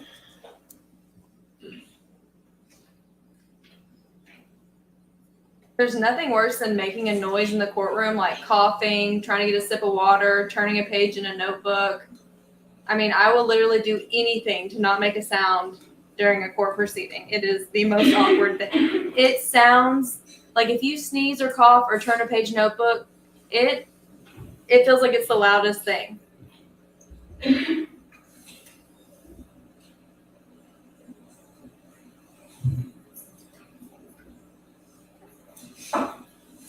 We'll come back to this. Sorry, Ms. Heard. Sorry, Your Honor. All right. Yes, ma'am. Let's go ahead and take this down, please. Thanks. You testified yesterday about how your reputation was before these 3 statements were made, correct? Yes, I did. You testified that your career was going very well before. I think I said the trajectory is positive, yes. You testified you had a global campaign for L'Oreal, right? That is correct. You testified you were waiting on a schedule for Aquaman 2. That is correct. You testified you were scheduled to do a press tour for the TV show The Stand. Press obligations, yes. And then you testified that after the articles, you were no longer actively involved in the L'Oreal campaign. Isn't that right? They suspended using my material. And that you were no longer involved in the publicity surrounding The Stand after the articles, right? That's correct. And you didn't hear anything about the schedule for Aquaman 2. Correct. Ms. Heard, you have no evidence that Mr. Woldman's 3 statements are the reason you are allegedly no longer active in the L'Oreal campaign, do you? Well, I mean, other than my awareness that they can't use me because of all of the online attention that generated. And you have no evidence that Mr. Woldman's 3 statements are the reason that the Stand media opportunities allegedly stopped, do you? Yeah, I know they couldn't attach my name to their promotional materials because of the online stuff. In fact, there was a lot of reasons why you were no longer active in these endeavors. Isn't that right? I disagree with that. Reasons that had absolutely nothing to do with Mr. Woldman's statements. Isn't that right? I disagree with that. There was a lot of publicity about your relationship with Mr. Depp around the time Mr. Woldman made the 3 statements at issue, right? I do not recall. A lot of really negative publicity for you, Ms. Heard. Isn't that right? There's been an ongoing smear campaign, yes. An ongoing negative publicity campaign. It's an orchestrated smear campaign. You have no evidence of that, do you, Ms. Heard? Just look me up, you'll see. Let's take a look at some of that. All right.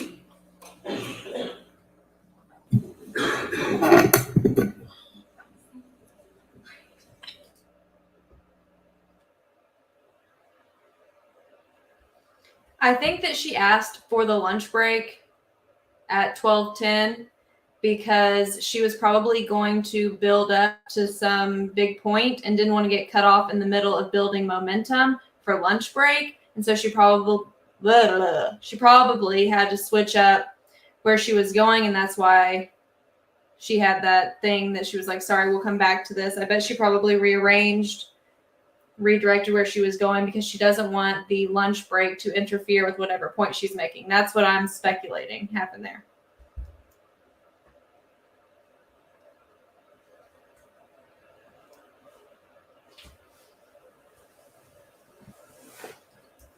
Also, why are we relying on media? Look it up. Like, do you have proof that he did a smear campaign, or do you have proof that there was just press that you did not like out there? There's quite the difference between the two.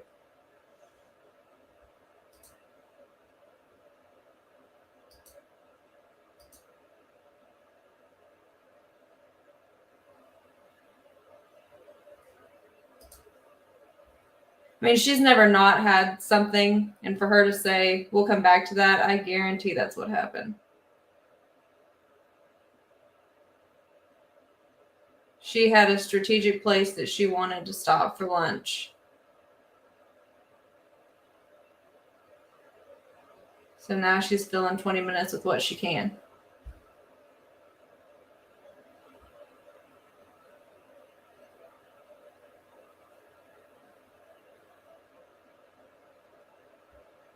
Yeah, I'm hungry, y'all. I'm hungry. We wanted that lunch break early, Penny. Of course, you know people would be dying by 5:30 today if they took an early lunch, for sure.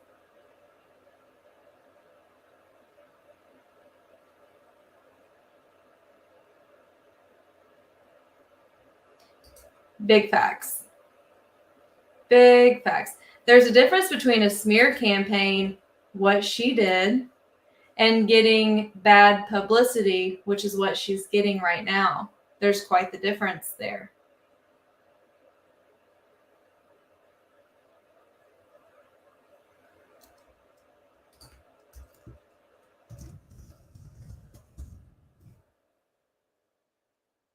We're all starving. I love it. I was so hungry, I had to eat a banana. I was like, this is the quietest shit I can possibly eat next to this super sensitive mic, but I got to eat something. So banana it was.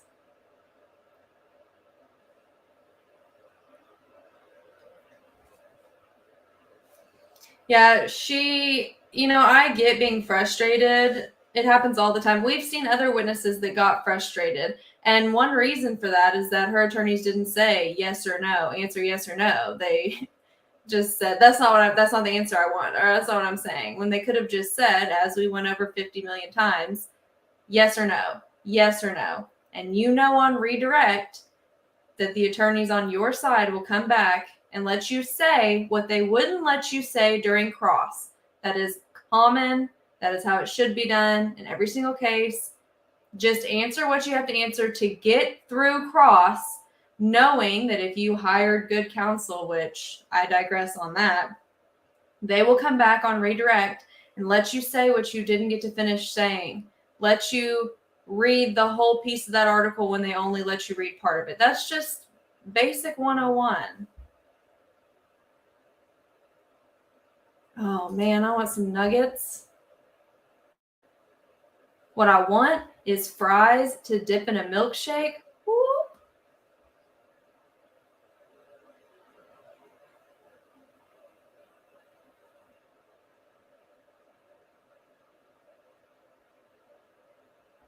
Her saying that the op-ed was post-divorce and talking about things that happened after the divorce is crazy because memory could fail me, but I'm pretty sure she mentioned something about maybe sexual assault happening to her before she was college age or something along the lines of that. Don't quote me, but I think it said something like that. And so originally with the title,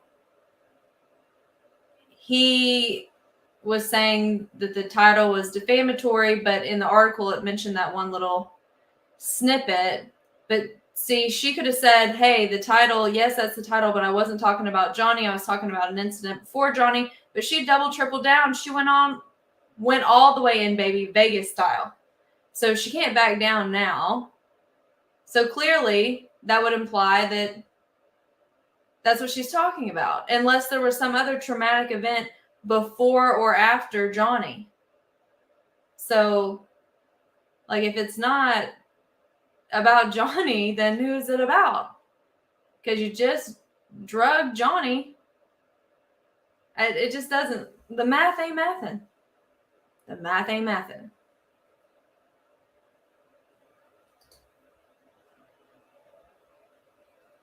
I'm telling y'all, fries and a milkshake. Ooh, I could tear that shit up right now.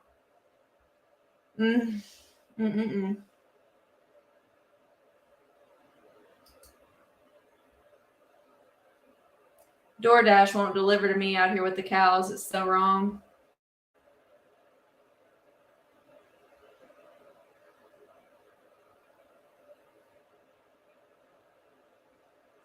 We're all clearly starving. Imagine how the jury and everyone sitting in there feels. Hey, it would not be fun without each and every one of y'all. You guys are what makes this fun, makes this entertaining. Y'all are the party. I'm just hosting it.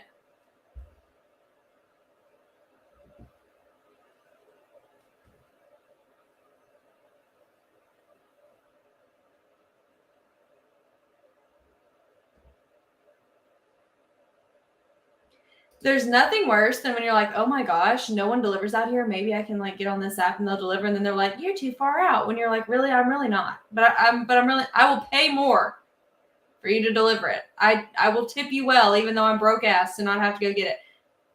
And this was before gas prices went up.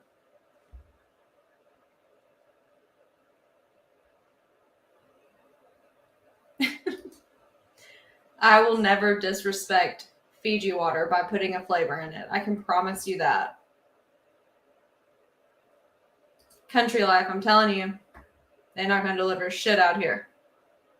We're lucky we have internet and cable, let's be real.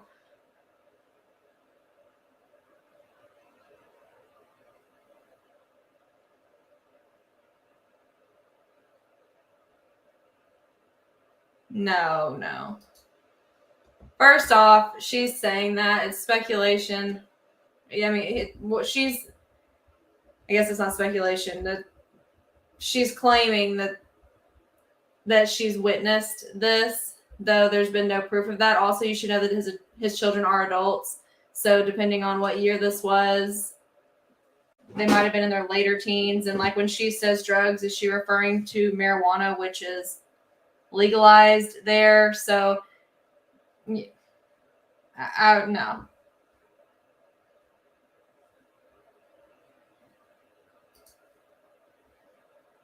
Like realistically speaking, this is going to sound fucked up. Realistically speaking, even if they had done drugs in front of his kids, like nobody's going to do anything about that.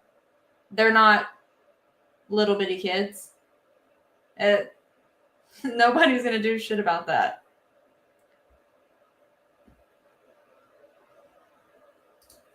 Let me tell y'all a little foodie hack.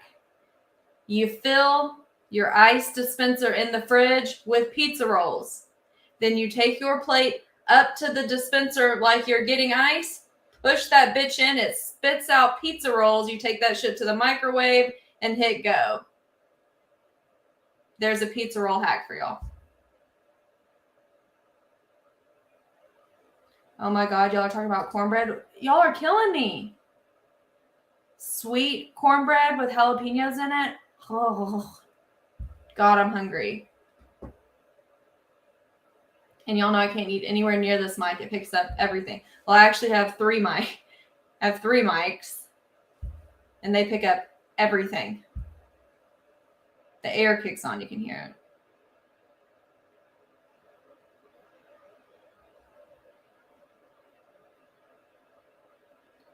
They're having a sidebar right now, which is great because they're going to take up that 20 minutes to lunch.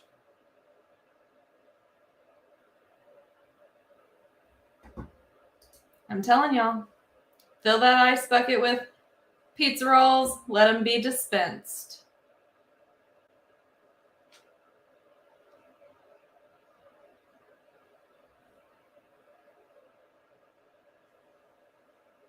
Oh, shit. Can y'all tell that we are hangry as fuck over here? Also, if you haven't already, make sure to like this live. Like this live, comment on the video, not the chat, you know, all those things. Thank you, everyone, for your patience.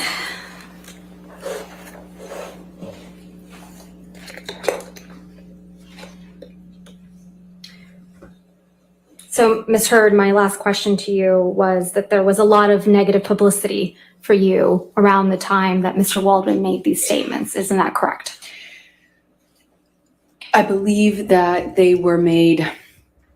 I believe that the statements kind of kept being attached to new defamatory, or articles that were like smear campaign sort of attack articles, is what it. Okay.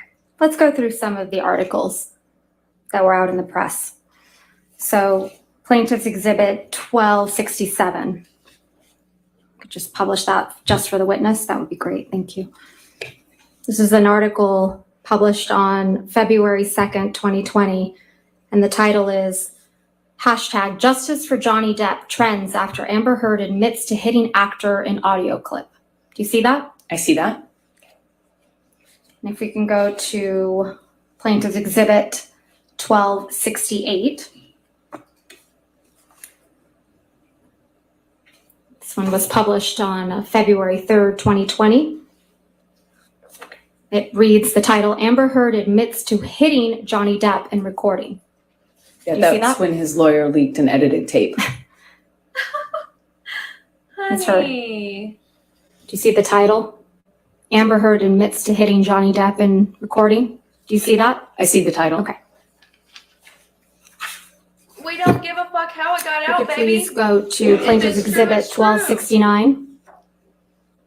That tape was leaked. It wasn't supposed to get out. Bitch, you said you hit him. That's what we're asking about. So I might have said I hit him, but you know what? That was This one was leaked. published on March 17th, 2020. Amber Heard slammed door into Johnny Depp's head, reveals new audio. Do you see that? Yeah, these are more of the PR plans. Let's go to 1270. This one was published on March 31st, 2020. Amber Heard to be sacked from Jason Momoa's Aquaman after Johnny Depp's controversy, reports. Do you see that? I do.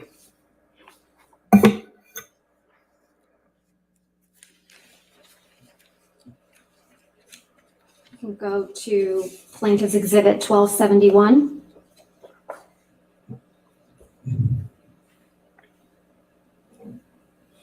Ooh. You see the title that says, Johnny Depp says ex-wife Amber Heard sliced his finger off, and it, quote, erupted like the Vesuvius? I just don't know when that was. I've never seen that article. We can go to 1272.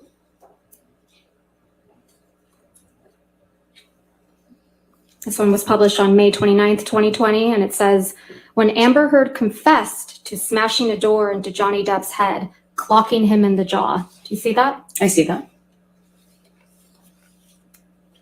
Going to 1275.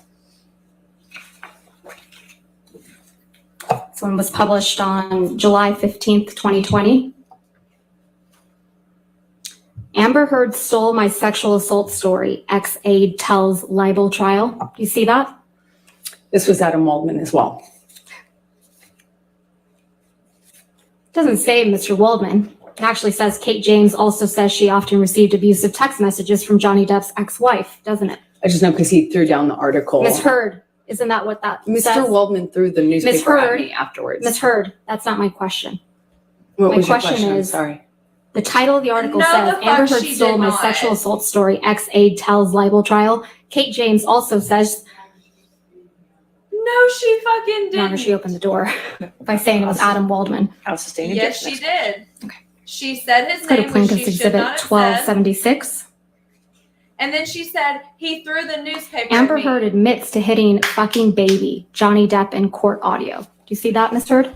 That's correct. Okay. Go to Dumbass. 1277.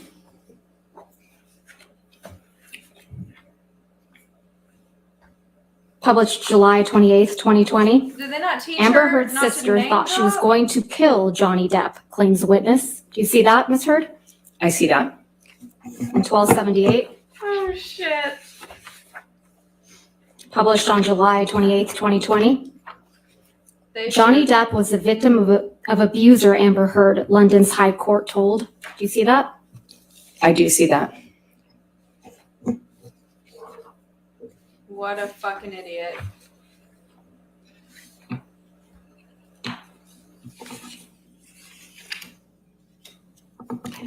Thank you, Your Honor.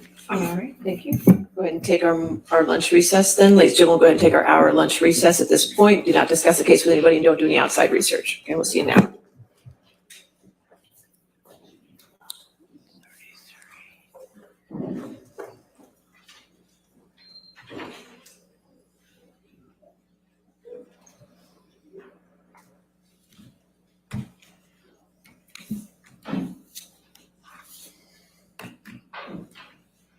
All right, we'll come back at 1:35 then. Is that fine? All right, thank you. All right.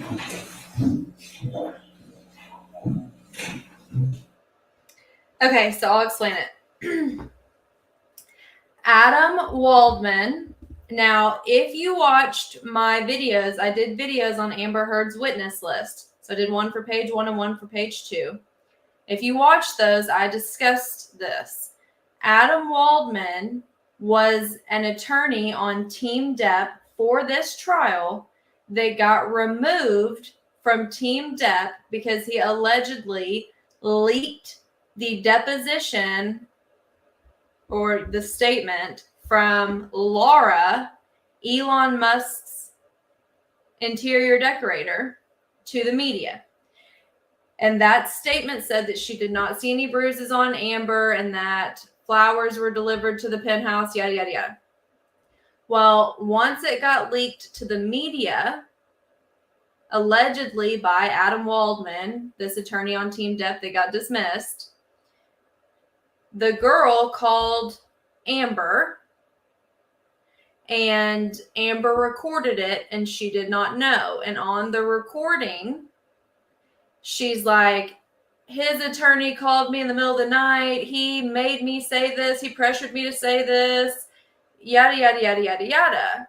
And I'm so sorry that you were a victim. And she kind of backpedals on everything that she said, which, in my personal opinion, this woman was dating her employer.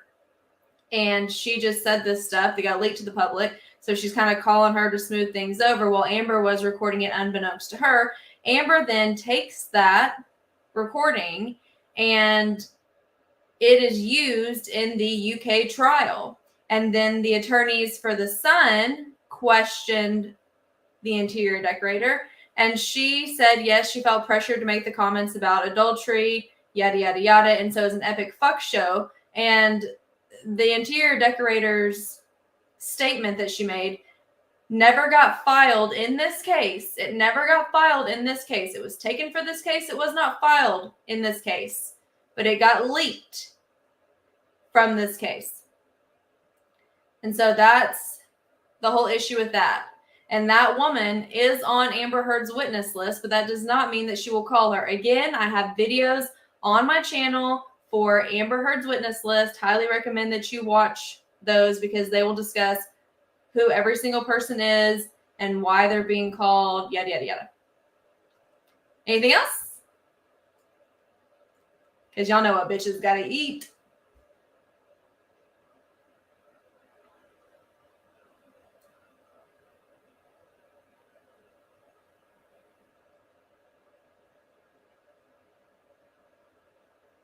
Should I leave this up during lunch on silent? Or just restart another video after lunch? In case some of y'all want to keep talking. What do y'all want me to do? I can leave it up on silent during lunch so that y'all can keep messaging if you want to. And just come back post-lunch. Or I can take it down and do a second video post-lunch like I normally do. What do y'all think? Y'all want me to leave it up? Okay, I can do that. You know, y'all are the boss. Y'all just got to tell me if y'all want me to leave it. If y'all want me to leave it up, just let me know. That's what I'll do. Y'all could have told me that weeks ago. I didn't know. Oh, yes, she is. She is. Whatever works for y'all works for me. I'm just going to put this, I'll put it on mute. Go get my food ready. I mean, oh shit, let's know. Welcome to For the Record. Coming. No, no thanks. I mean, if y'all want me to leave that up, I will, but.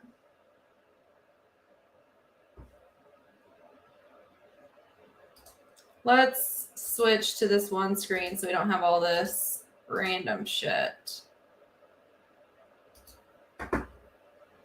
We'll go back after. Right here. Yes. I'll leave it up. I will leave it up for y'all. That seems to be the team vote. So I'll leave it up. Any questions before I go make my lunch? I would eat my lunch with y'all, but I can't eat and cover my face with this at the same time. That's risky business. So do I need to be back at 2? Is that what they said? Back at 2? Let's clarify.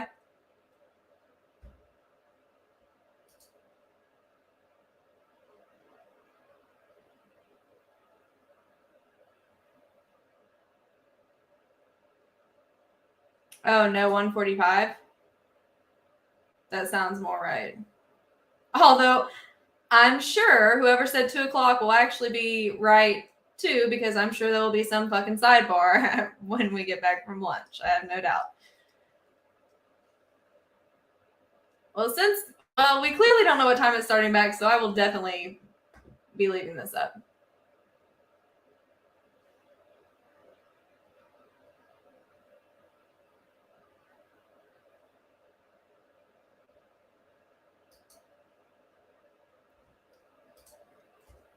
All right. Any other questions? I'm good. I'm good to go stuff my face. I'm going to leave this chat up and I will join the chat over lunch. I will continue to chat it up with y'all during lunch. Just won't be visual so that I can stuff my face.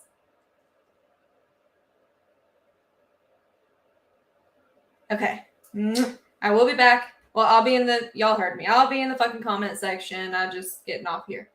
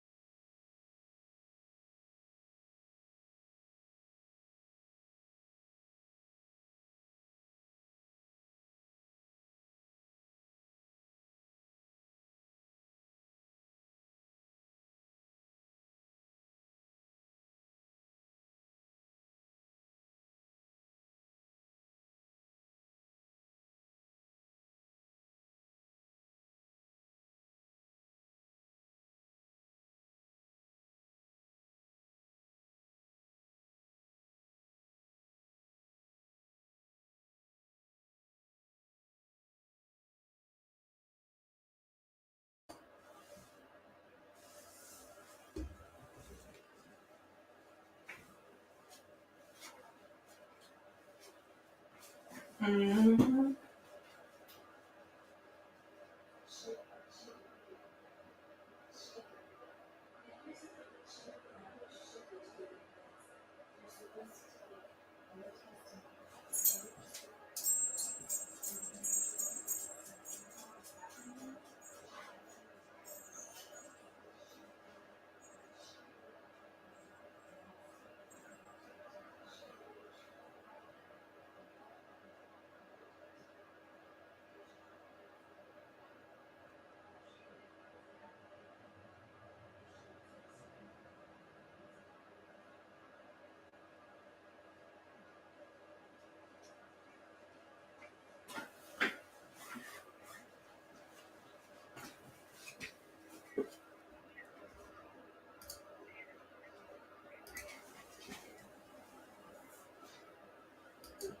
Mhm.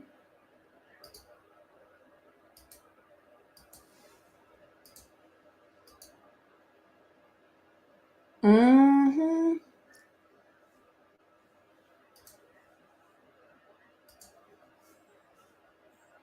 Mhm.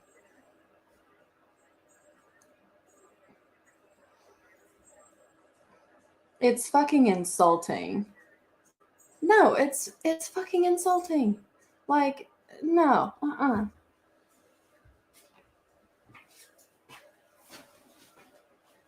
Yeah, yeah.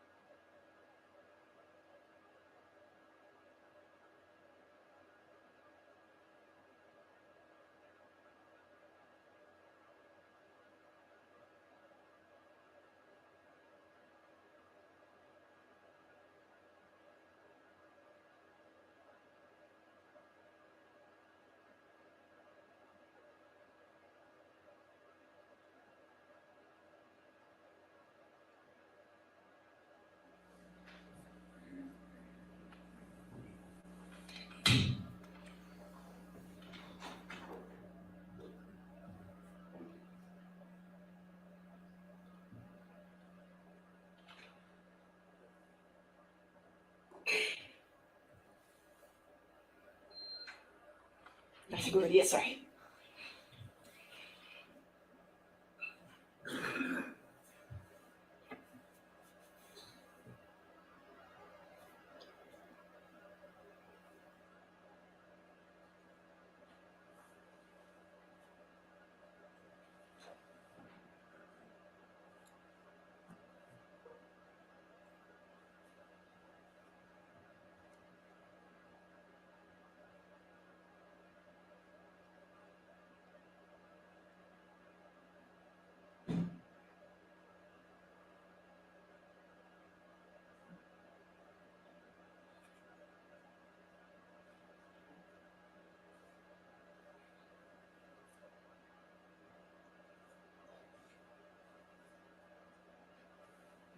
All right, thank you. Be seated. All right, your next question.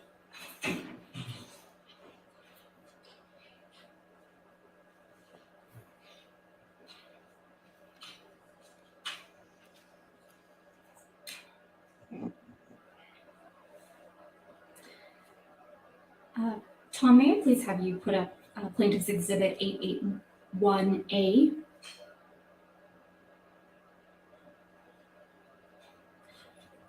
Ms. Hurd, I'm going to ask you to take a look at Plaintiff's Exhibit 881A. This is one of the articles containing the counterclaim statements by Adam Waldman. Is that correct? I haven't seen the article yet. Okay. Why don't we go to page 8 of this article?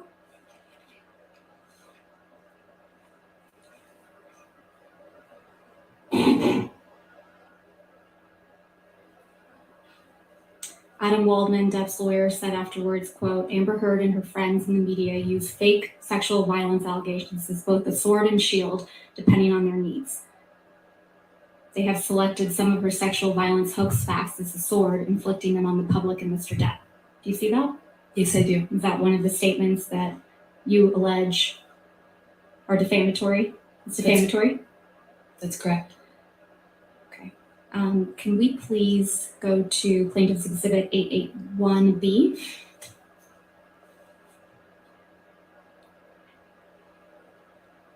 And if we could go to page 10 and 11.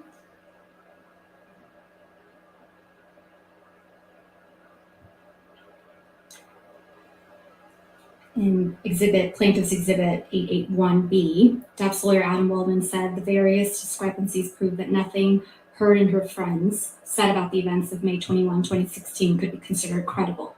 Quite simply, this was an ambush, a hoax. They set Mr. Depp up by calling the cops, but the first attempt didn't do the trick, he told the dailymail.com. The officers came to the penthouses, thoroughly searched and interviewed, and left after seeing no damage to face or property.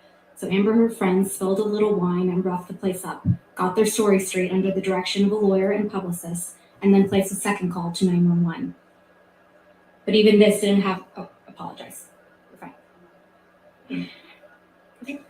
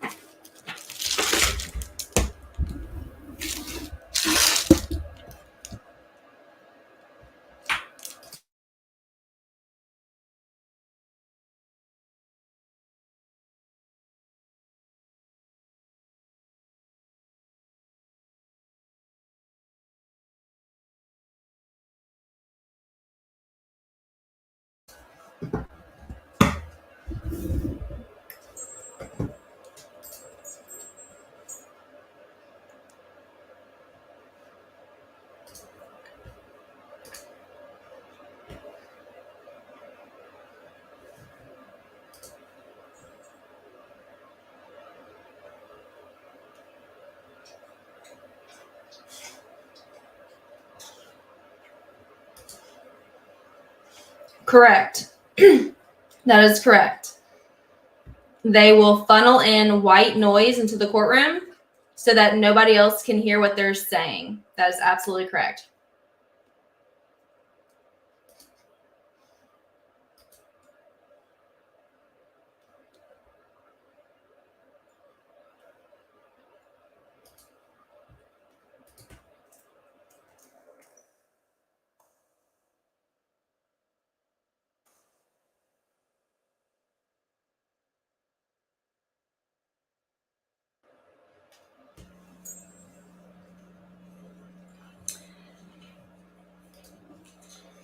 And if we can please pull up Plaintiff's Exhibit 881C. Hold on, I'll switch this to the split screen for y'all.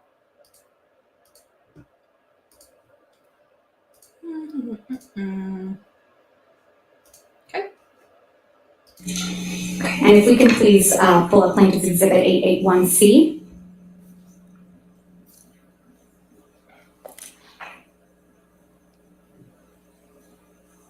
And go to page 11.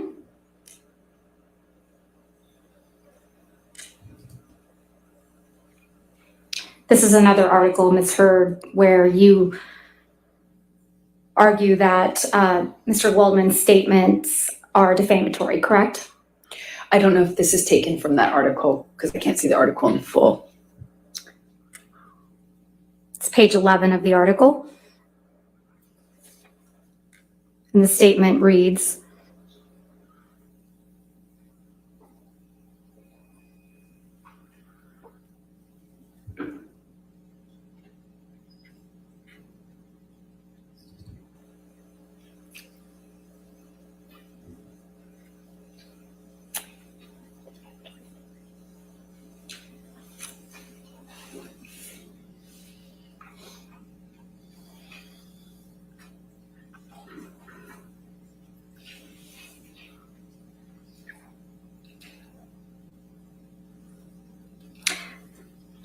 we have reached the beginning of the end of Ms. Hurd's abuse host against Mr. Depp.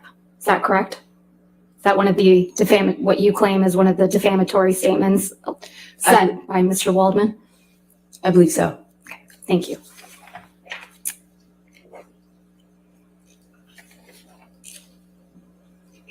Ms. Hurd, you're not aware of any career opportunities that you lost as a result of Mr. Woldman's statements, are you? Well, it's kind of hard to point to the jobs you're not offered, to the gigs you don't get. You were not replaced in Aquaman 2, were you? They released me from my contract and I fought to stay in it and they kept me in it. I just don't know how much I'm in, actually, of the final cut. And you testified yesterday that L'Oreal actually extended your contract in April of 2020. Is that correct? In part, they extended it and held me. And you testified yesterday that L'Oreal extended your contract again in November of 2021, correct? Not exactly. They extended it because it couldn't use me or any of the materials for me. And that extension was for 20 months, right? That's correct. Ms. Hurd, you testified yesterday how Mr. Woldman's statements, quote, torture you every day. Do you recall that testimony? I do. And then, and that you look at them every day.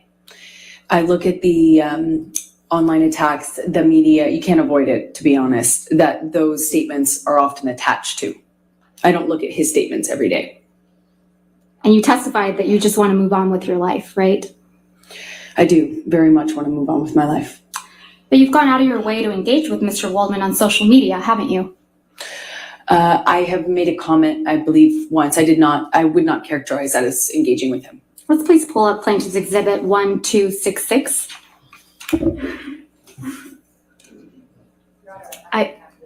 It's right there. Your microphone. Your microphone. I'm sorry. I don't have this yet, so I'm asking for it to right be there. given to me Okay. before. It's a photograph. I think it's just a. This is your tweet, right, Ms. Hurd? That is correct. I'm going to move to admit and publish this tweet. I'm gonna check the relevance. Ejection, I'm sorry, what was the objection? I'm sorry, relevance? All right, I'll overrule the objection, 881C in evidence.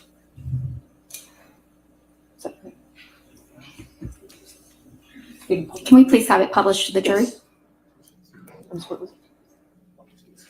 I'm sorry, 1266. I apologize. Thank you, Your Honor. This is from March 26, 2021, right? That's what it looks like, yes. And this is after he made the statements you claim are defamatory, right, Ms. Heard? 21, yes. Ms. Heard, you tweeted at Adam Woldman, quote, "Yes, Mr. Woldman, I may be wearing makeup on this occasion, but on every occasion you will still be short." Did I read that right? Yes.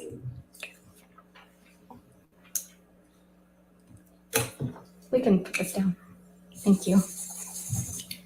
Ms. Heard, since your relationship with Mr. Depp ended, you have completed your level 3 sommelier training, haven't you? I haven't completed it yet. You're I just on level stopped. 2. No, I'm on level 3. You also have had a baby, right? I have. And you enjoy being a mother?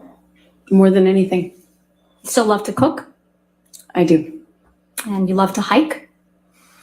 I've taken a break on hiking for a minute. You have friends, right? I do have friends. And you spend time with those friends? Occasionally, when I can. And you exercise regularly? Every day. You just filmed a movie in March of 2022, isn't that right? Yes, the one I just shot in Guatemala that I spoke of earlier. And you have you had a major role in a major film that's scheduled to be released soon. Is that correct? Aquaman 2? As I said, I don't know if I will even be in the final cut or how much I will be. It was difficult to stay in the movie. You struck Mr. Depp multiple times during your relationship, didn't you, Ms. Heard? There were many times I had to use my body to defend myself, and that included swinging wherever I could. If it meant I could get away, absolutely. If it meant a difference between a sore face and a broken nose, you bet I would. That's your testimony under oath that you never struck Mr. Depp as the initial aggressor? Well, he was holding me against the wall by my neck. You know, I might be the first person to have been the first one to slap, which happened in Australia, you know, and he was choking me, but I wouldn't say I was the initial aggressor in that situation. You got physical with Mr. Depp often during your relationship, didn't you? I had to defend myself as best I could. Didn't seem to make much of a difference. You just couldn't control yourself, could you, Ms. Heard? I tried to defend myself when I could, but it was after years of not defending myself. Can we please pull up Plaintiff's Exhibit 356? And Your Honor, portions of the exhibit were entered into evidence yesterday, but we moved to admit the entire recording. And I can confirm that there's no other voices besides Ms. Heard's and Mr. Depp's. Because And I intend listened to to play it. LOL. from Throw that 129:27 to 130:07. So I have 356A in evidence. Is any objection to the entire 356 coming into evidence? If I may, hold Okay, on just for a sure. moment, Your Honor, I have to check on something. Because you're unprepared, but Queen Cam Bam over there has already listened to the entire recording. Which one is the one that has?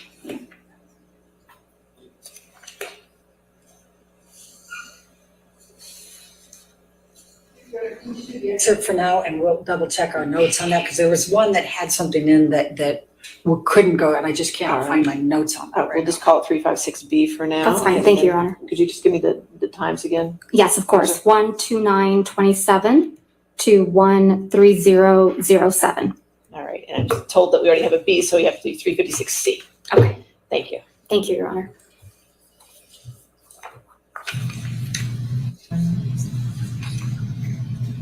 I can't promise you that I'll be perfect. I can't promise you I won't get physical again. God, I fucking sometimes get so mad I lose it.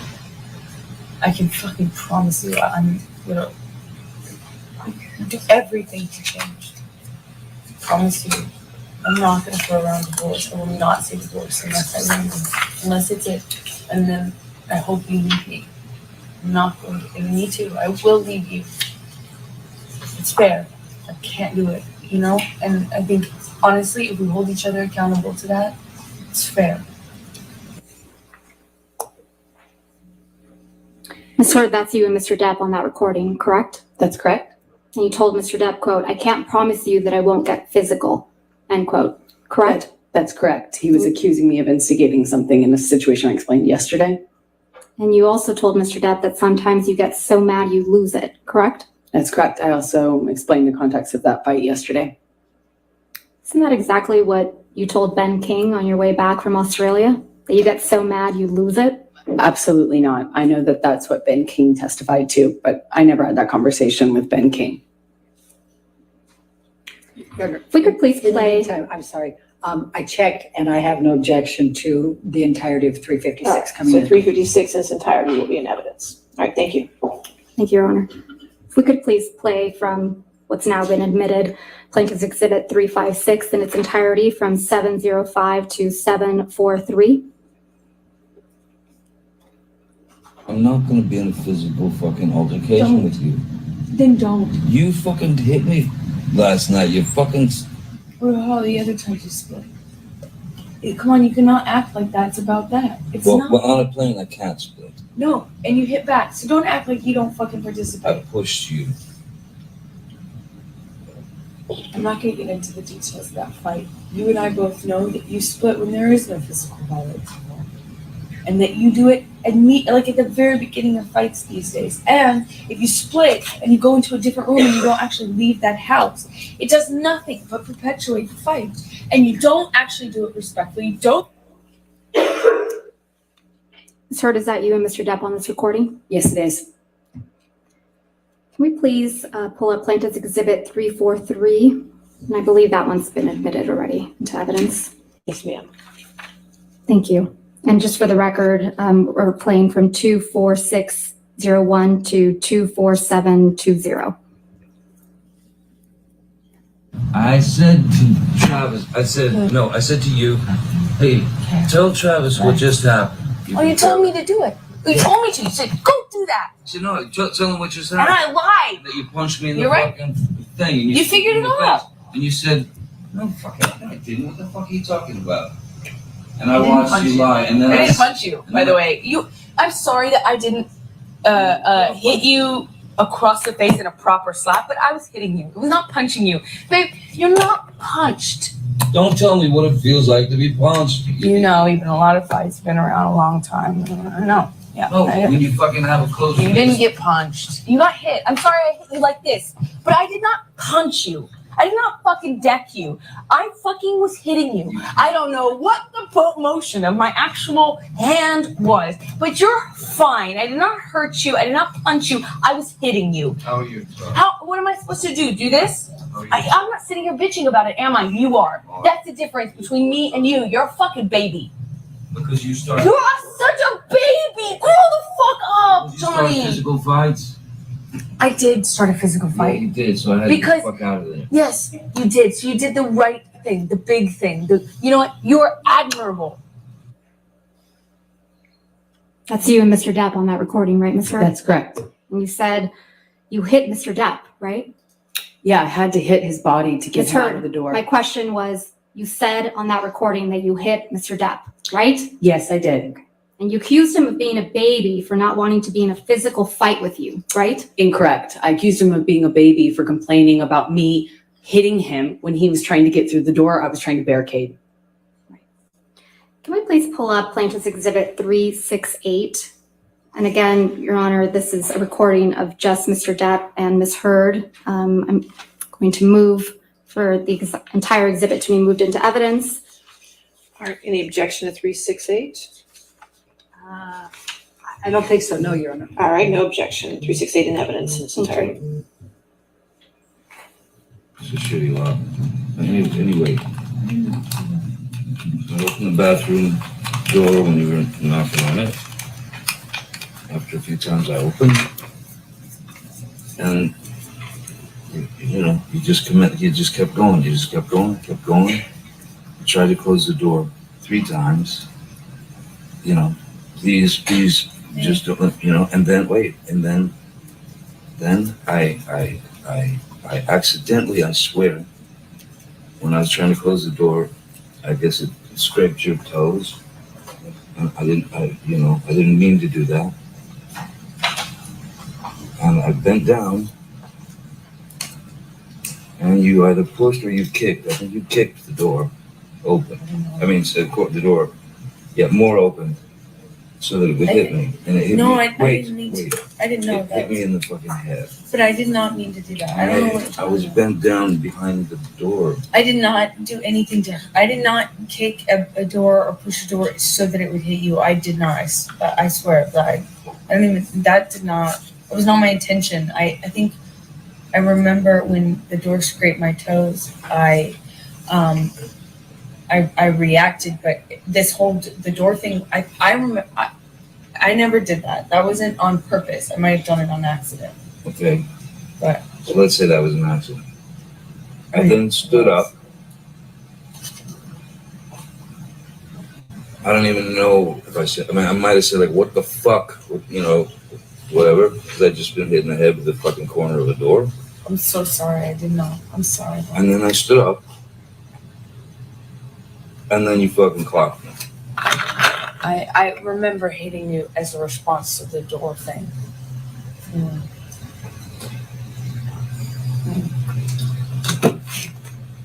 And I'm really sorry about hitting you with the door or hitting your head. I did not mean to, nor. You didn't mean to hit me in the head with the door, but you meant to punch me in the jaw. I meant to hit you, and I did not do this thing with the door. I did need to hit you. So that you didn't mean.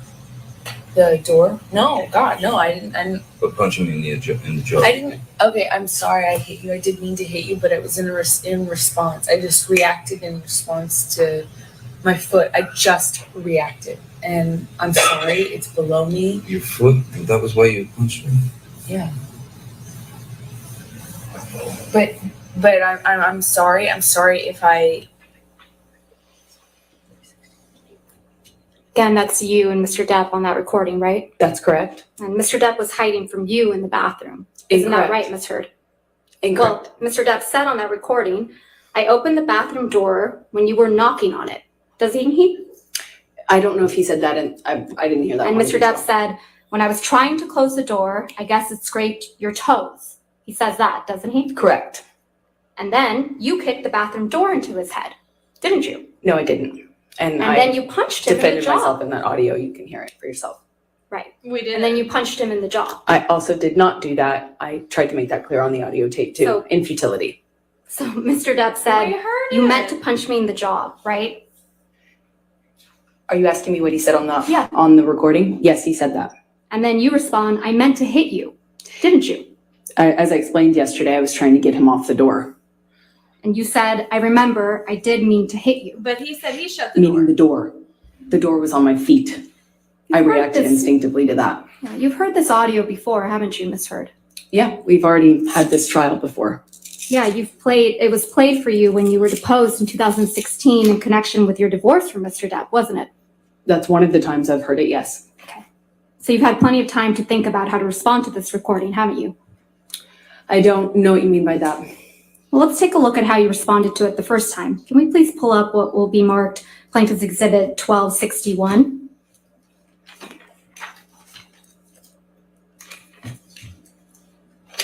The next thing that I'm going to play to Your Honor? you Okay. as Hugh.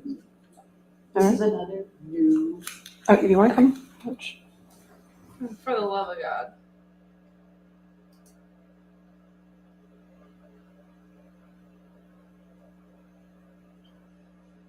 She is executing this chef's kiss perfect. She's doing an unbelievably fantastic job sticking to nothing but what's on record with the court, transcripts, depositions, audio, video, pictures.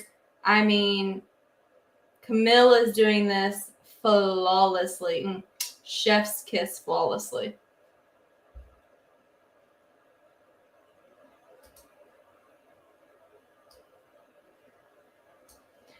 And you know, she's like, hey, I'm going to play this. And I can attest, having done my job and listened to the whole thing, that no one else is on here. We haven't seen that from Team Heard.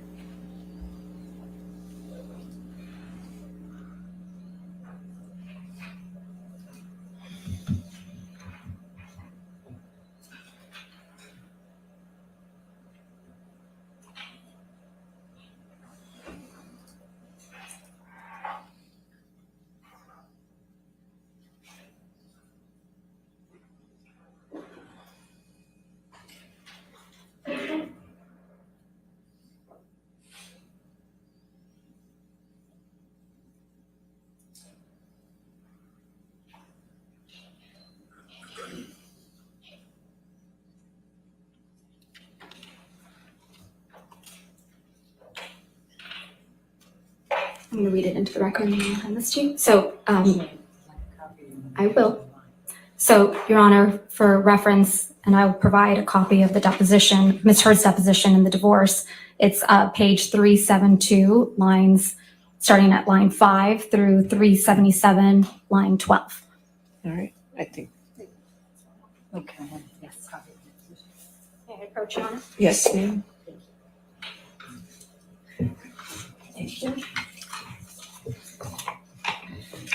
Thank you.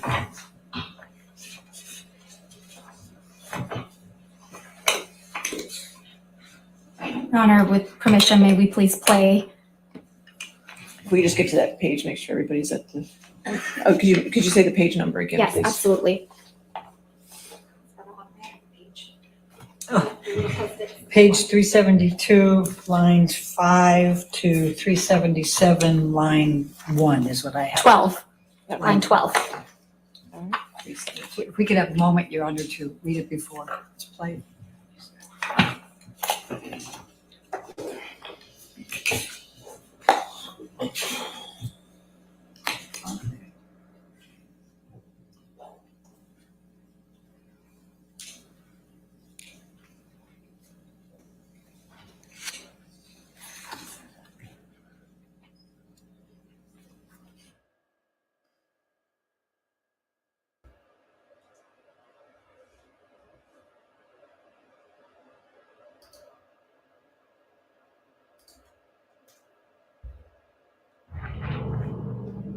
This game, you're not ready for.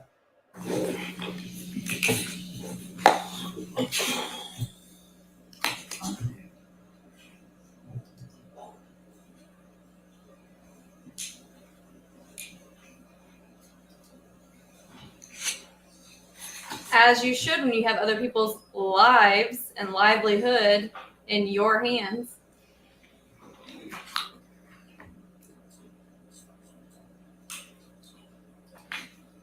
Okay, Thank you, Your Honor. If we can please have it published to the jury in the gallery. all right.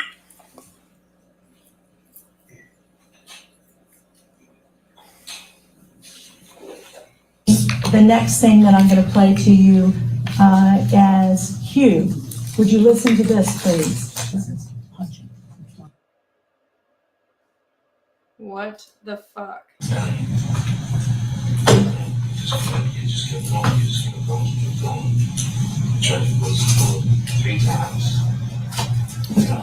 Your Honor? Maybe we stop that.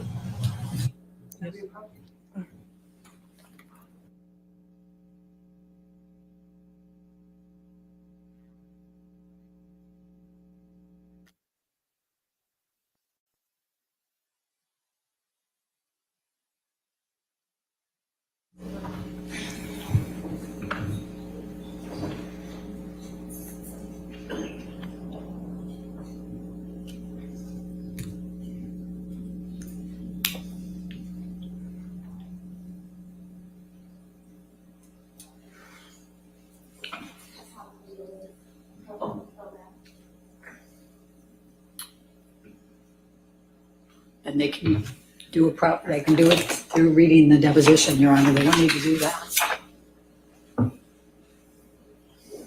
Ask them to take it off the screen. Oh, she doesn't want it. She doesn't want to publish to the jury. She wants audio but not video. Is that what she just said?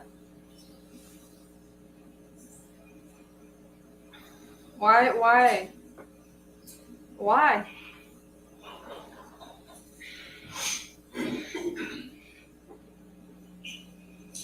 I mean, I've seen it already, but Okay. That's fine. Thank you. I have no objection. Can to we that. please start it over?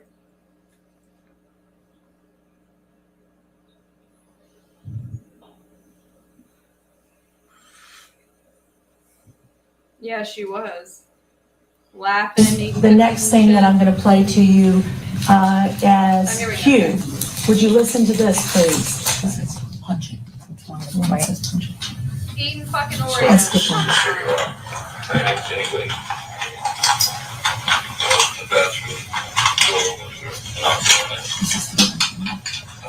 There's the desk. And you just kept going. Tried to close the door 3 times. You know, please, just don't, and then wait, and then I accidentally, I swear, when I was trying to close the door, I just stretched your toes. I didn't mean to do that. I bent down. And you pushed me, kicked the door. Said with the door. Yeah, moreover. So, No, I did not mean to. But I did not mean to do that. I was bent down behind the door.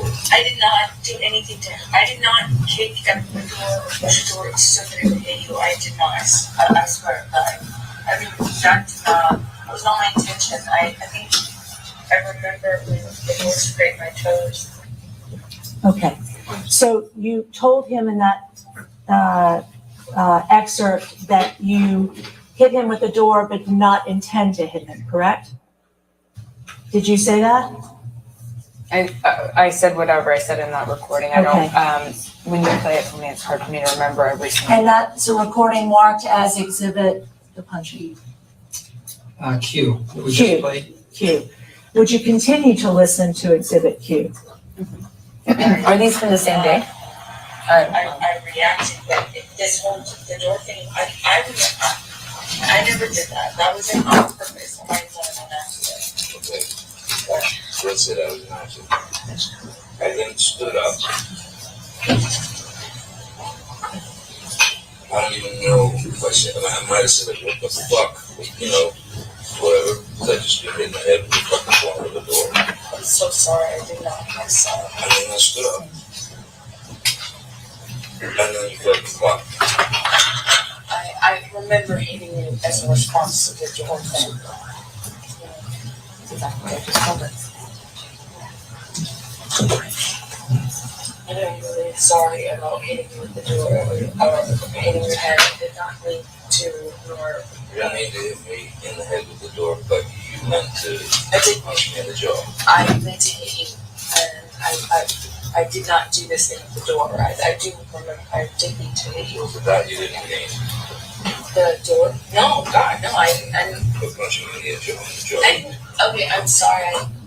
So on the tape, you tell Johnny Depp that you did mean to hit him. And it also misrepresents what actually happened, which is him trying to get into a room I'm trying to keep him out of. And then he runs the door over my toes, trying to get into the room. I tried to push him out of it, which is what the hit is referred to. And Johnny, whenever he was injured or touched at all, was referred to it in these ways of punching or clocked or whatever. And whether you didn't discuss it with him or not, the last thing you do in talking to him afterwards or trying to reconcile with him is to get into what the definition of those words mean to him. I never even addressed it. If he was ever pushed, it was a cold. He called it a cold clock. I mean, it's just very dramatic. Isn't it true? She's fucking laughing. You're smiling as that audio recording is being played in your deposition, aren't you, Ms. Heard? Not smiling because of the audio. I'm smiling because of what's happening around me. You even roll your eyes at one You're point, in a don't you? deposition. I was sitting opposite a whole table full of lawyers who were snickering, laughing, and rolling their eyes at me while I was talking. So how's that funny? Is there something amusing about kicking a door into your husband's head? No, I was rolling my eyes and commenting on what I was experiencing at that time in recounting the Is story. there something amusing to you about punching your husband in the jaw? That is not what I was smiling about. And no, I do not think it's amusing. Sure did there. Ms. Heard, you testified yesterday that all you want to do is move on. Do you remember that testimony? Yes, I do. Yeah, your exact words were, quote, "I just want him to leave me alone. I want to move on with my life, and he won't let me." Do you remember that? Yes, that is correct. But that's not true, is it, Ms. Heard? It is very true. You just haven't been able to move on with your life, have you? From Mr. Depp. I'm here, aren't I? In fact, on October 11th, 2018, You actually commenced an arbitration action against Mr. Depp for defamation, didn't you? I don't recall that, no. Your Honor, may I approach? May we approach? Ah, shit.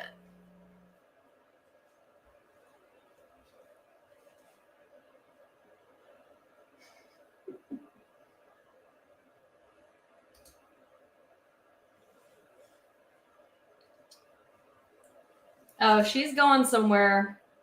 Rest assured of that. She is going somewhere with this.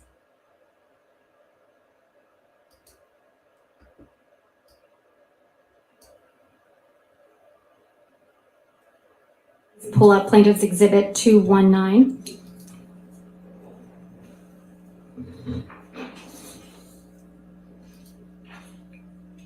And Ms. Hurd, if you could please read to yourself the first page of Exhibit Absolutely, 219. she does. All right.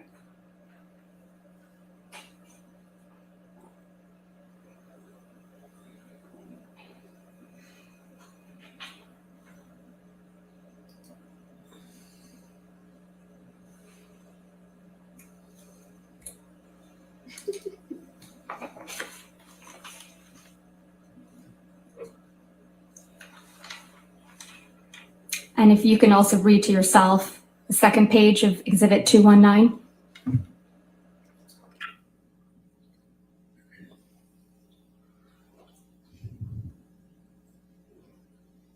Yes. And if you can scroll down, Tom, again, Ms. Hurd, just to look at that page.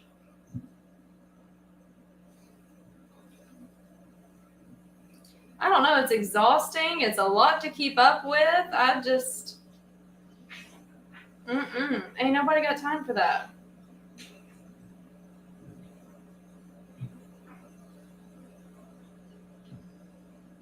And then scroll down to the next page, please.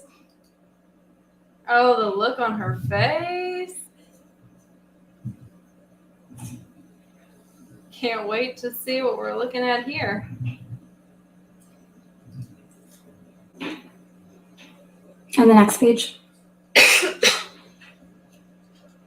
Her facial expressions. Hot damn.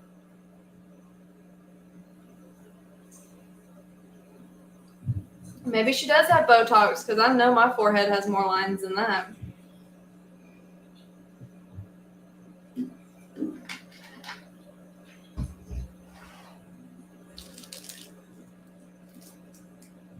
She's definitely going somewhere.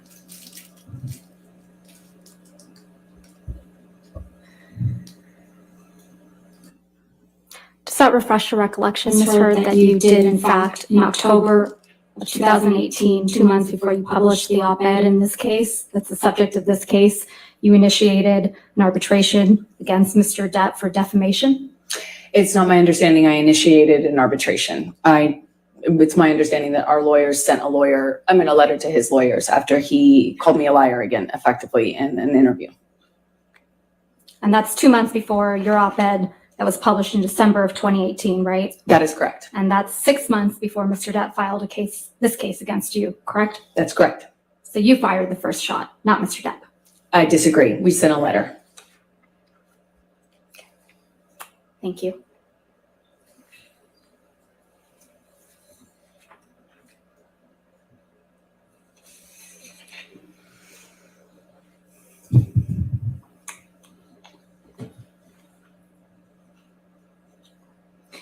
Ms. Hurd, isn't it true that you once filled out a customs form falsely so that you could get... May we approach? Okay.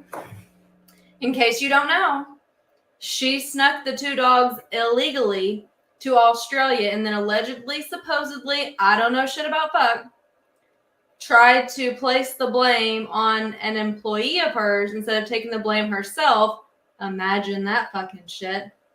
For illegally sneaking the 2 dogs into Australia because she didn't want them to do quarantine.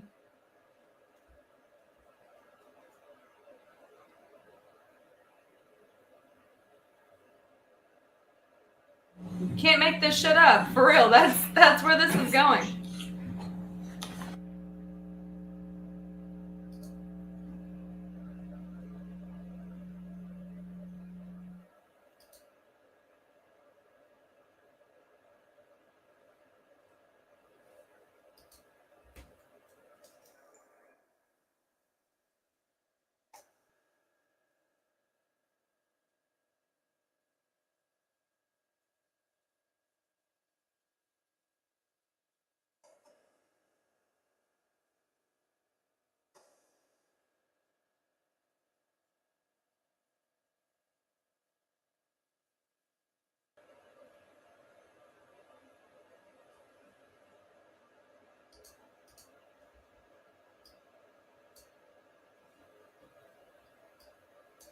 I can't remember exactly what was said, but one of the employees, talked about this and how she had snuck the dogs in, how she allegedly, supposedly, I don't know shit about fuck, wanted him to take blame for it. It was a whole ordeal.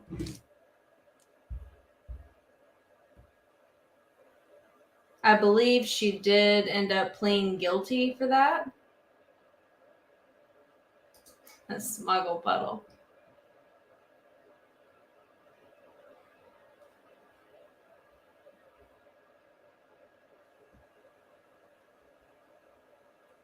But yeah, I'm pretty sure, of course, I don't have time to go over all my notes, but I'm pretty sure she pled guilty for doing this.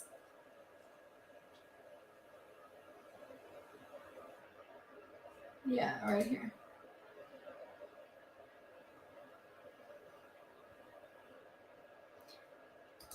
When you take an animal to a different country, there is typically a quarantine period. Even if you're going from the States to Hawaii, which is, of course, part of the United States, you have to quarantine that animal when it arrives in Hawaii.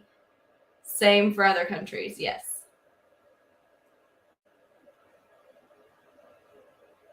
I don't know the rules on all the countries. I'm just saying that is a rule for several.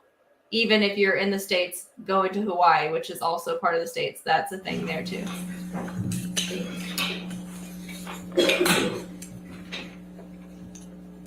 Sir, you testified yesterday that when you left the courthouse after obtaining the domestic violence restraining order against Mr. Depp, you walked out to, quote, a sea of paparazzi and cameras, right?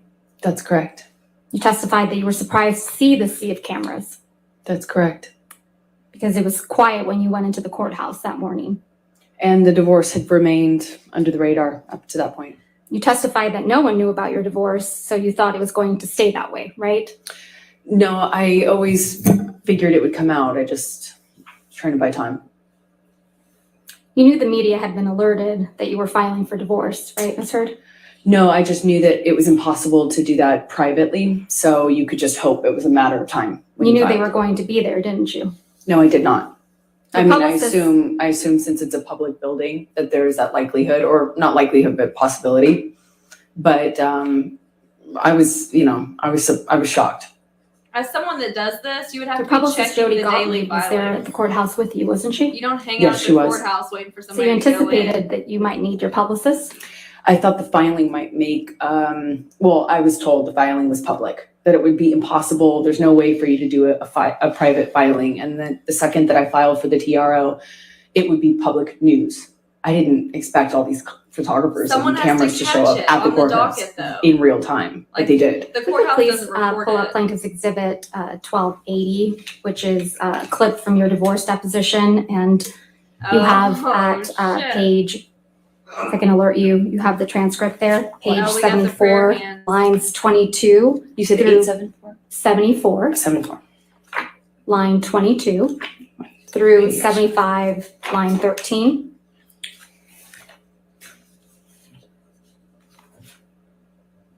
I'm sorry, just 72 lines. 74, line 22 through 75, line 13.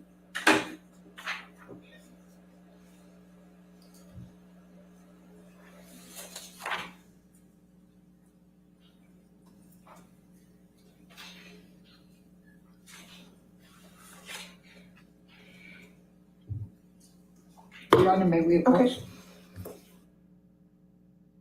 As someone who reports on crimes and stuff like this daily in the state of Arkansas, I can tell you right now, I am not posted up outside of the fucking courthouse watching to see who goes in and out. No, there is a docket. There are filings. You check the docket and the filings. You've got sources that will let you know.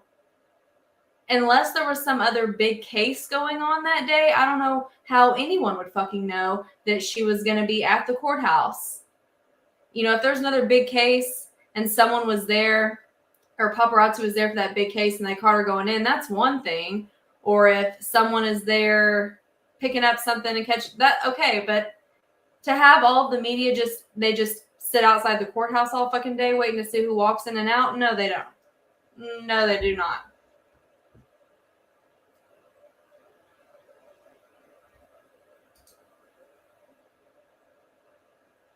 No, she does not. And if you've seen the deposition videos, then you know why. She shows her ass in those deposition videos, big time.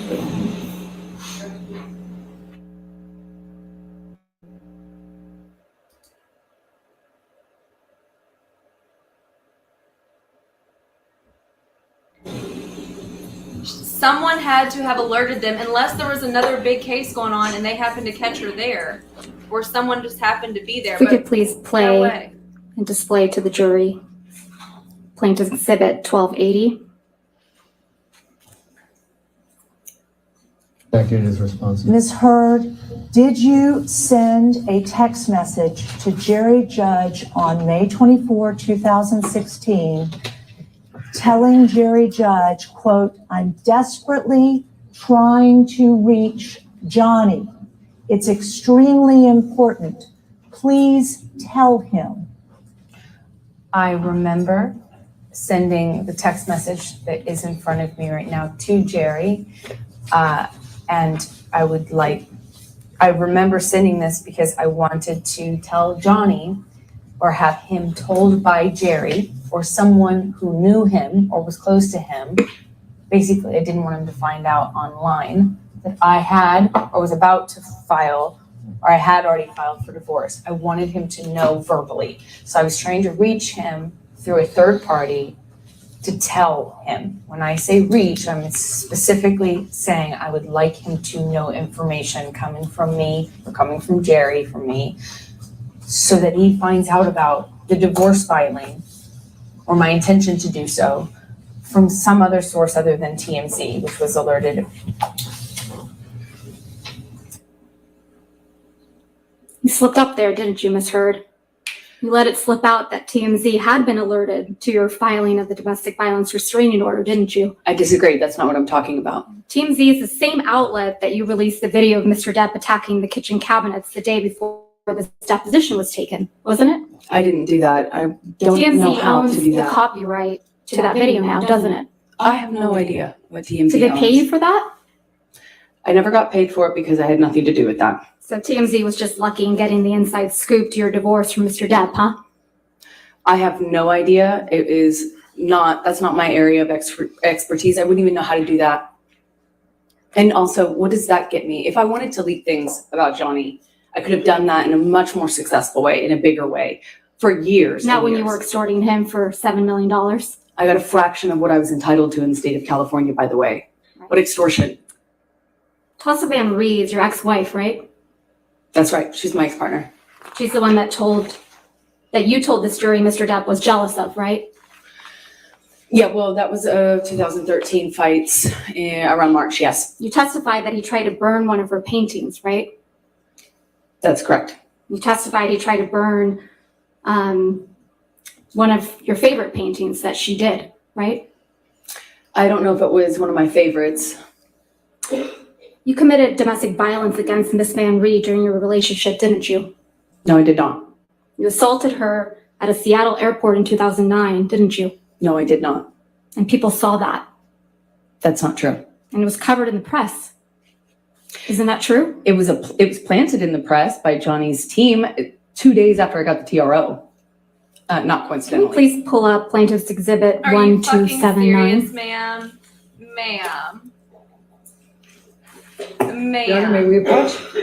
You can approach all you want to, Elaine, but your client brought up prior relationships. That's your own fucking fault.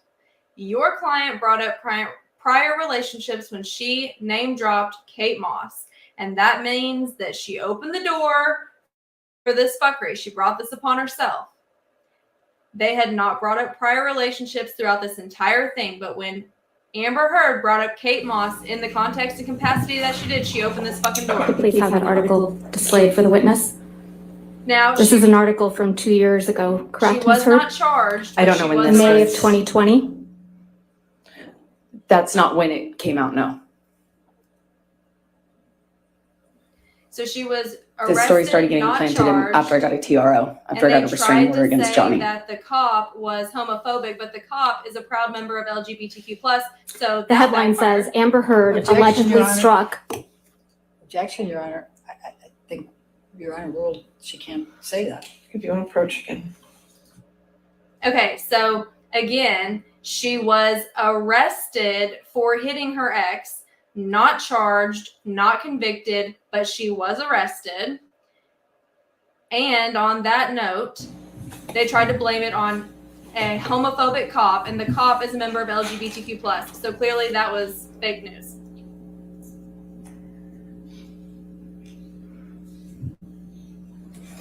But she brought this upon The herself. title reads, Amber She Heard brought up allegedly Kate Moss. grabbed, struck her ex-girlfriend at the airport. Doesn't it? Yes, and that's not true.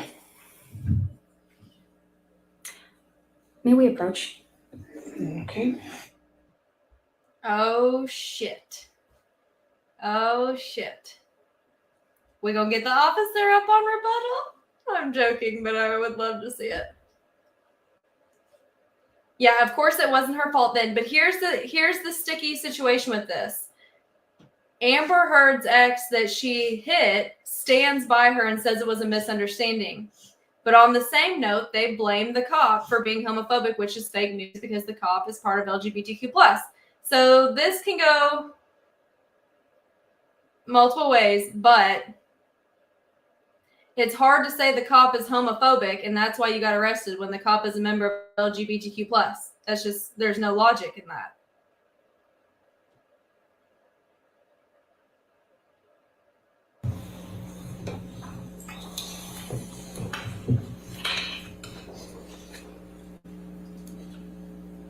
So the article, the title is Amber Heard allegedly struck her ex-girlfriend. She's already. No, overruled, go. Thank you. If I may start over. Oh! Amber Heard allegedly struck her ex-girlfriend Tassa Van Ree at the airport in 2009. Did I read that right? Yes, this is another example of the smear campaign. So Mr. Depp is not the only domestic partner you've assaulted, is he, Ms. Heard? I've never assaulted Mr. Depp or anyone else that I've been romantically linked to, ever. Oh, bitch, come on. No further questions, Your Honor. All right, cross-examination. Thank you. Redirect. Ms. Heard, did Ms. Van Ray come out after that article came in and make a public statement it was false? Of course. Objection, Your Honor, hearsay. Your Honor, I should at least be. She wasted no Thank you. time grabbing that. Of course mic. she did. The second she sat down. Now, let's talk about the TMZ alerted. Explain to the jury what you meant by the TMZ was alerted. So when you make these kind of filings, meaning divorce, marriage, things like that, they are public record. And so when we file for divorce, when I file for divorce, I ask my team to file in the most discreet way, literally to put it under a stack of papers and file it at the end of day. So kind of had more of a shot of being missed by the paparazzi and by TMZ and those sorts of You can file publicity it online. outlets. I believe that we had been remarkably here. lucky following the divorce, that it wasn't picked up and that it gave me a precious few days of peace at that really fragile time. When I found out that they were going to run the story or that they had the information, I was trying to get a hold of Johnny to clarify that I did not do this in a punitive way. I didn't want him to be mad at me. I didn't want him to find out in that sort of context online. And who had connections to TMZ? Objection calls for speculation. Do you know? I do know. Johnny and I Honor. just spoke about Your it. Honor, calls for Sustain speculation. the objection. Did Mr. Depp tell you about who had connections with TMZ? Yes, we talked about it. His lawyer, Laura Wasser. Okay. Now, I'm going to start at the very beginning here. You were asked by Ms. Vasquez about why Mr. Depp won't or can't look you in the eye. And she read out, or she played a tape in which Mr. Depp said, "You will not see my eyes again." Do you recall that? I do. And that was during the mediation process in July, correct? That was Objection leading. the first one. Sustained Okay. misleading. When was this? That was in July of 2016. That was the first mediation. What in the hillbilly fuck is this? And I There's say a that new because I live soap. out by the cows and the Can you horses, and I smell can it? fucking say that if I want to. Mr. Depp won't or can't look you in the eye. And she read out, or she played a tape in which Mr. Depp said, "You will not see my eyes again." You recall that? Mocking I do. someone does And that not was work ever. during the mediation process in Not a good July, look. correct? That was Objection leading. the first one. Sustained Okay. as the leading. When was this? That was in July of 2016. That was the first mediation. And we had a short exchange, and he put a note in my pocket that said, "I'll love you dead or alive." I'm sorry?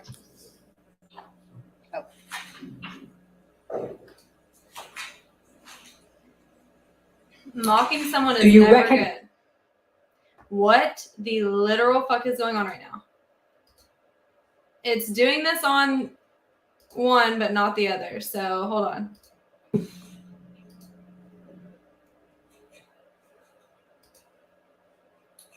Do you recognize? Okay, we're gonna have to switch. We're gonna have to switch. I'm sorry. We have to switch because the other one can't act right.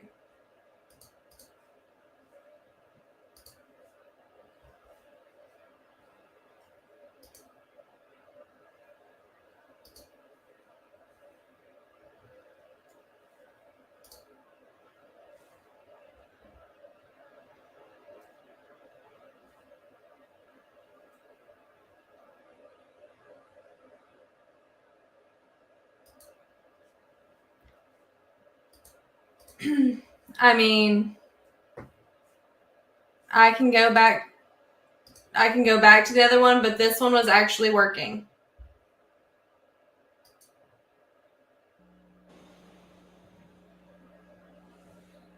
Could you tell the jury what the coaster was that he slipped into your pocket, what it said?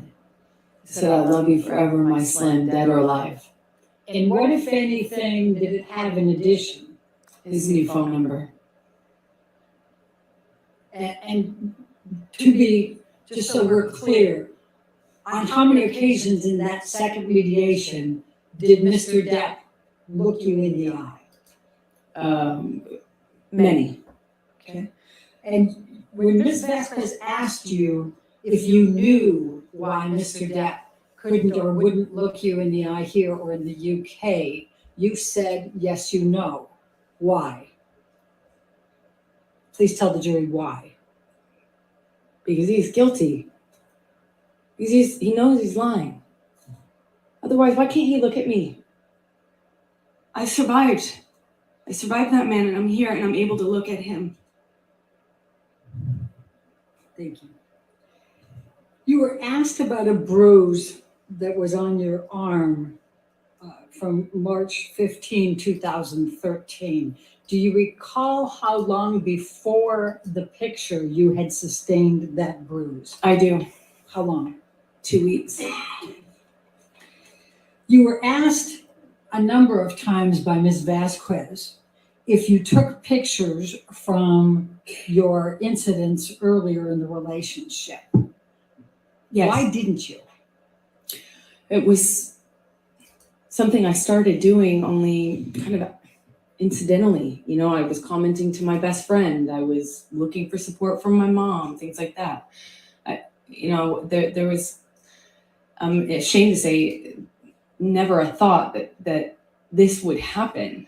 I mean, not until December and my best friend taking pictures of me to capture it. That wasn't even a thing. Okay, so somebody posted part It of has that been on suggested social by Ms. media, Vasquez to you in your and questions. they got that a you didn't copyright tell anyone violation about from the abuse TMZ, meaning that until the TMZ TRO. owns it. Is that true? Objection, Your Honor, leading. All right. What if any? All right. Who did you tell about the abuse during the time it was happening? Objection, Your Honor, That's leading not offered to, it's. and hearsay. Sustained. Your Honor, it's prior. She said consistent sustained. It's leading, it's sustained. Next question. Okay. Fuck. What, if anything, did you tell to anyone about the abuse? My Objection, Your Honor, therapist. hearsay. Sustained. Your Honor, may I approach? That's fine. Okay, here's the deal. One of the images or videos that they're discussing was put up on social media. And I can't remember but somebody posted it and it got taken down as a copyright violation. And the copyright violation was with TMZ, meaning that TMZ owned the rights, owns the rights to whatever image or video was posted, which means that someone sold them the rights to that picture or video, whatever it was. Presumably the person who had the rights to it because they filmed it or took the picture or whatever, they sold the rights to someone else. That's why they have a copyright on it and can claim copyright infringement. You couldn't do that with something that you got from a third party. So TMZ got those rights somehow. And if they were filmed or taken on her phone, I'll just let y'all have common sense and critical thinking skills on that one.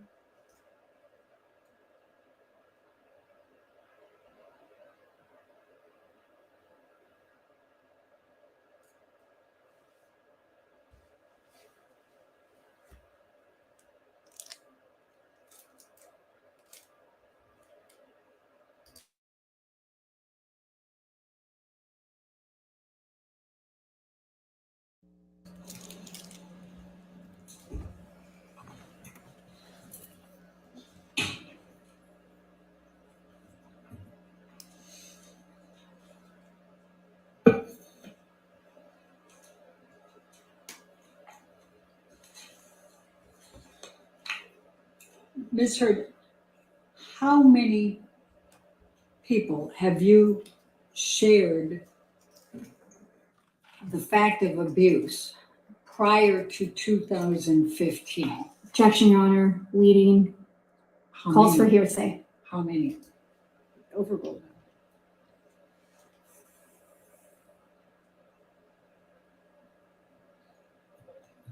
Roughly about 10. Can you name them? Objection, Your Honor. Hearsay. I think she can, it's not out for, it's just to show that she informed people before. They're suggesting. Objection, she Your didn't Honor. tell Can we them. approach? This is, again, So somebody made a comment about copyright. They would have to purchase the rights from the owner. But we do not have proof that she did it. Therefore, I'm not going to say she did it. I'm going to say you can use your critical thinking skills and say, if you know that in order to purchase the rights, they have to be sold to you by the person that owns them, then you can critically think. But I'm not going to say to you that she for sure sold it because I don't know that to be a fact. Now, you were asked whether you had consulted a medical doctor about any problems with your nose, correct? that's correct. And you indicated that you in fact had after the divorce, correct? Objection, leading. Did you or did you not consult an ENT after the divorce? Objection, leading. Did you produce medical records to the defendants relating to this? Objection, leading All right, calls. I'll sustain the objection. Thank you. Proceeding, next Your question. Honor, we could, witness could be instructed not to answer until I All right. lodge my objection. Wait for the objection, please. Could we bring up Defendant's Exhibit 1077? Do you recognize this document? My screen is black. Oh, sorry. Yes, I do. And could you tell us what it is? That's the what my ENT, the ears, nose, and throat doctor, told me was Objection, Your Honor. the Hearsay. damage. All right, when there's objection, please stop talking. Thank you. All right, I'll sustain the objection as to hearsay. Okay. I'm, Can you please instruct her to shut the fuck up when she's not supposed to be talking? what, if any, you were asked if you had, it was suggested that you had not produced this in discovery. Is that true? or false? Objection, Your Honor. Your Leading. Honor, Duh. She absolutely did. Come on. It's leading, it's leading question. It's absolutely leading. Get the fuck out of here. What, if anything, did you do to What produce the hell? medical records to the defendant, to the plaintiff in this case? I turned over all of my devices and they had the Johnny's team had a third party or someone they selected as a third party go and pull all relevant documents from those devices, which I handed over. Do you know how many were handed over? Hundreds of thousands, I believe, maybe. Objection, Your Honor, lack of foundation. All right, I'll sustain the objection. Next question. I mean, And you surely do you- learn how what, to if ask anything, questions. Did you produce to the plaintiff in connection with your consultation with an ENT specialist relating to your nose? Objection, leading, Sustain. What, I said, what, if foundation, anything? hearsay. What if any? It's not the cure-all. She's It's not having any of this shit. She's secondhand embarrassed for her too. Like, When did you see an ENT specialist? you need to know how to ask the questions to get the answers you want without 2017 or 2016. obviously 17. violating And procedural as rules. a Come on. result of that consultation, what did you learn about your nose? Objection, Your Honor, hearsay. I'm not asking her to tell what they said. Yeah, I'll You're sustain the objection. asking her what she learned, so you are actually. She's so fucking pissed. Look at her. She's so fucking pissed. Learn how What if to any ask questions, production ma'am. Come on. Did you make to the plaintiffs of your medical records with the ENT? Objection, Your Honor, lack Duh. of foundation. Come on. If you only have foundation. New Mike's Hard Freeze. All the flavor without the brain freeze. Okay, that was a Just smart a place rule to if you put a want. commercial in for them. Yes. And do you recall? I'm trying. And try harder. If anything, Like, you don't know how to ask basic ass did the fucking medical questions? records Are you reflect shitting me right about now? your nose? Objection, Your Honor, hearsay. I'll sustain the objection. Like, ma'am, what the fuck? Do you have injuries to your nose? Yes. Please describe those to the jury. I have I'm going to a bunch of object scar to tissue. I'm going to object to the extent it calls for hearsay Because she's and lack not. of foundation Overruled. and improper expert opinion. She can certainly testify to it. We'll see where it goes. Go ahead. Okay. We'll see where it Go ahead. goes. I have They're a being significant lenient amount of with scar that. tissue in my nose. Objection, Your Honor. I'll sustain the objection. What, if any, difficulty Shit. do you have breathing? Objection, leading. What, if anything? And that does cure No, them. it doesn't. But I'll No, it doesn't, but I'll allow it. Oh my god, I'm so.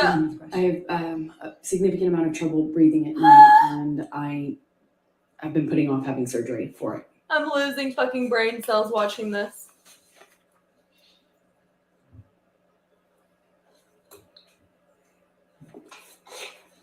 Now, you were asked about December 15, 2015. And Ms. Vasquez suggested that you did not report the abuse or the She injuries said, to Aaron Filati. Do you recall that Objection, Your question? Honor, leading.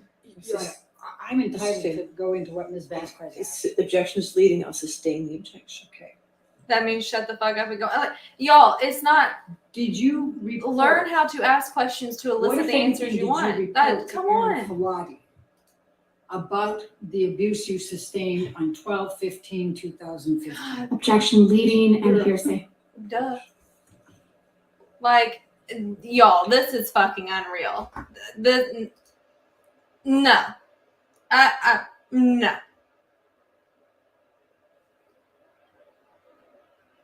There are a lot of hearsay rules and exceptions. That shit's complicated. Okay.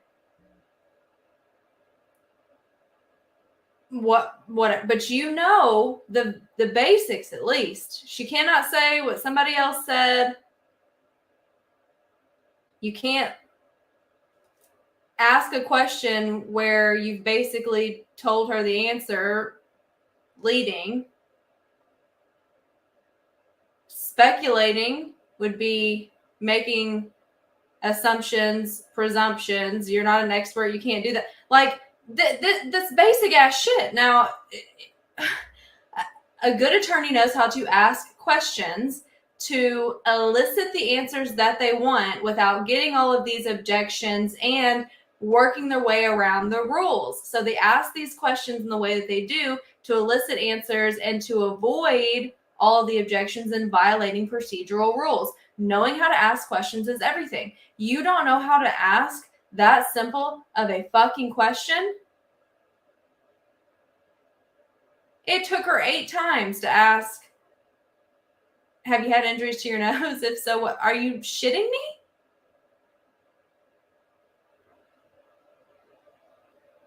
Like,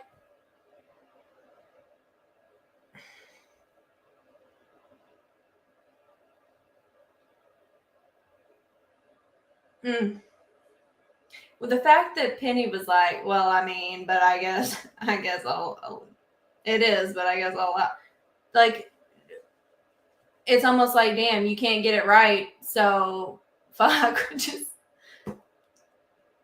I have no words. I just, no, ma'am. No, ma'am.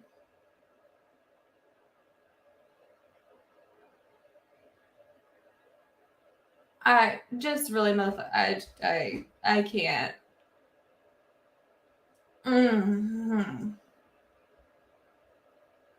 I'm secondhand embarrassed for her. Real talk. Real talk. Real talk. It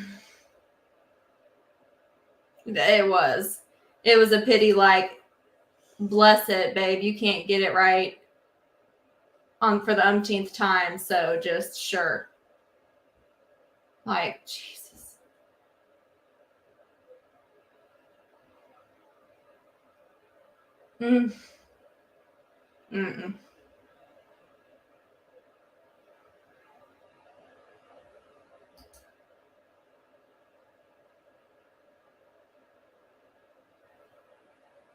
Well, you know, like, where are the ENT? Like, where are the records? Because I know I saw the paperwork to compel medical records.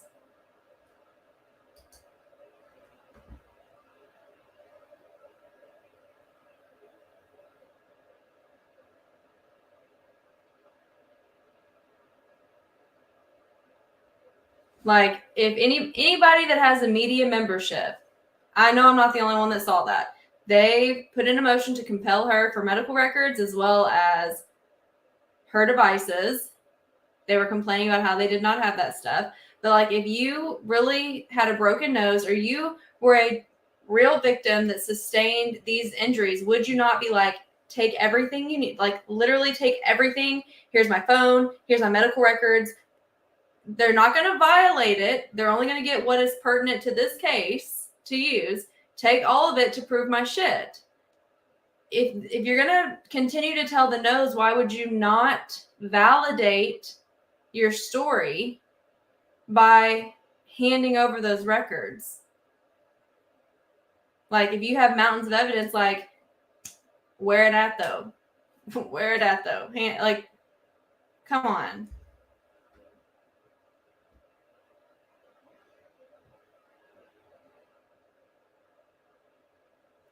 They're talking about, like, facts of law, issues of law. They don't want the jury to hear it, so they're most likely pumping in white noise. That's typically what they do.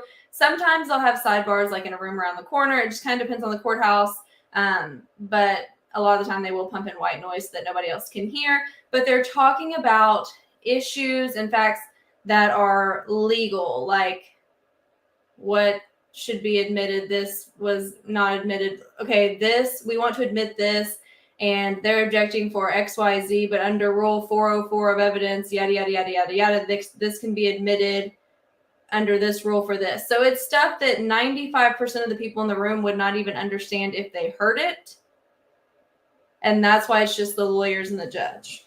Now, it will be on the transcript what was discussed, not only at the sidebars, but as well as in judges' chambers.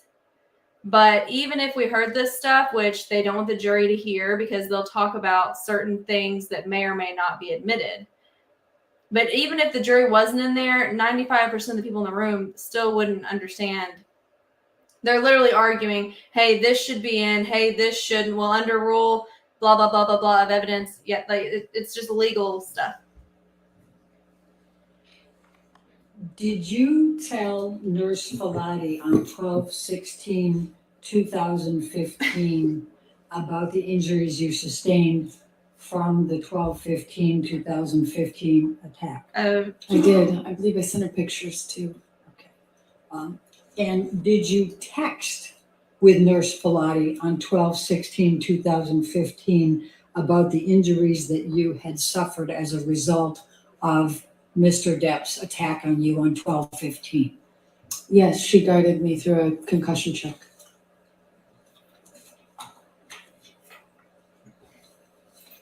And did you tell Connell Cowan about the injuries you sustained? Objection, Your Honor. Hearsay. It's prior consistent statements. All right, I'm going to sustain the objection to this one. Next question. Do you recall Dr. Laurel Anderson testifying that she saw two black eyes? Objection, Your Honor. 12/17? Leading. Sustain its leading. What, if anything, do you recall from Laurel Anderson's testimony in this case about what she observed on 12/17/2015? Objection, Your Honor. This is outside the scope of cross-examination. It's prior consistent I'm going to statements. sustain the objection. It's observations for the I'm gonna- 12/17. God bless, like they're all embarrassed Sustain the for her. objection. Next question. May I approach? Okay. Oh my God, Penny's like, damn, I think I know the law. I'm the judge. Oh my God. Of course, their job is to not argue, but their job is to state their case, to argue their points to the judge. But like, hot damn. Mm-hmm. Like, yeah. Here's all you need to know. So there's so many exceptions and so many rules, but basically the main thing to know is that you cannot testify to something someone else said. So if anyone else said it, you can't say it. That's basically all you really need to know, because it gets very complicated and complex. So that's the main When thing. in December did you see Dr. Laurel Anderson? Objection, lack of foundation. Overruled. I saw her 2 days after the attack. She gave her that one. So on what day did you see her then? That would have been the 17th of December, 2016, and I told her what happened. Objection, Your Honor. Hearsay. I'll sustain the objection. And when did you see Dr. Connell Cowan? I saw him the next day, December 16th is my best recollection. Jump to East Asia for a moment. And we saw a number of pictures from the backless dress.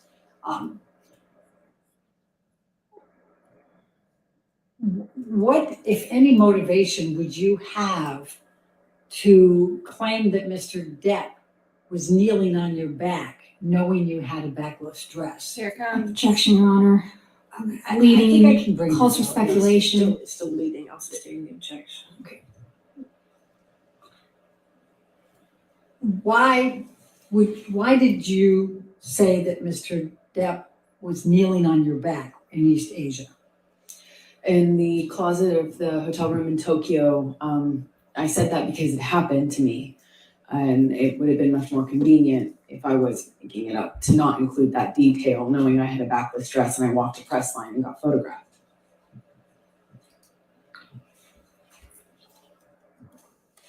Now, we've heard testimony about Mr. Depp making a total of $65 million in 2015 and 2016 from his experts. Objection, Your Honor. Why did Leading. I haven't asked the question. Hearsay. I mean, Come on. Why did you not ask for $32.5 million from Mr. Depp? Your Honor. Leading. I said, why did you not ask? Irrelevant. I'll sustain the Explanation. objection. Sustain the objection to leading. Next question. Why, can I just ask, why did you not ask for 32.5 million from Mr. Depp? Because I don't Asked and answered, relevance. Oh, overruled, good. Like, because I didn't want it. I realized that that's what I was entitled to, but I didn't want it. That's simple.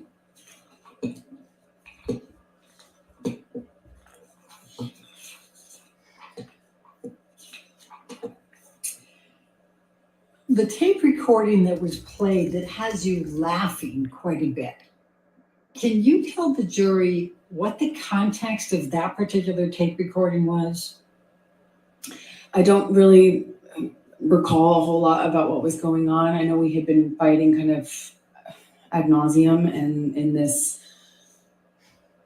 sort of loop, if you will. And I'm doing my best to not show my pain. That's what I was trying to do. Just trying to be tough. Not sure what kind of pain I was in. Now, Ms. Vasquez asked you about how you got your role in Aquaman. Could you please describe to the jury how you got your role in Yes. Aquaman?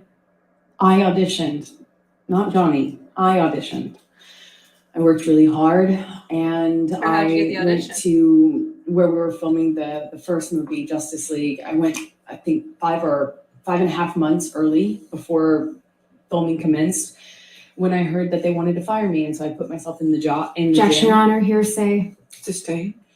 Keep it away. I worked What- really what hard. is I worked really hard on that and had to prove myself.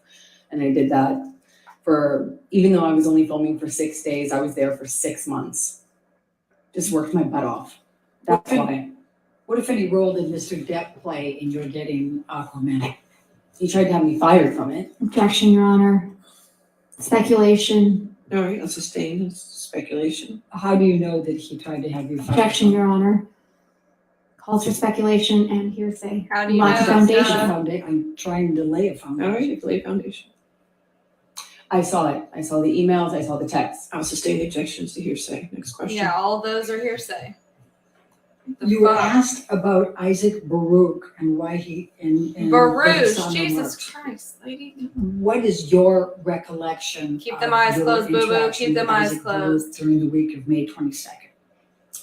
I saw Isaac when I was coming or going, meaning I was leaving or arriving to the building. I saw him at a distance. We did not have a in-depth conversation, nor would we. And I told him actually right after it happened what his friend had done. Objection, Your Honor, hearsay. I don't think he's offered to prove the truth of the matter. You pursued it. I'll sustain the objection. Next question.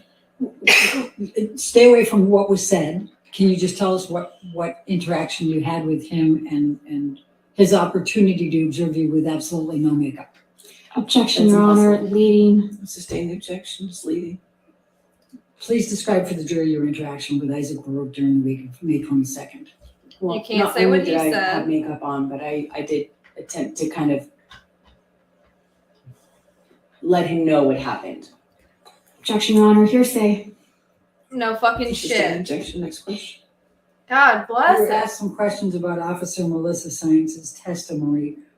What, if anything, do you recall relating to Officer Melissa Science's testimony relating to your injuries? Objection, Your Honor, hearsay. Does she not hear herself asking these fucking questions? Examination. Does she not hear it when she's asking the questions? You cannot say what someone else fucking said.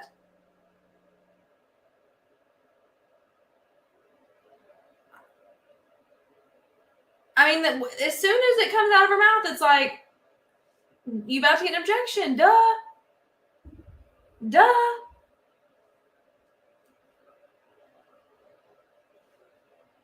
Jeez.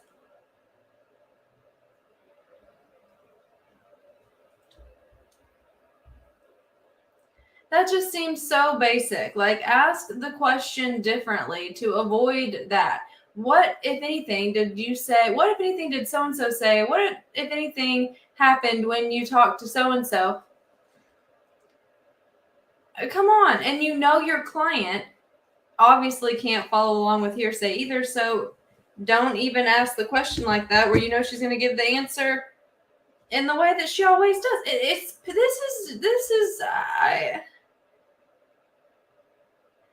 Y'all need to, after this, get on YouTube, look up the scene from Clue where Miss White was like, flames coming out of my head. That's me. YouTube that after we watch after today. Do you recall of Officer Sines' testimony in this case relating to your injuries and the property destruction? I recall her saying that she didn't feel that the state I was in was enough of an injury to her, or it wasn't injury seeming to her. Okay. And what about the property damage?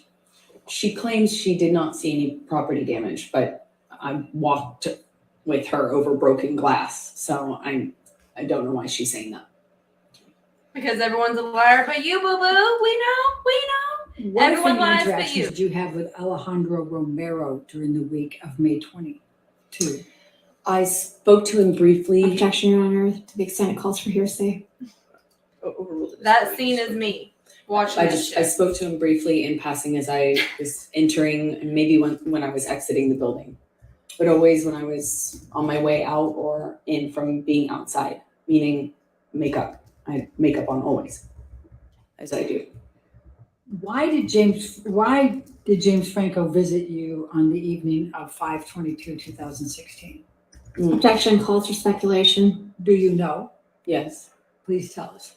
Because he was my friend and he lived next door, quite literally lived next door. And I frankly exhausted my support network with my usual friends and was happy to welcome as much friendship at that time as I could possibly get. Now, the video showed him laying his head on your shoulder. I mean, the most basic one is you can't say what other people say. That's universal. What was said. So there's no excuse for that. He, after seeing my face, put his Objection, Your head on Honor, my calls for shoulder. speculation. That doesn't call for speculation. If she sees that he sees her. He touched the side of my I'll face sustain the too. objection. And Okay. again, Your Honor, if we can instruct the Don't witness. argue Wait till for after your the objection, fucking please. counsel. All right. Jesus bless. What did Mr. Franco do on the elevator before laying his head on your shoulder? He touched the side of my face and responded to what You he know said. we watched it, right? You know we watched it, right? You know we talked saw about it. you were shown a bunch of newspaper headlines, and there was one in particular referring to sexual violence. What, if anything, did Mr. Waldman do to you relating to that article? Objection, Your Honor. Lack of foundation calls for speculation. What did he do to her? Unintelligible. I don't understand the question. Overruled, we'll see how it goes. He can't. was carrying the paper that had that headline on About to it choke that on a he lifesaver beat and threw bullshit. it at me at the UK trial. We were unfortunately sat kind of, actually literally next to one another with COVID spacing in between us, and he threw the paper down at me as he sat down with that on the cover. And where was that? In the UK, at the UK trial. Objection, Your Honor. This is beyond the scope. That's not beyond the No, scope. overruled. Thank you. Why did you tweet about the makeup and Mr. Waldman? Because he was calling me a liar and a hoaxer, and that this was an elaborate hoax just to get Johnny. Objection, Your Honor. Hearsay. I'll sustain the objection. Next question.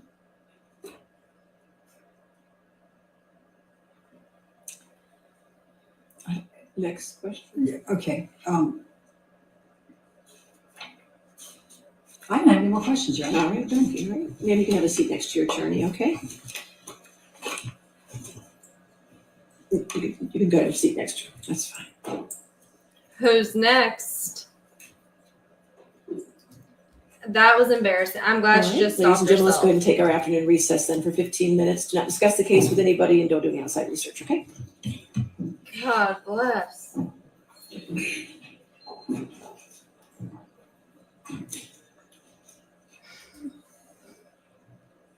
That was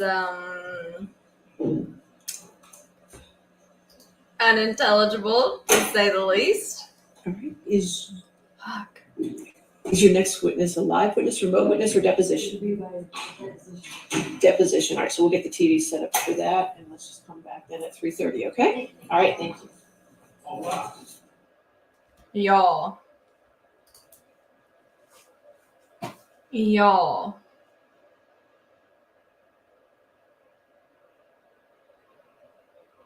If you know nothing else about hearsay, you know.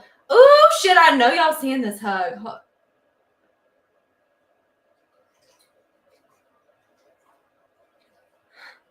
Be still my heart.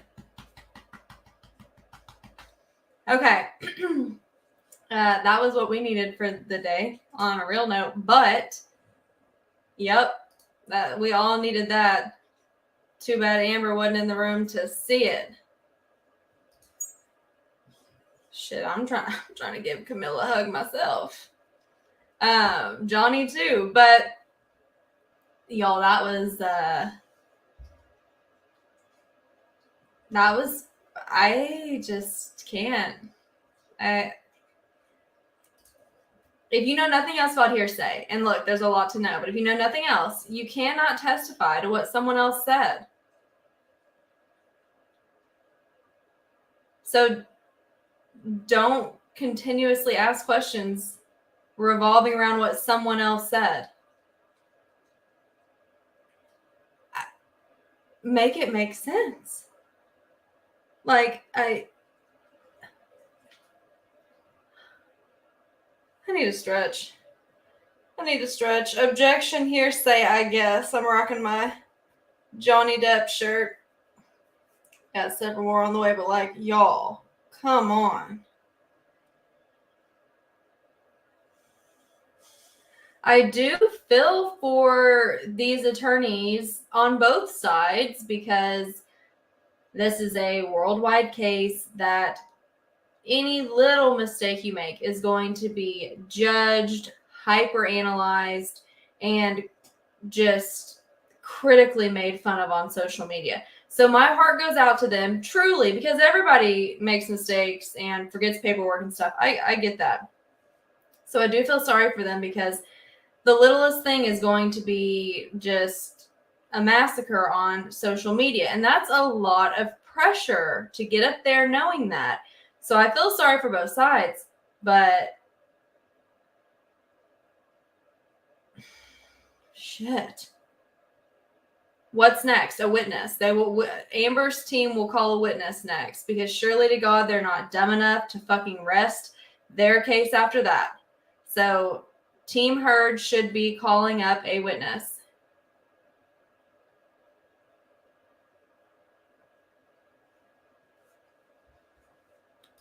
Camille did unbelievable. Like, that's how it should be done. You do not leave room for anything. Stick to what that person said. That is documented on legal transcripts and legal depositions. Stick to text messages that are admitted into evidence, audio admitted into evidence.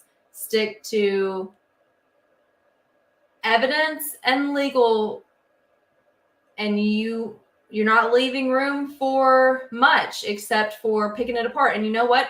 It's really easy to do that when your witness is Amber Heard, because you have plenty of things to nitpick and go over. And I'm telling y'all, she did phenomenal. There is no critique. She outdid herself. She just, wow. And then bless Amica Umbridge, Elaine over there, because to have to go up after Camille, which just more than proved her, whatever they paid her wasn't enough. Because she earned her keep, and she earned her keep and then some. Camille did. So, incredible. And going up after her, I'm sure, not good. Makes her look extra bad. Even though it was going extra bad on the real. On the real, it was going extra bad. So, probably a good thing to not ask any more questions since you can't figure out how to ask them without getting objected to anyways. Y'all keep asking me about the witness. Look, the witness list, we have a lot of new people. The witness list, I call it a wish list. You can put whoever you want on the witness list. It means nothing, especially in a state's civil case, in a state that none of these people live in. You cannot compel them to testify at all. It is strictly a wish list. So we have no idea who she's actually going to call and who she's not actually going to call, and in what order they will call them. So we have no idea who's next.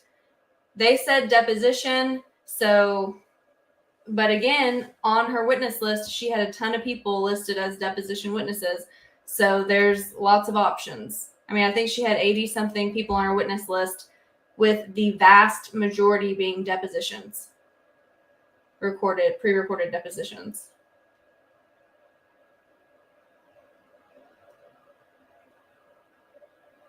I don't think it looked good for her either. She picked her apart. She picked her apart. But yes, the next witness is going to be a deposition, a video deposition, like they said. So it's pre-recorded. It's just the options for people on the list out of pre-recorded depositions is a lot. What is a pre-recorded deposition? So what's like the most simple way to put this? Like a legal deposition is like, you're deposing somebody, so them with legal counsel typically get together and you're asking them questions that pertain to the case, and it's basically like testifying before court is sworn in. Essentially, it's basically your witness testimony before you go to court. At least it would be for this case. So they're asking questions pertaining to the case. They are under the penalty of perjury, and aka they're under oath. And so they're being asked questions, and that allows the other side to know what to expect, and it allows you to know what your witness is going to say. So it's basically the most simple way to put it or explain it for this case is that the video depositions are pre-recorded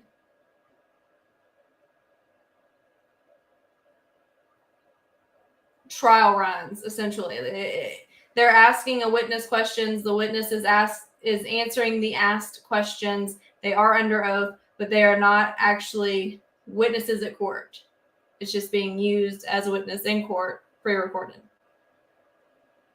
I don't know if I'm doing a very good job explaining that.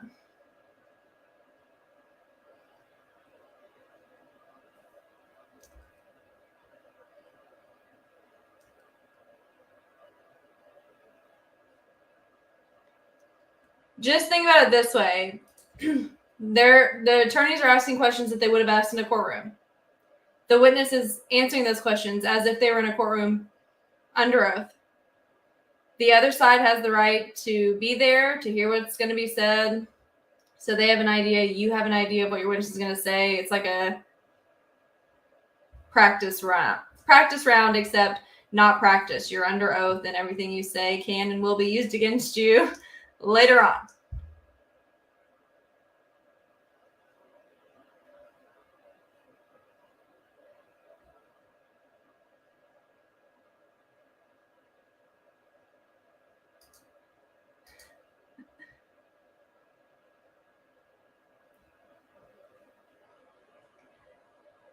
I hate when people try to explain things to legalese because,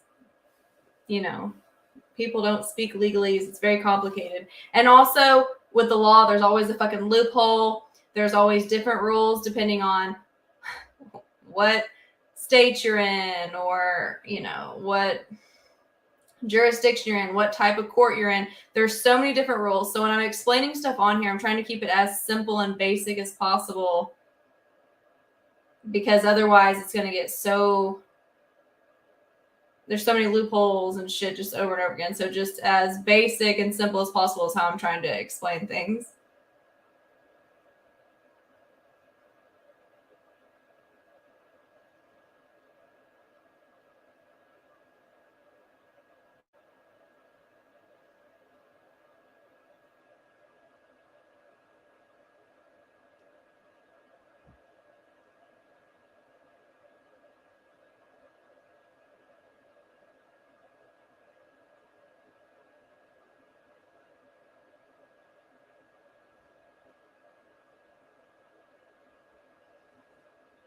Yes, depositions are all typed up too. And normally you would pre-submit the questions for depositions too. Like you would type up all the questions that you plan to ask, submit all those questions. Like it just depends. But they type all those depositions up and they are of legal record, of course. Damn, I want some Oreos.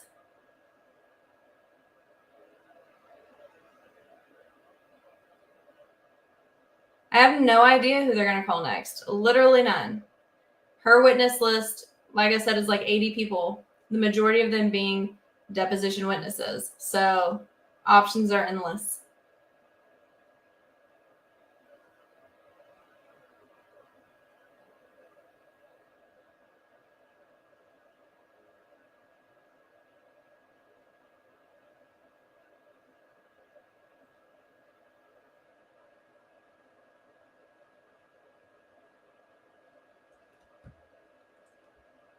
I have not done all the math exactly, but basically, okay, so whoever's bringing the lawsuit or charging the crime, so whether it be a prosecutor or the person that is filing the lawsuit, they always go first. Always go first. And they present their case in chief. Then there's a thing called a direct verdict, where basically the defense, the opposing counsel says, hey, they did not present their case well enough to prove that there is a case or a reason to continue. And they basically ask the judge for a direct verdict. They never get them. And then they switch to the defense opposing counsel to put on their case in chief. Then after they do that, then they'll go to rebuttal witnesses, which are witnesses that will rebut testimony already presented throughout trial. So, of course, that's always going to be expert witnesses. Always. And then additional witnesses that could refute something that had been previously presented throughout trial.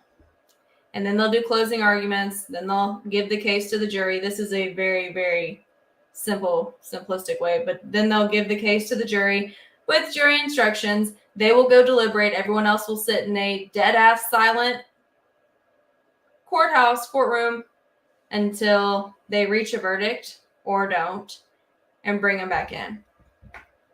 So that's a very simplistic version of what's about to go down.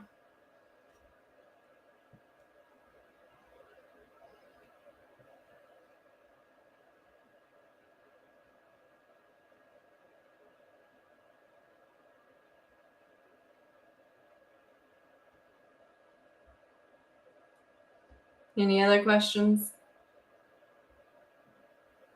I can't even imagine what's going on this break right now. Team Deb's probably like dancing out in the parking lot to some good jams, smoking cigs, celebrating, laughing, telling jokes. And Team Herd's probably like, what the fuck? What the fuck? What about this? Who do we call next? What are we going to do?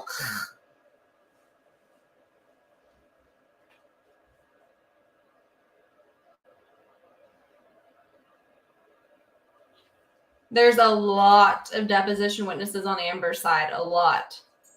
There's like 80-something witnesses, most of them deposition. A lot of them. The jury can take however long they want to decide. However long they want.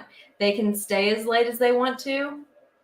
Like if they want to debate till 5, go home and come back the next morning. If they want to debate until 2 o'clock in the morning and then go home and come back and continue.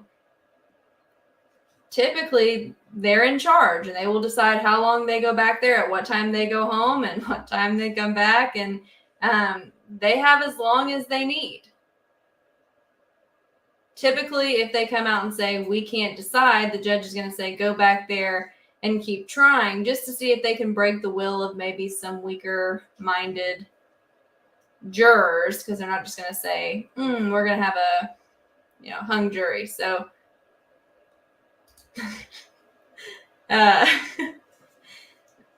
the jury has whatever time they need. Y'all already know that There's He wouldn't want evidence to be with in her. the tweet. I know that the Did they forget to put the camera on? The fuck? the tweet plaintiffs 3 is a retweet or a tweet that has the hyperlink of the But she typed up online text, op-ed. which means she in claimed it. And I know that a mere hyperlink without more cannot constitute But she typed on it, republication. so However, it here, counts. when there's additional content that could constitute republication in this matter, so there is evidence of ownership Told and y'all. additional content that the Fuck jury yeah. could find constitute republication, and that is a factual question that does survive a motion to strike. Therefore, the motion to strike is denied as to counsel. Thank you, Your Honor. All right, thank you. All All right, right, are we ready for the jury?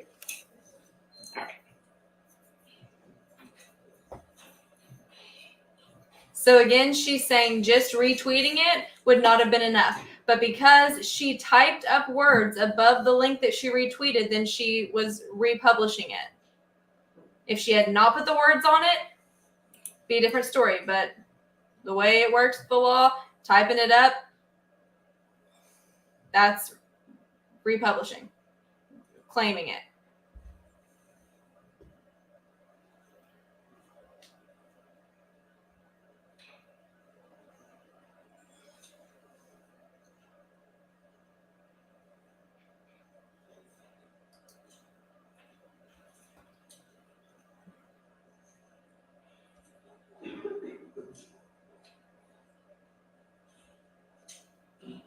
Honestly, they had to know that was coming.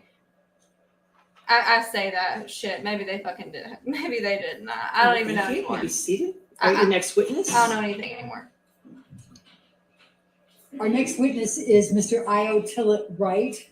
And Who it guessed starts that? with counsel for Mr. Depp asking questions, and then we'll switch over to me. Who guessed right, that? thank you. Snaps for you. I saw one of y'all call that. Have you had any communications with Ms. Heard at all, including text or emails or otherwise, in connection with your preparation for this deposition? No. Have you had any, when's the last time you spoke to her? April of last year, April or May. Almost a year ago. Mr. Wright, when did you first meet Ms. Heard? I met Amber in the end of 2011. Rocky Pennington, Amber Heard's ex-best friend. This is her ex-fiance. Rocky Pennington's ex-fiance. Rocky Pennington is Amber's What were the ex-best friend. circumstances of the meeting? A friend was introducing us to each other so that I could photograph her for a large portrait series that I was doing at the time. And what was your profession in 2011? Can you talk up, sir? I was a photographer and I worked for the New York Times, I think. I don't recall exactly everything, but In 2011, you were both a photographer and separately worked for the New York Times as a freelancer. I worked for the New York Times as a journalist and photographer. And what is your profession today? I'm a writer and a producer.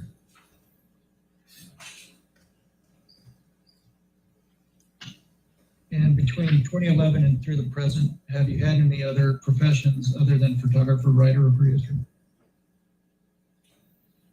Yes. And what are those? I've hosted a television show or two. I made some podcasts. I wrote 2 other books. 2 books, 3 books. 3 books. I've written 3 books.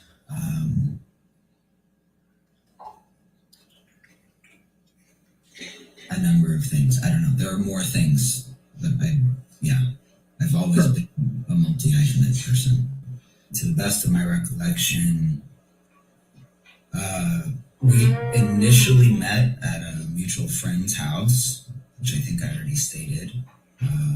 That friend is also an actor and had met Amber at the Children's Hospital while they were both volunteering, and knew that Amber had done quite a bit of LGBT activism, and mentioned my project to her, and then invited her over to the other friend invited Amber to her house so that we could all meet. And Amber and I discovered that we liked the same books, and we liked psychology, and I just, fucked up. I got it wrong. Laughed and had fun. Josh that Drew night, and is then Rocky Pennington's asked ex. her if she would participate in the photo My project, bad. I think, or My bad. somebody did. I fucked And that she up. said yes.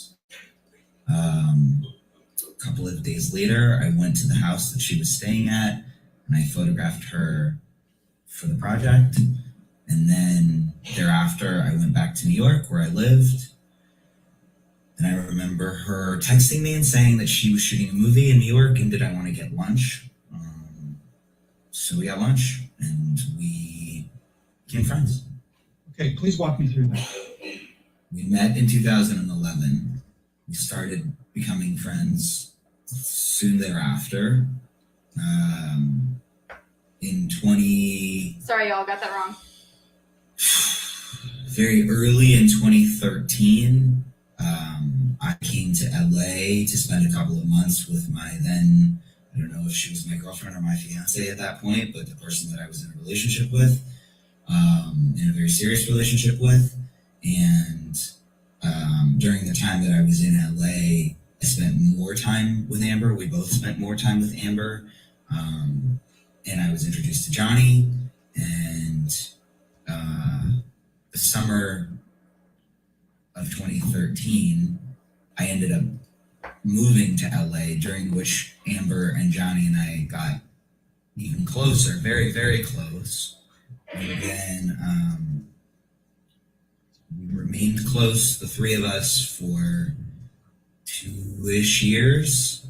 And then all of this happened, this nightmare, and Johnny and I stopped being friends, and Amber and I stayed friends.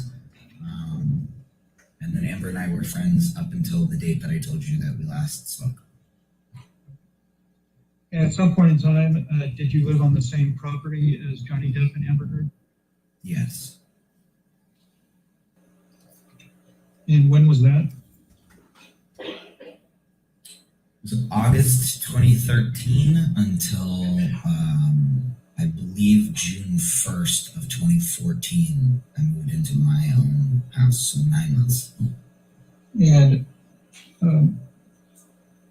why is it that you left that property, left living there? Because I didn't want to live for free in someone's property, and I wanted to have my own house and support myself. And for how long after that did you stay close with both Johnny and Amber? I'm just a normal person. I stayed close. I don't with claim to be both of perfect, them. unlike some motherfuckers. And I'm terrible with names. Do not ever trust me I with don't names. remember. It was sometime in 2015, I think, late 2015 maybe. Johnny and Y'all are I killing me with this. were no longer. I admit it. I think I fuck shit up all the period time. when I really stopped considering Johnny a friend of mine was December of 2015. And I mainly fuck up with names, Okay. just so Let me ask everybody it this knows. way. You never saw Mr. Depp assault or beat Ms. Heard on any occasion, correct? That's correct. I just would like to clarify, Mr. Preciado, that's a question you already asked me, so you're asking me the same question again about whether or not I witnessed Mr. Depp assault Ms. Heard? Confirm. No, I have not witnessed that. Let me ask it this way then. Have you ever personally seen Mr. Depp assault or beat Ms. Heard on any occasion? No. Now, back to this same paragraph where it says, my experience of Johnny during the time that we were close from 2013 to 2015. They're just trying to make sure. Could be incredibly kind, generous, and loyal. Can you give me examples of his kindness, generosity, and loyalty during that period of time? Johnny, when sober, was lovely and magical and very funny. Johnny, when sober, was incredibly lucid and imaginative, and I felt a kindred connection with him and a shared perspective on the world that I've shared with very few people in my life. Johnny, when sober, understood how much influence he had over people, and he was very kind to them about it and generous with talking to them about whatever came up. And he was also, when sober, very he made time for people's nervousness around him, which I witnessed on a number of occasions. He also he had his number of houses on that street, and there was a constant rotation of different people coming to town who couldn't all afford to live somewhere else or stay somewhere else, who he would let and enjoyed having in those houses, which I find to be generous. Some would call that freeloaders, and some would call that him being extremely generous. Either way, you get to stay there for free. With respect to OxyContin, you say that in late 2013, after a dental surgery, he became hooked on OxyContin.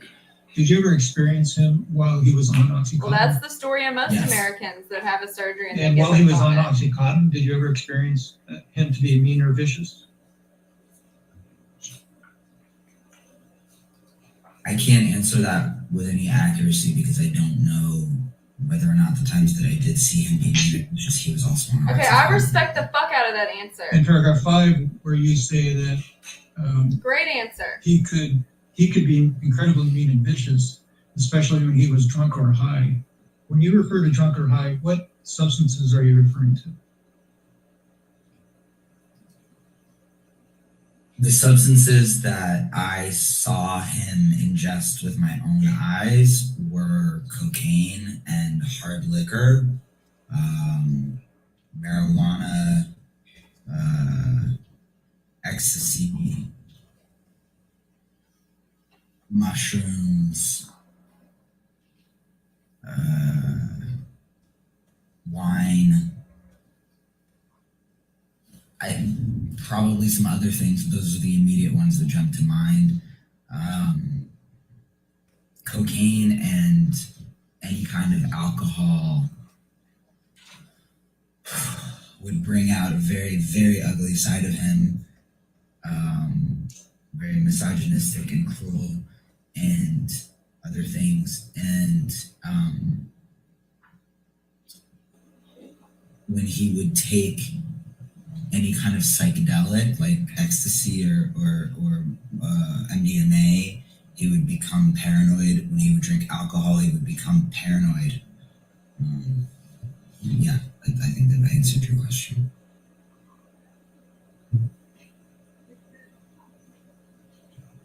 You mentioned that you witnessed him having had cocaine. Did you ever have cocaine with him? No. Were there any drugs or substances that you took with him? I don't smoke marijuana. I don't do cocaine. For the entire period that I knew Johnny and thereafter, I did not drink alcohol. There was I think 1 week period during the peak of my breakup, during which Johnny offered me some pain pills to get through the intensity of that situation.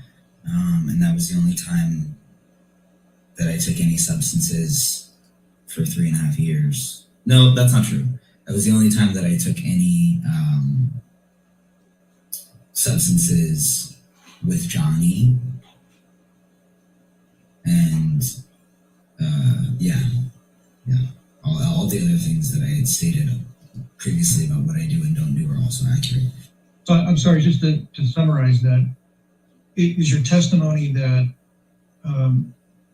when you witnessed Mr. Depp drunk and high, you were not also either drunk or high? Is that your testimony? My testimony is that during the entire period that I knew Mr. Depp, I was never drunk or drinking or consuming alcohol at all. My testimony is that for a 1, maybe 2 week, possibly 2.5 week, I don't remember, period, on a sporadic occasion, I took some pain pills that Mr. Depp offered me to get through an extreme emotional pain situation. When I witnessed Johnny doing cocaine, I was not drunk or high. Other occasions that I witnessed Johnny drinking, I was not drunk or high. There was a very narrow window during which I was taking some mind-altering pain pills, brief period, during which I witnessed Johnny drunk and high. Did you ever witness Ms. Amber Heard drunk or high? Yes. And did you ever witness her drink alcohol? Yes. Did you ever witness her ingesting cocaine? Are you asking, like, ever in the history of time have I ever witnessed Amber ingest cocaine? That's the first question, yes. The answer is no. Amber was vehemently against cocaine. Did you ever witness her smoke marijuana? No. Marijuana is not her drug. What is her drug? I haven't spoken to Amber in a year, but as far as I know and have known her for the last 11 or 12 years, Amber doesn't have a narcotic of choice. Have you seen her ingest ecstasy? Yes, I believe so. Yes. How many times have you seen her ingest ecstasy? I can think of one instance in particular when she took it for her birthday, like a celebration.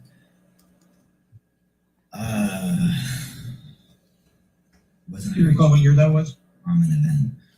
Other than the narcotics and alcohol that I mentioned, did you ever witness Ms. Heard ingest any other drugs?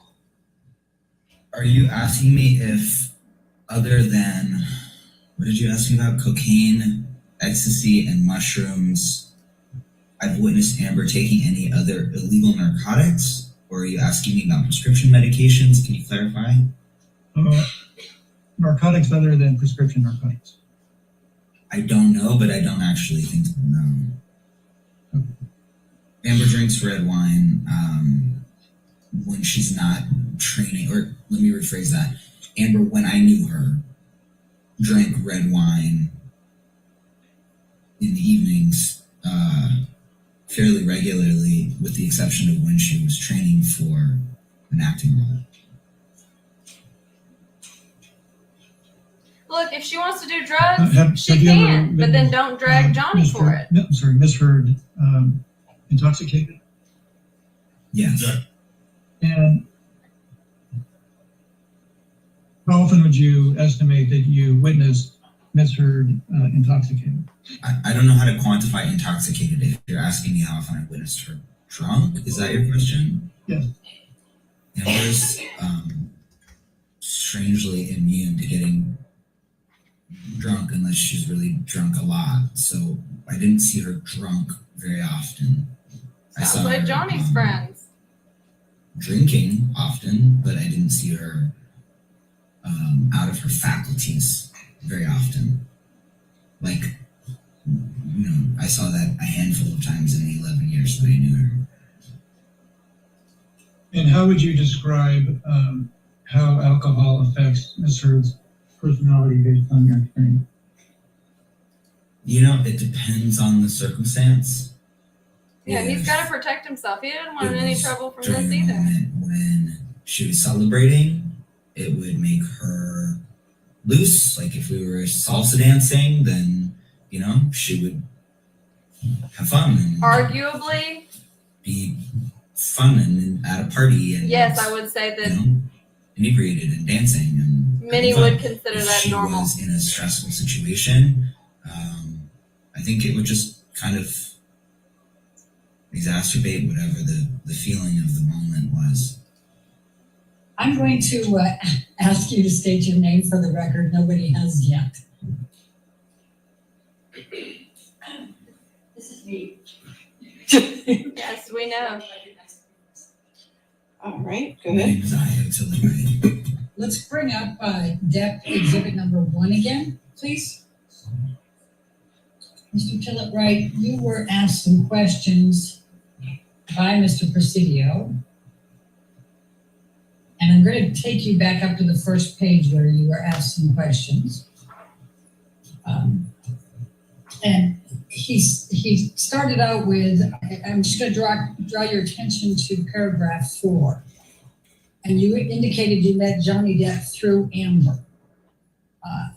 And you hit it off immediately. Do you see that?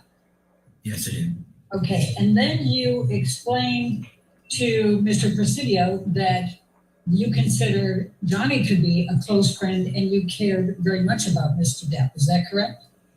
He became a close friend, and I did care very much about it. I still care very much about him. All right. Could you please describe that relationship that you had with Mr. Depp up until I think you said December of 2015? Sure. Okay, Mr. Depp and I first met. Amber invited me over to his house with my then girlfriend. I don't know if she was my fiance yet or not. In I think February of 2013, right at the beginning of 2013.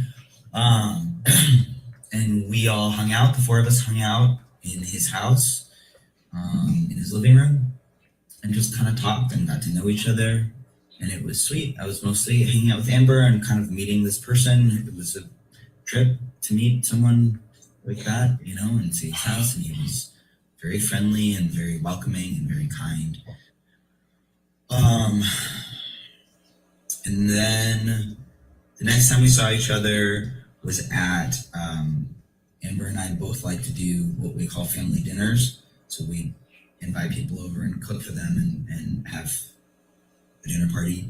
And Amber did an elaborate family dinner at her house, and Johnny and I and my ex and Amber, and I believe Whitney were there. I don't know if anyone else was there. I'm sure other people were there. I don't remember.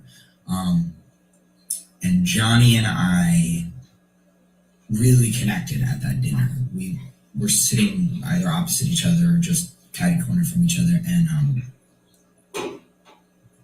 I left feeling very intense connection to him. And I was like, well, yeah, sure. Everybody probably feels an intense connection to him because of who he is. I'll forget it. It's ridiculous. And then a couple of days later, Amber had another dinner, such a dinner at her house.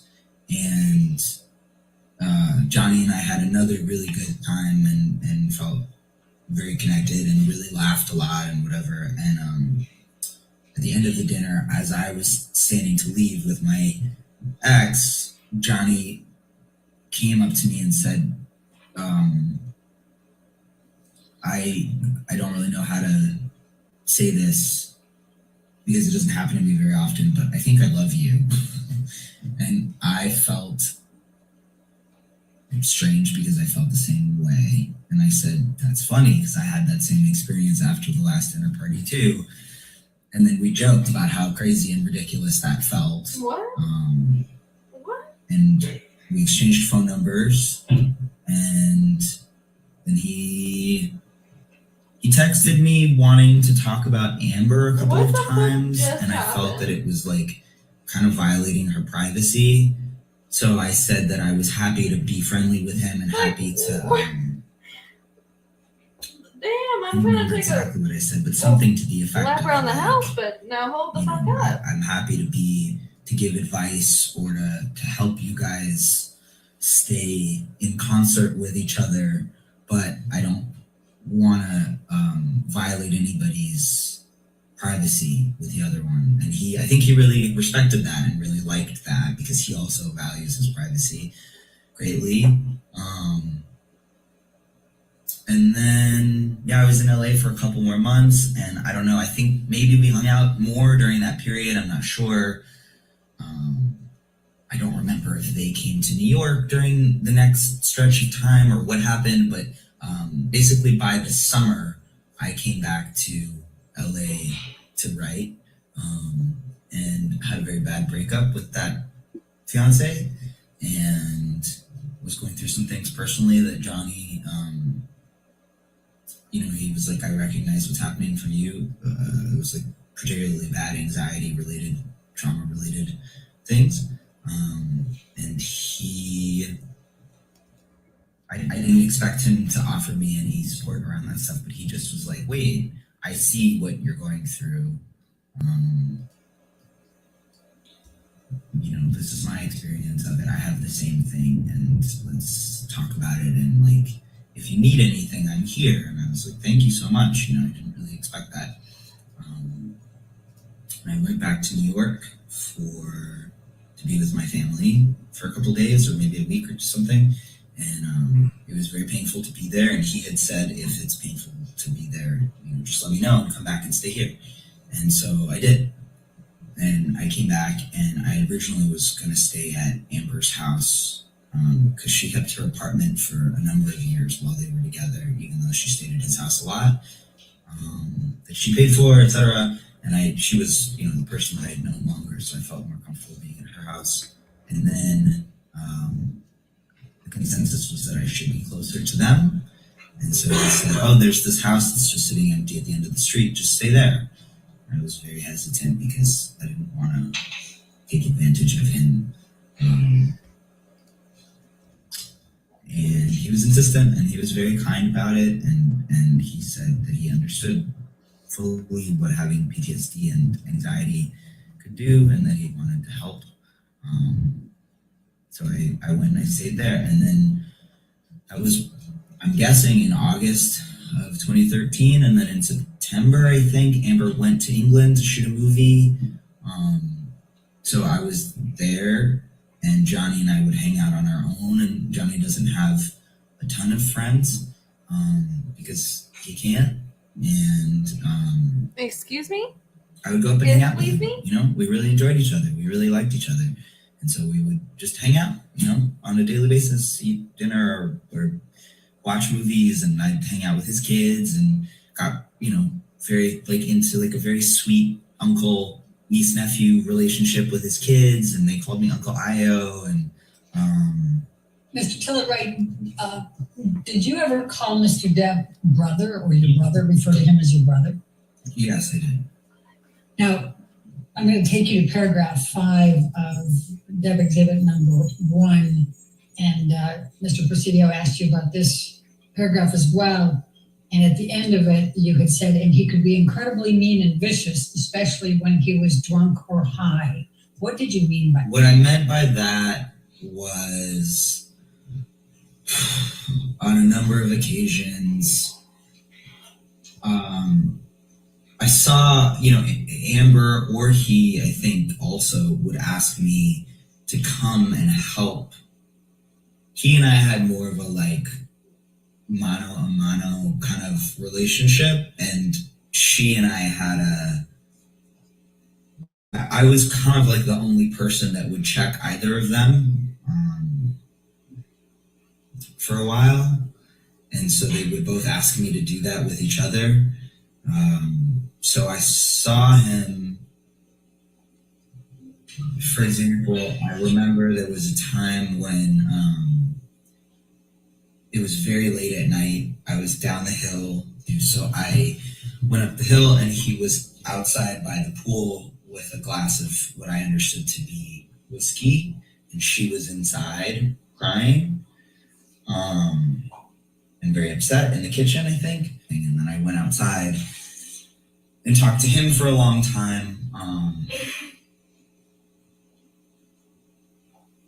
Situations like that, or and he would say things. He said something to me that night that I thought, that night by the pool, where I thought, Jesus Christ, things like, she's gonna she's got is her looks, and you know, she has no talent, and when her tits start to sag, and her face gets wrinkly, nobody's going to be interested in her for anything. And she, you know, better like figure out another way to survive and shit like that. Sorry, pardon me, things like that. And I also witnessed him when Amber was in England. Marilyn Manson and Paul Bettany came over at one point, and there was a great deal of cocaine and alcohol involved that I witnessed them doing together.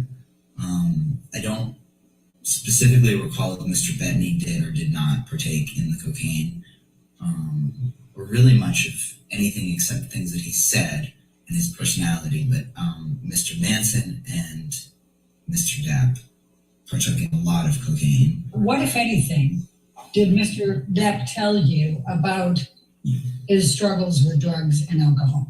And we sat on the couch and he told me a number of things. He told me about his childhood. He told me about growing up in Kentucky. He told me about growing up very poor and how his mom was verbally and physically abusive. He told me that when he was very, very young, like 13 or something, he started drinking and taking drugs, I think, or at least drinking quite heavily. And he was even kind of like, yeah, it's crazy, I know, but I've been doing it my whole life and built like a tank. And so that was kind of the nature of the conversation. And he told me that he had struggled with ever not drinking or ever not doing drugs. And he also told me that he didn't particularly enjoy being sober, but that, you know, people around him were very concerned. He was very, very concerned with his children, and he would express shame or regret about times that he had been inebriated to the point of falling down or embarrassing himself, you know, urinating on himself, things like that, when his children were around, and that he was very grateful to the people who had kind of shielded them and whisked them away. And he told me that in his relationships with previous women, his drug and alcohol use had been an issue, but that he just didn't really like life sober, and that it was too painful to be alive without imbibing or getting high. And he also told me that he had experienced great bouts of jealousy in relationships that had also led to a lot of drinking and a lot of rage activities. He told me that happened with Winona. He told me that happened with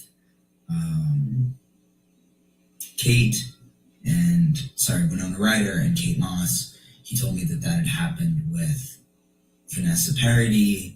Mr. Tillett Wright, what, if any, observations did you make about Mr. Depp abusing OxyContin? Over the course of those 2 years, Mr. Depp told me verbatim that he was addicted to OxyContin. And I have a text message from him where he expresses that it's extraordinarily hard to kick, and that it, I don't remember exactly the words that he uses, but he referred to it to me verbally many times as like the hardest thing that he's ever tried to kick, which he's tried to kick most things. He said it was harder than heroin. So he was very open and verbose about OxyContin, having gotten addicted to OxyContin. So what, if any, observations did you make about Mr. Depp smoking cigarettes and joints, marijuana? Mr. Depp as far as I could see, always had a cigarette or joint in his mouth at all times, to the point where I was confused about how he could function. He also showed me his marijuana closet that had, I don't know, tens and tens of pounds of weed in it. What, if any, observations did you make while you were staying at Sweetser? I think you said that was August 2013 through May of 2014, with respect to the type of alcohol and the amount of alcohol that Mr. Depp was consuming. When I saw Mr. Depp drink, it was often hard liquor. I believe it was whiskey and gin and tequila, maybe. Could also be vodka. I don't know. He had a full bar in 80, the house that they, with his recording studio in it, that they mostly stayed in. So I know whiskey for sure, and there was also red wine, a lot of red wine. And when you talk about the whiskey and the red wine, how much did you observe Mr. Depp consume on any given occasion of those? I don't know.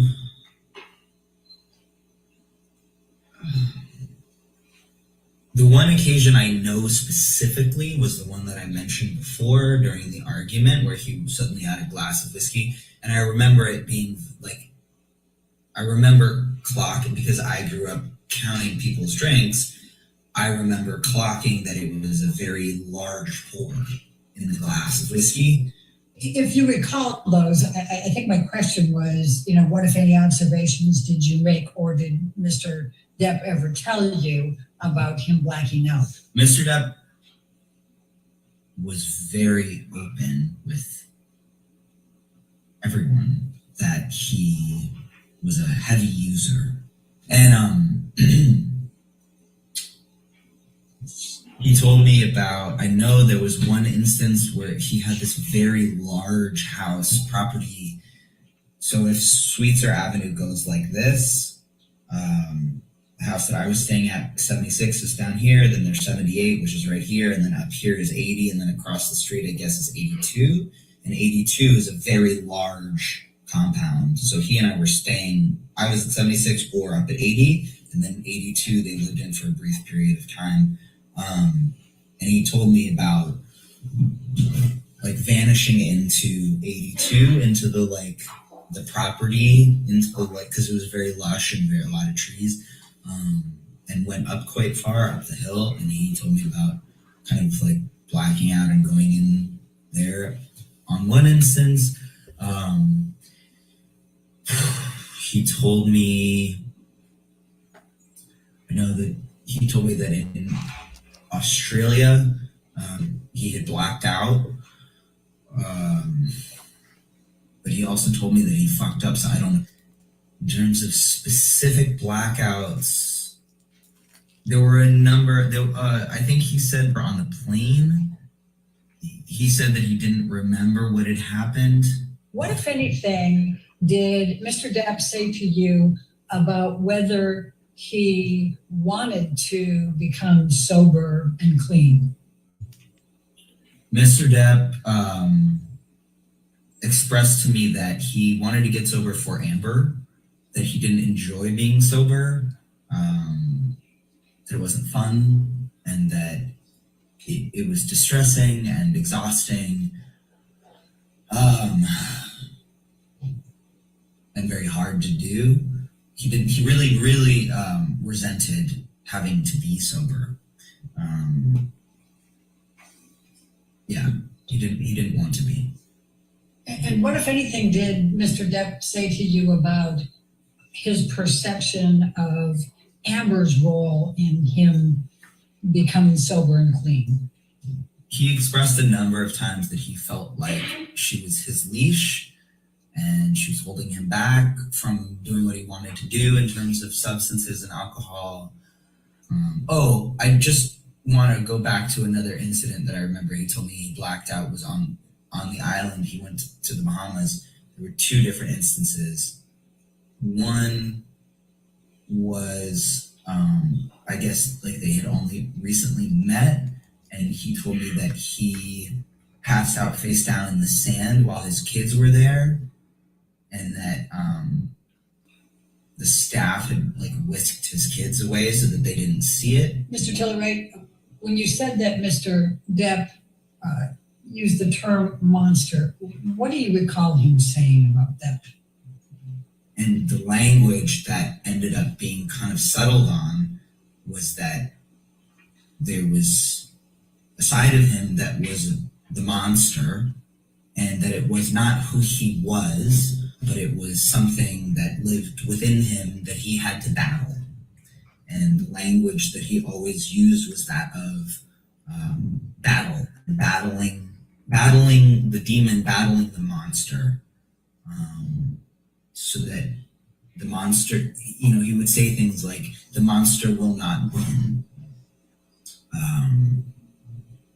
I will not be that type of man, I don't want to be that type of man or husband. I don't want to hurt.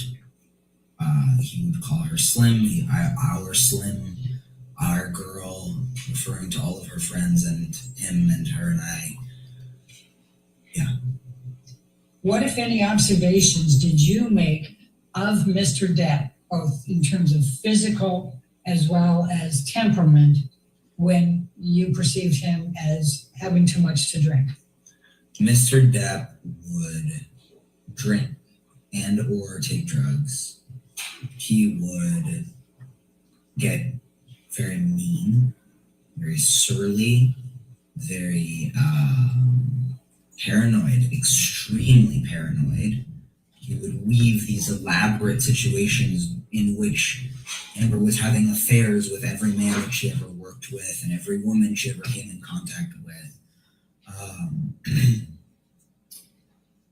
He became very demeaning. Johnny is incredibly intelligent, incredibly smart and witty, and he would point his jokes at people, Amber's appearance, her talent, her lack of talent as he perceived it,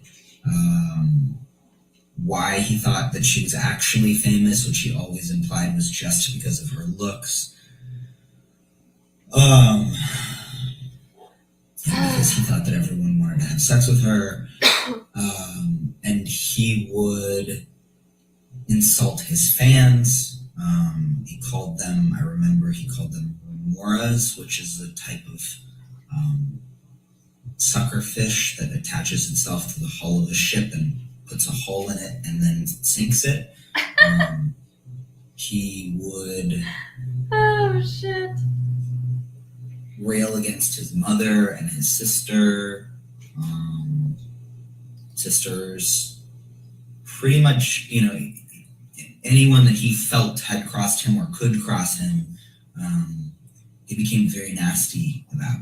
What, if anything, do you recall Mr. Depp saying about his mother and comparing his mother? Also, sometimes you get mad and just say shit, Mr. Depp, especially to your friends, that his mom was viciously cruel to him during his upbringing, and that she was also viciously violent with him and with his siblings and with his father. He referred to her, pardon my language, as a bitch and a cunt a lot. And he seemed to kind of compare them in the sense that he said at one point, something to the effect, I threw it here actually. I already have a mom who was a bitch to me. I don't need another one in my life. There was a fair bit of that kind of my mom's been awful enough to me already. I don't need another woman who's gonna also be awful to me. Okay. What, if any, discussions did you have with Johnny about the fights he had with Amber? we had a lot of discussions about his fights with Amber.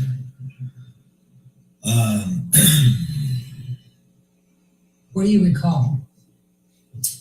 In the very beginning, he expressed that she made him feel crazy, that he was so in love that it made him feel crazy.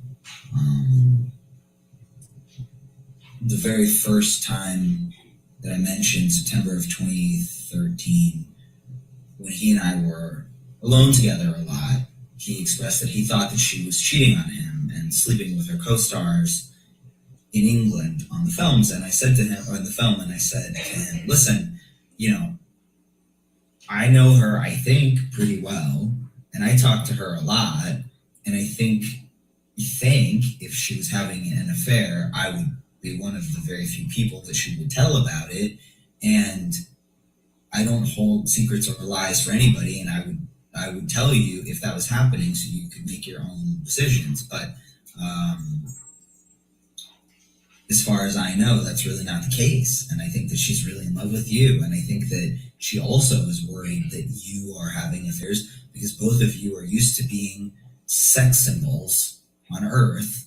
And both of you let's pump need the brakes to just a little accept on the fact that. that you're really in love with each other and lean in and be together and love each other.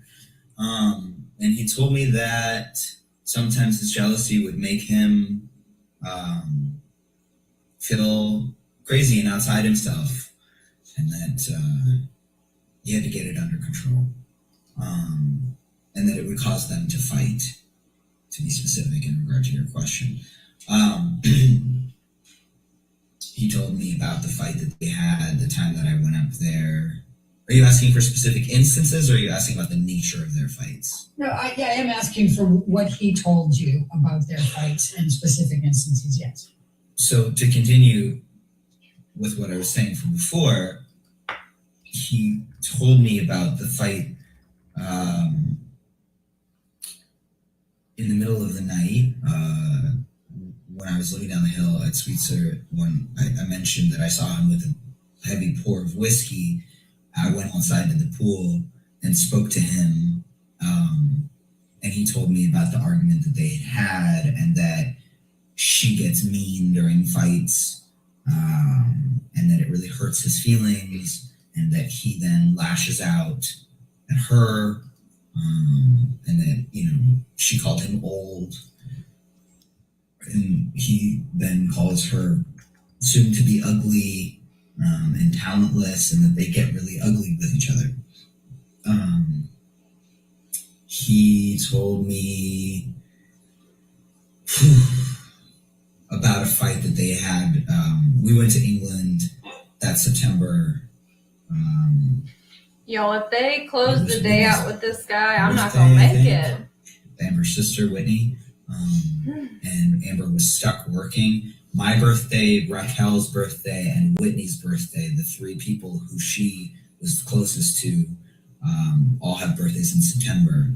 Raquel's just before the end of August, whatever. We're all Virgos, and she couldn't be with any of us on our birthday, so we all went to England to surprise her. And during that trip, Johnny proposed to her, and they then, I'm pretty sure that night after the proposal, got in a huge fight, which they both told me about separately. And he said, I'm pretty sure that he trashed the hotel room. Let's see. I spoke to him after, I went and talked to him after their fight on the plane. So that's the Boston, LA plane incident, is that right? That's correct. So Mr. Tillett Wright, I'm gonna ask you about the Boston, LA flight incident. You talked about it a little bit earlier, and you just said now that you spoke with Mr. Depp about it. Is that correct? That's correct. Okay. What do you recall of your discussion with Mr. Depp about the Boston plane incident that happened in May of 2014? And I went upstairs to his bedroom, which was like blacked out. And I woke him up. I remember shaking his shoulder and saying to him, "Hey, buddy, like, wake up," which was not something that a lot of people did to Johnny, wake him from his slumber. And he woke up and we had a conversation about what happened on the plane. Ben's on his I don't phone. really remember being on the plane. He didn't really remember getting off the plane. He's like, shit, I got things to do. He didn't really remember much detail of anything, and he swore up and down that he was going to stop, and he was going to stop drinking and taking drugs, and he was going to never do it again.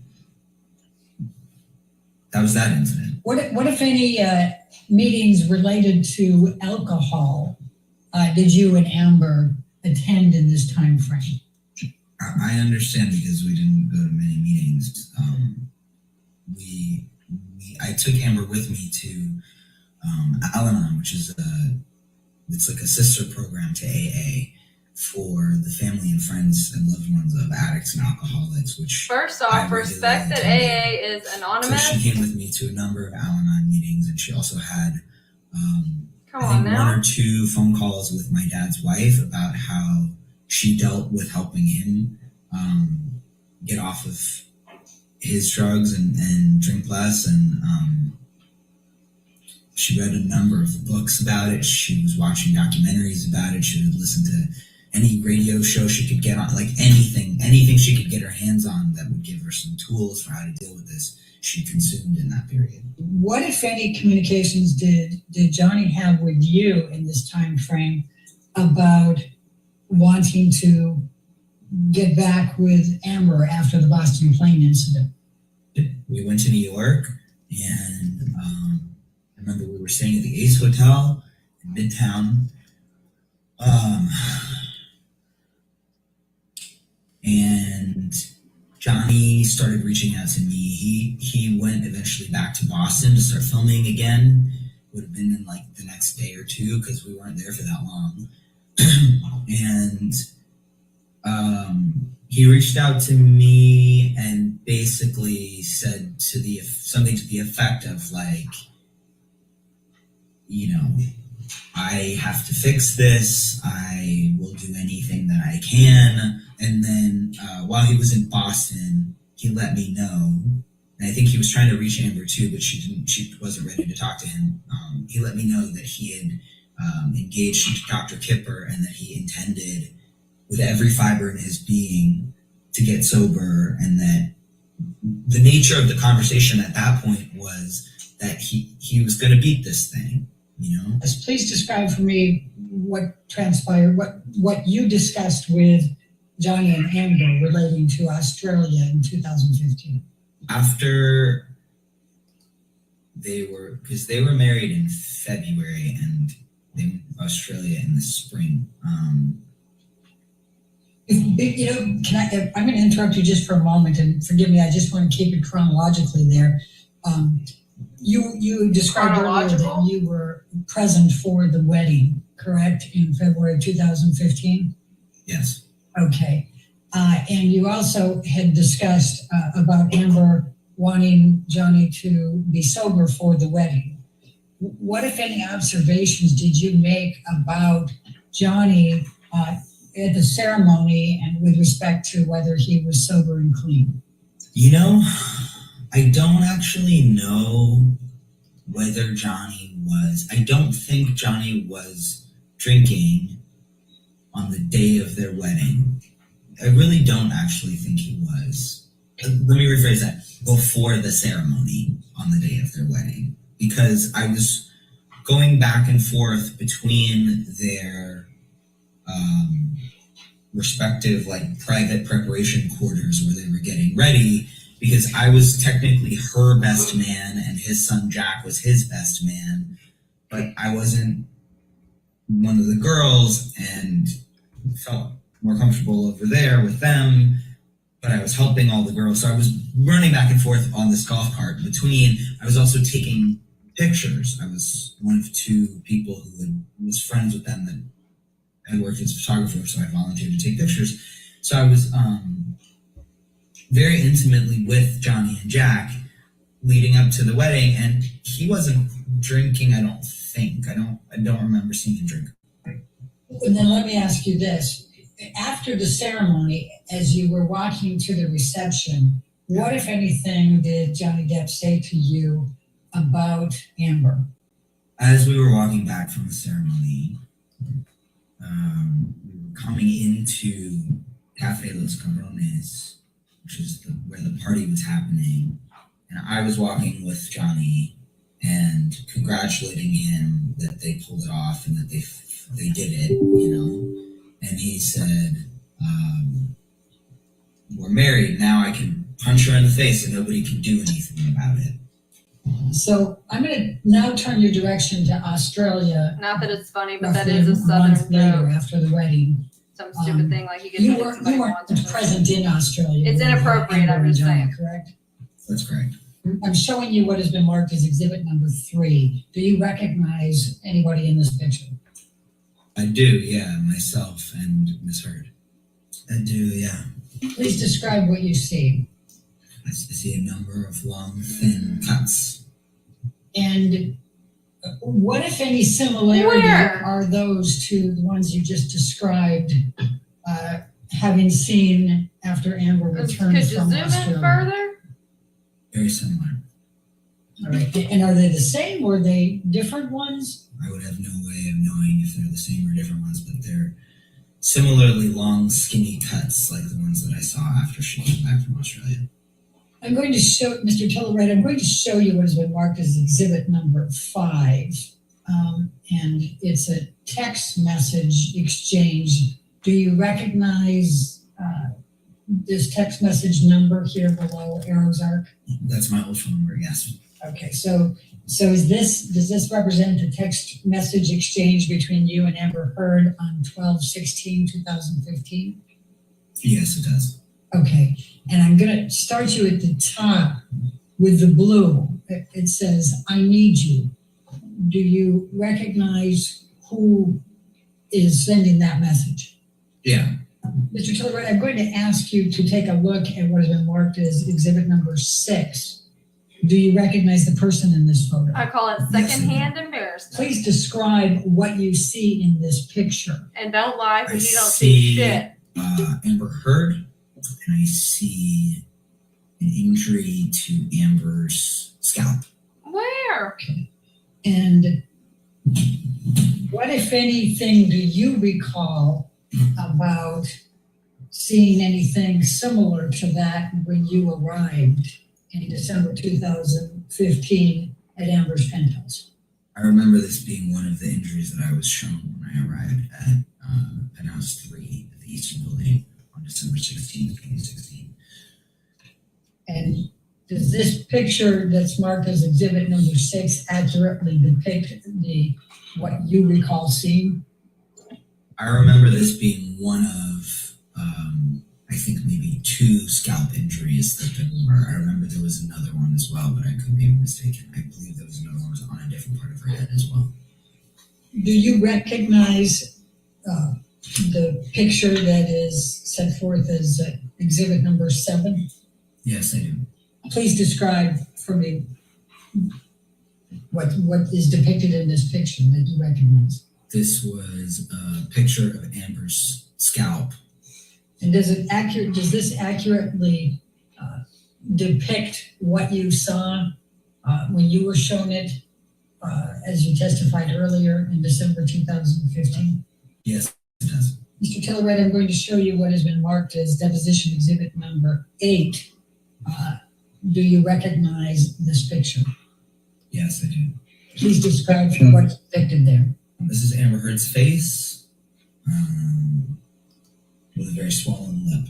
And does this accurately depict what you observed when you arrived at Amber Heard's penthouse in December 2015? Yes. I'm going to show you what has been marked as deposition exhibit number 9. Do you recognize this picture? Yes, I do. Please describe.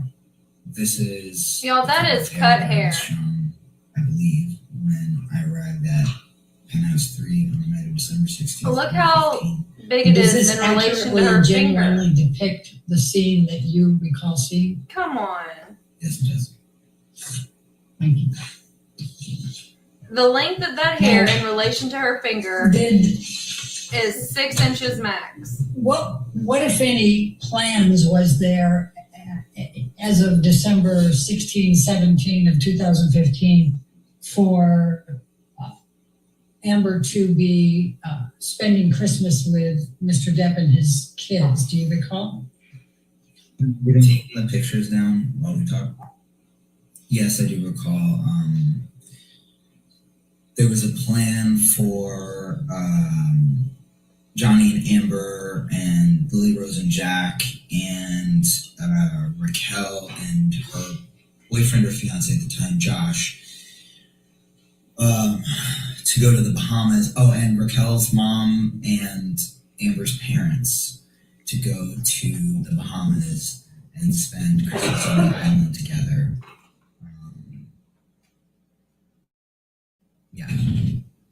Mr. Tillett, I'm going to ask you, what if any conversations did you have with Johnny Depp about the December 15 incident? I don't think that he and I don't know that he Y'all, and I this is a had deposition direct witness. conversation about it. I'm not sure. So it's pre-recorded. Both sides asked him questions. They're So pulling what if clips any- from the I'm going to show you, recording Mr. to Tillett, show what has you. been There will marked be no as deposition objections. Exhibit number 16. It's a text message exchange It'll dated be 2/10/2016. Team Hurt showing clips. Do you recognize Team this Depp document? showing clips. Yes, I do. It's a text. No exchange objection. Me and Amber heard about the video that she sent me. Okay.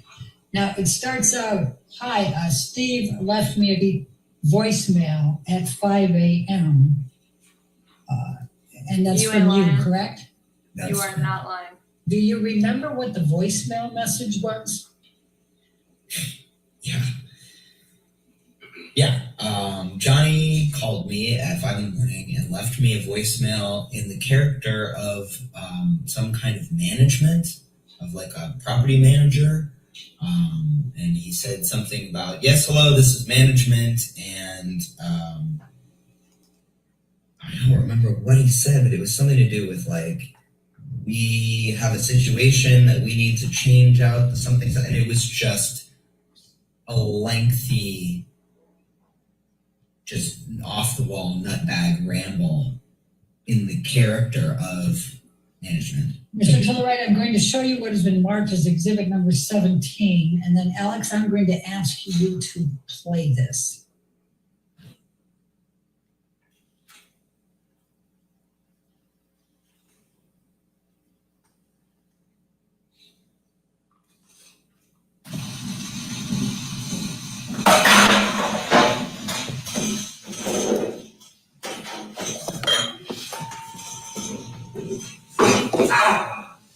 Motherfucker. Motherfucker. What happened? I married you. That's what happened.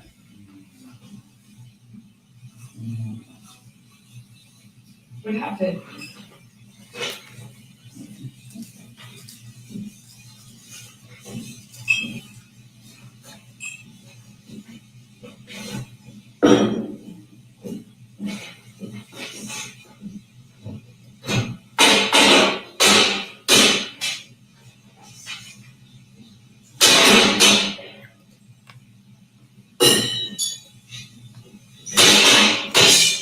What happened this morning? You know that?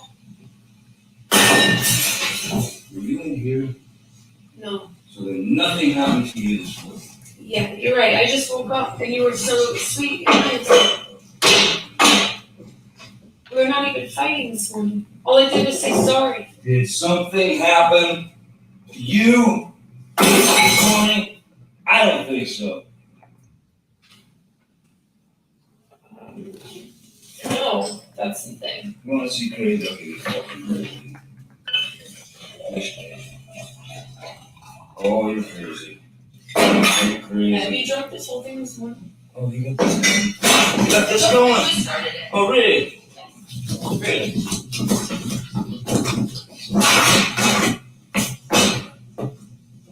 See that shit on me now? Beforehand, didn't it? You were smashing shit.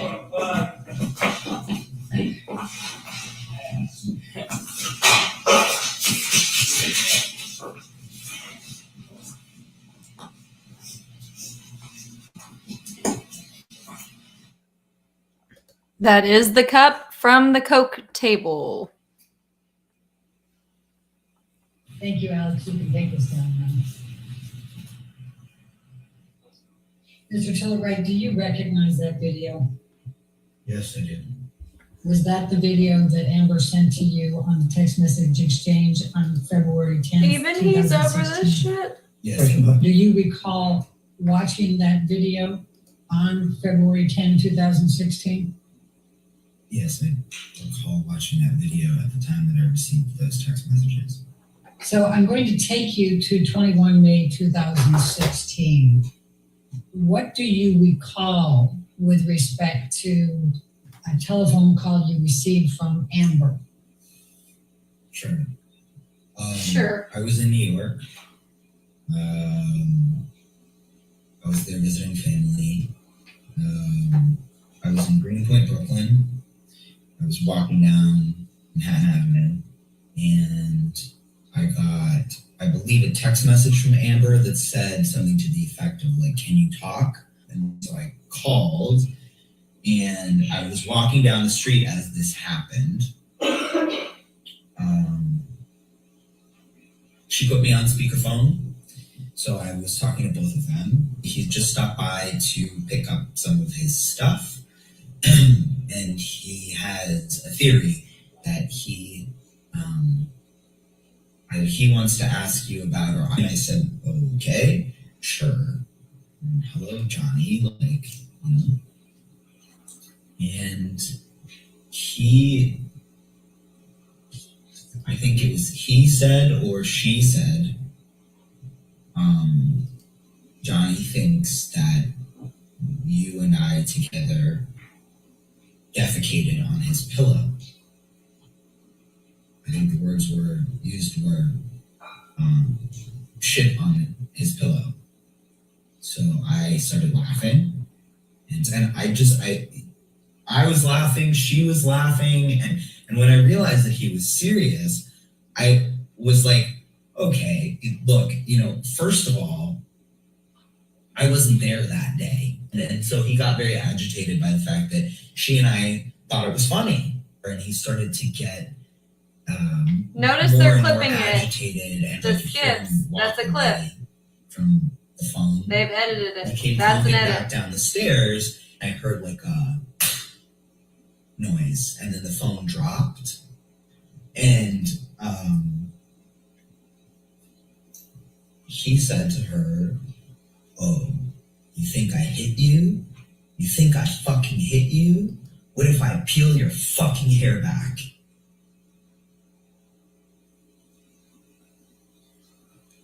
And then I heard the phone drop again, and then I heard her scream. I remember her screaming. And I hung up the phone, and I called Raquel immediately because I know that she lives one door away, and her and her boyfriend Josh, who's a big dude, would be able to get there the fastest.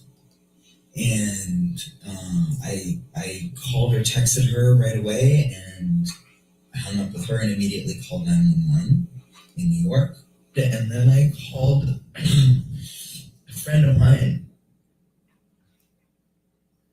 in LA who I knew had met Amber a number of times, and I think I may have placed a second call to NYPD. Now I'm all frazzled and I don't remember, but I think I called NYPD. Mr. Waldman made some Obviously, that's not statements it. in April and June of 2020 that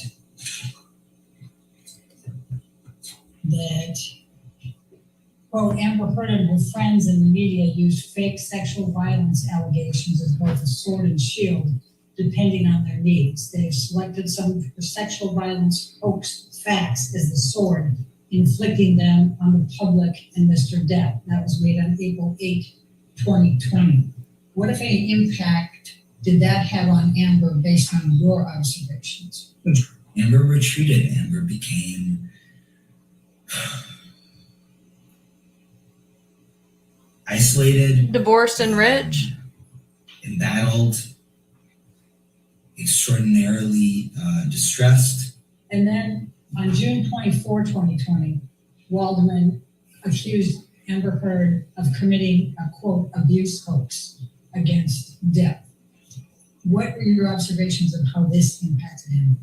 I think that my previous statement encompassed that. During the time that you were friends with Johnny and you were speaking with him up until you testified December of 2015, what, if anything, did Johnny Depp ever tell you about Amber Heard being physically violent to him? Nothing ever at any point.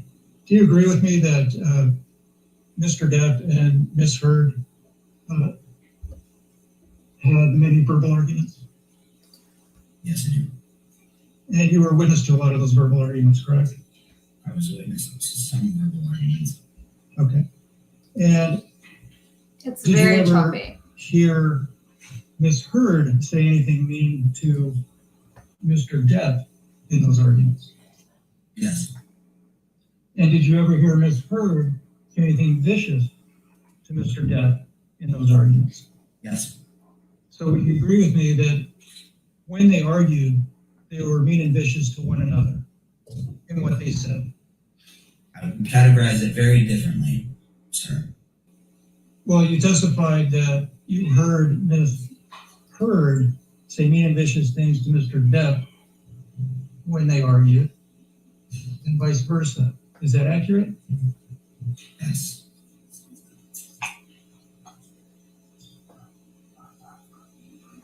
And although you witnessed arguments, verbal arguments between the two of them, where they exchanged mean and vicious statements, you never saw Mr. Depp assault or beat Ms. Heard on any occasion, correct? Judge? No, I never saw either of them physically assault the other one. Did you ever experience him become violent as a result of or because of smoking cigarettes or joints?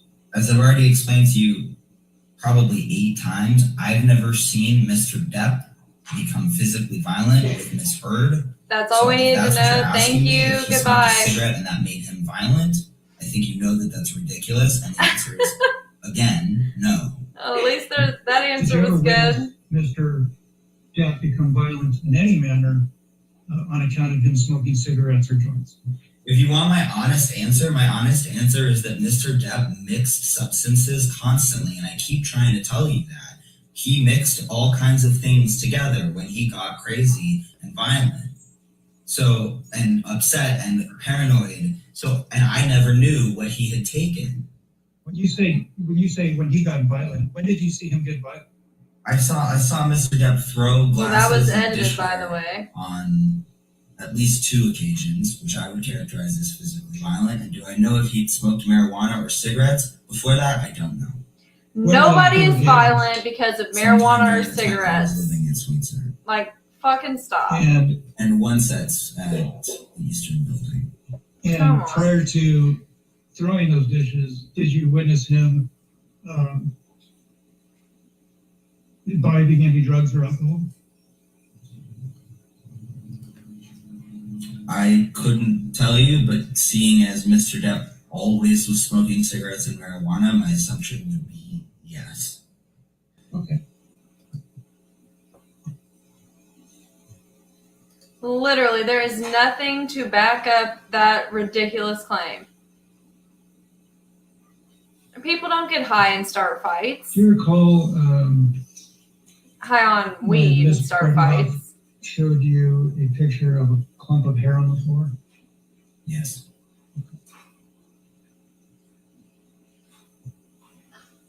When you saw that, All of the That deposition was videos are edited. more They than a day clip after, pieces out to show it to you. They it just was really allegedly chopped, pulled from made her this head one by very Mr. Depp, choppy. is that right? But yes, they're all edited. They're not gonna make you sit and listen to. My understanding was that their fight happened very late at night, which is technically the morning of the 16th. And I arrived at her house around midnight, the night of the 16th. So technically, it's not more than a day after. It's in the same 24-hour period. So technically, the answer to your question is no. Okay. So I'm just talking about the hair on the ground that you saw. When you saw it, was it your understanding that it had been there for more than 20 hours? I have no idea what time their fight started or ended, so I don't know if it was 20 hours or 16 hours or 13 hours. But my understanding, again, was that they had gotten into a fight sometime in the morning of the 16th / late at night on the 15th. I don't know at what point during that fight in which the clump of hair was ripped out of her head, but it happened sometime then and there. So yeah, sure. My understanding was that clump of hair had not been moved since it was ripped out of her head. Look, I just lost that much fucking hair cutting my space buns out because I was getting a fucking headache listening to this snooze fest. Complete. So, All right, who's your next witness? We have another video deposition, Raquel Pennington. It's a long one, so we could listen to some of it. All right, let's tonight, go ahead and and we'll go into- start. We'll go ahead and start it today. At least get 30 minutes in, okay? That's fine, yeah. All right. And Your Honor, just for your benefit, the jury's benefit, the questioning starts with Ms. Vasquez on behalf of Mr. Depp, and then I question Ms. Pennington at some point, which will probably be tomorrow. Okay, thank you. Thank you.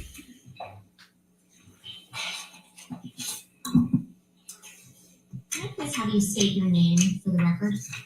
Raquel Pennington. In what city and state do you currently reside? Los Angeles, California. You've been deposed before, right? Yes. You were deposed in Ms. Heard's divorce proceeding for Mr. Depp, is that correct? Yes.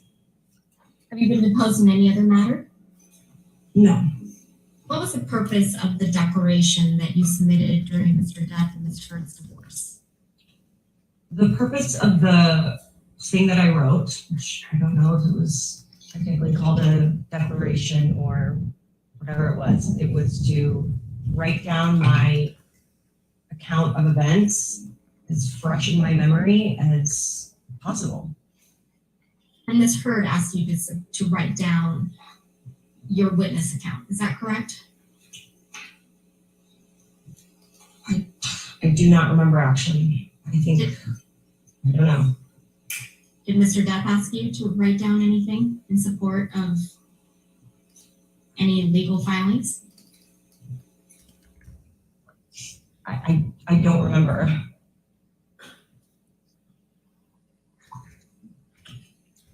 So it's your testimony sitting here today that you don't remember one way or another, whether it was Mr. Depp or Ms. Heard that asked you to write down your witness account during their divorce, is that correct? I wrote down my account. That is the memory that I have. I wrote down everything as clearly as I could remember it, as soon as I could. You provided a witness statement in the UK proceedings, is that correct? I believe so. Do you recall how many witness statements you provided? Just one. And you provided this witness statement to the son's attorneys? I don't know who it got provided to. Did you testify in the UK trial? Yes. And for which party did you testify for the UK trial? I believe it was the publication. And by the publication, you mean the Sun? Yes. When was the last time you spoke to Ms. Heard?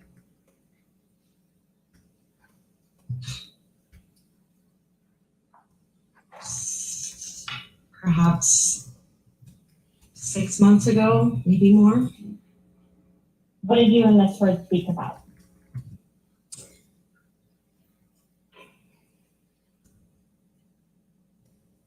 Probably, it was before her baby was born. So we were mostly speaking about her baby at that point.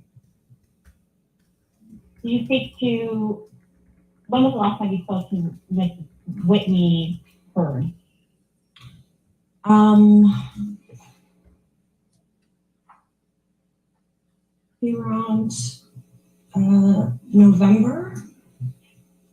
October, November of last year.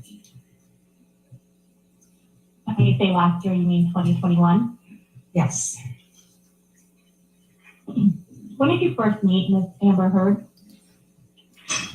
I believe it was 2003. When you met Ms. Heard in 2003, you developed a friendship. Is that right? Yes. Would you say you were best friends? We became very close friends. Your friendship with Ms. Heard is consistent through her relationship with Mr. Depp. Is that correct? Yes. And you were friends with Ms. Heard through her divorce from Mr. Depp as well. Is that correct? Yes. Other than when you lived at the Eastern Columbia building, which we'll get to, did you ever live with Ms. Heard? Yes. When was this?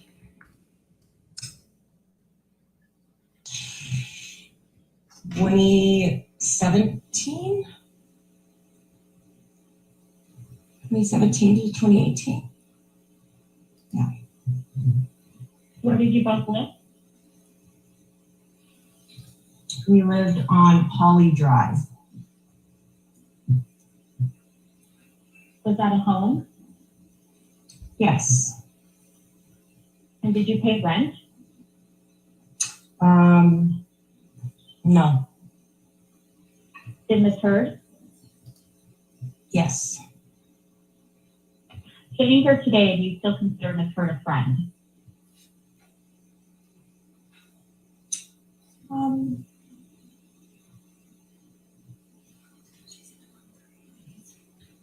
I wouldn't consider her not a friend. Do they know we can hear them whispering? What does that mean? We don't speak. We are not enemies. Elaborate, bestie. Why don't you speak? We grew apart. I can feel her thinking about that. Shall I get you guys to my question read back? Yes.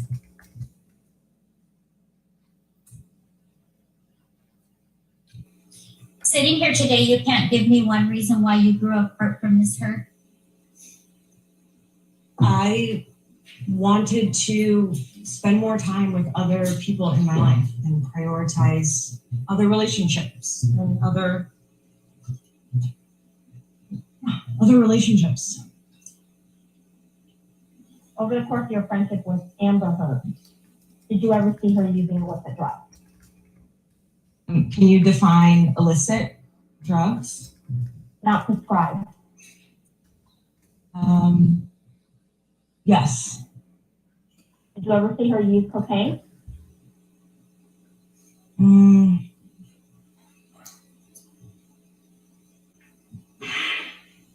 Yes. How many times?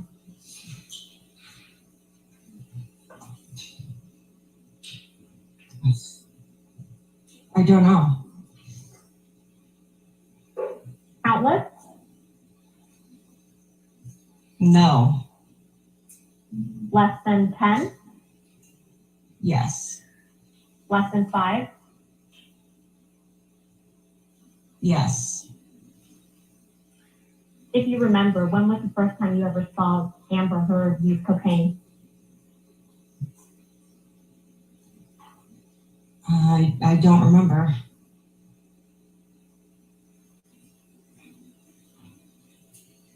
Did you ever do cocaine with Ms. Heard, Amber Heard?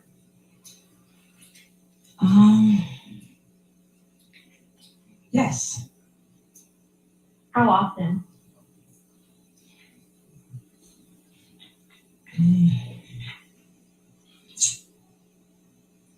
Not often. Was there a point in your relationship with Ms. Amber using more cocaine? No.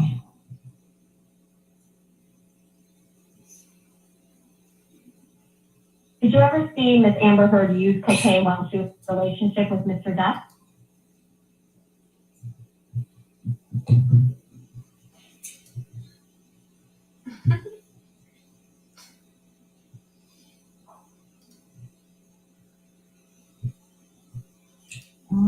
I don't think so, no. You know what provisional is? Feels like I know if I answer these questions wrong, I'm gonna get a phone call later. Are you aware that Miss Amber Heard has taken a drug called Provigil? Yes. Do you know when she started taking it? No. Do you know whether Amber Heard continued to take Provigil during her relationship with Mr. Depp? No. Did she ever tell you that she had stopped taking Provigil? She never told me that one. Are you familiar with any of the side effects of Provigil? No. Did Ms. Heard ever tell you that she was experiencing any side effects as a result of Provigil? She never said anything about that. You testified you saw Ms. Heard use mushrooms less than 5 times, yes? Yes. Each of those 5 times, or less than, was she in a relationship with Mr. Depp? Did you say each of the 5 times? Right. Not each of the 5 times. How many times that you observed Amber Heard use mushrooms was she in a relationship with Mr. Depp? Maybe 3.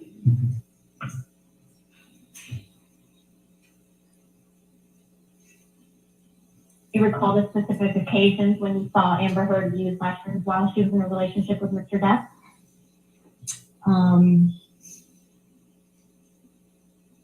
The first Coachella that we went to, the second Coachella that we went to,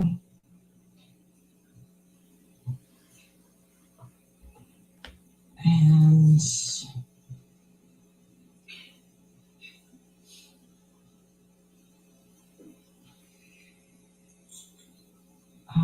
The witness is on the maybe bottom of the at screen. Hicksville? But I Was can't Mr. be Depp sure of that. was Mr. Depp at Hicksville? Yes. Around June of 2014, you moved into one of the penthouses in the Eastern Columbia building. Is that correct? I don't remember which month, but I did move into the penthouses. Approximately in 2014.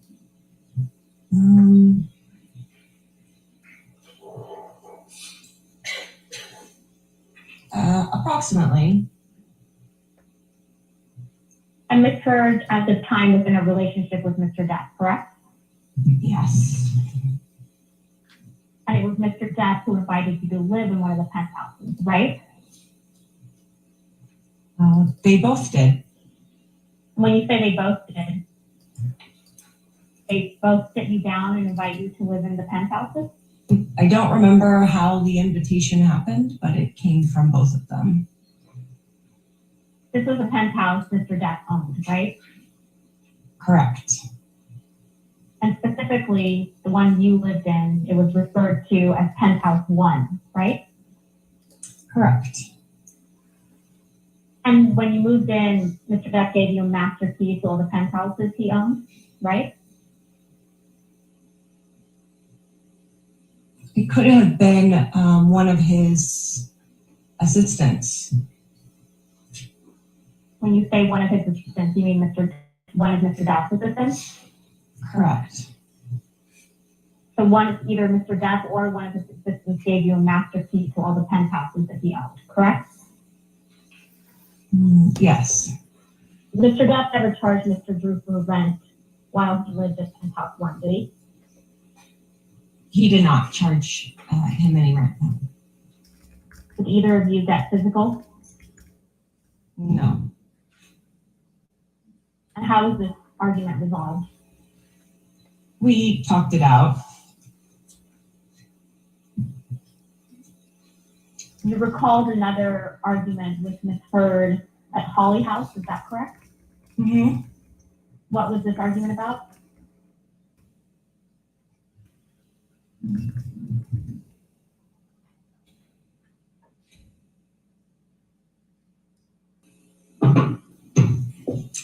I think that we were setting up for Thanksgiving, and we were looking for maybe some glasses or some dishware. We had just moved in, and we couldn't find them anywhere. And then she finally found them in a place that I thought I had looked, and we started arguing about that. She thought that I wasn't looking hard enough, I think, and I told her that I thought that I looked there. Yeah, I think that's what their argument was about.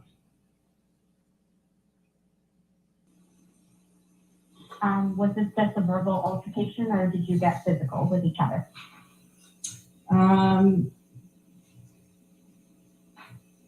Yeah, I believe that I pushed her. How did Miss Amber Heard react to that? She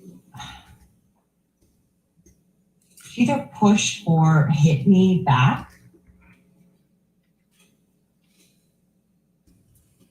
Yeah. You know where she hit you? I think it was on my cheek.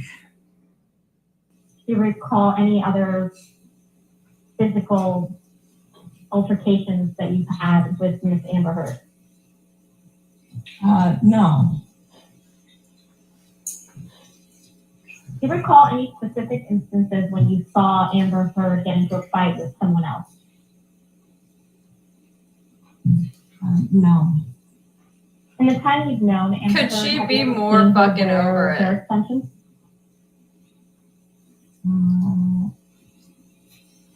Yeah. Yes. Did she have hair extensions in while she was in a relationship with Mr. Depp? I don't know when exactly she had them throughout the time of knowing her. I'm going to mark as Pennington Exhibit 1, Ms. Pennington's witness statement in the UK Hair proceeding, which is dated extensions? June 16th, 2020. Is our hair expert still on here? Ms. Pennington, first and foremost, do you recognize this document? Yes. Ms. Pennington, this is a sworn witness statement that you provided in the UK. I believe Right. our hair I wanted to expert get to the called that bottom and make sure that this was the one that I signed. weeks and ago saw when the they date. first showed it. That was the full document. I just finished it. Yes, this is the document. Did you write this witness statement yourself? Here it is. Here's our hair guru.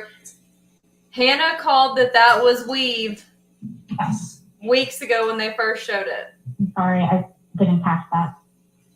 Yes. Allegedly, that it looks allegedly, possibly, maybe. I don't know shit about fucking Did anyone maybe help you write this? extensions. Fake hair. No. Did Amber Heard help you write this? No. Did Amber Heard's counsel help you write this? No. We don't know, but it looked that way weeks ago and it's looking that Other way than now. your attorney, did you speak with anyone about the preparation of this witness statement? No. Could please turn to the 10th page of the document. I or thought it your looked like signatory, cut hair, but weave or a signature. makes way more sense. My brain is like half asleep.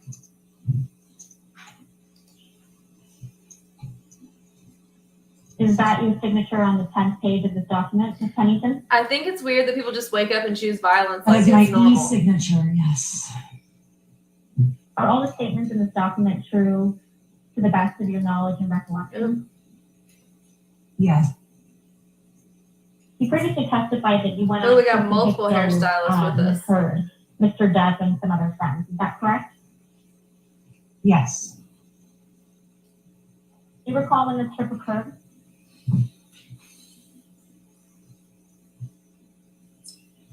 Not off the top of my head.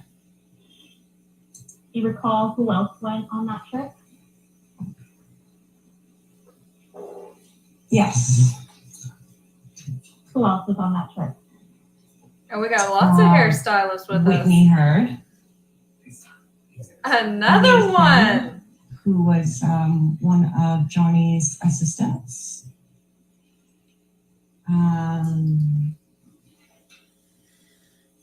Brittany Eustace. Kelly Milano.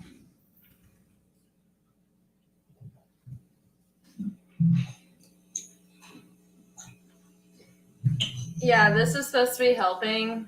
Anyone else that you can recall? This could have all been Trying to remember. skipped. Well, the hairstylist, the shithead hairstylist have spoken. It looks like weave.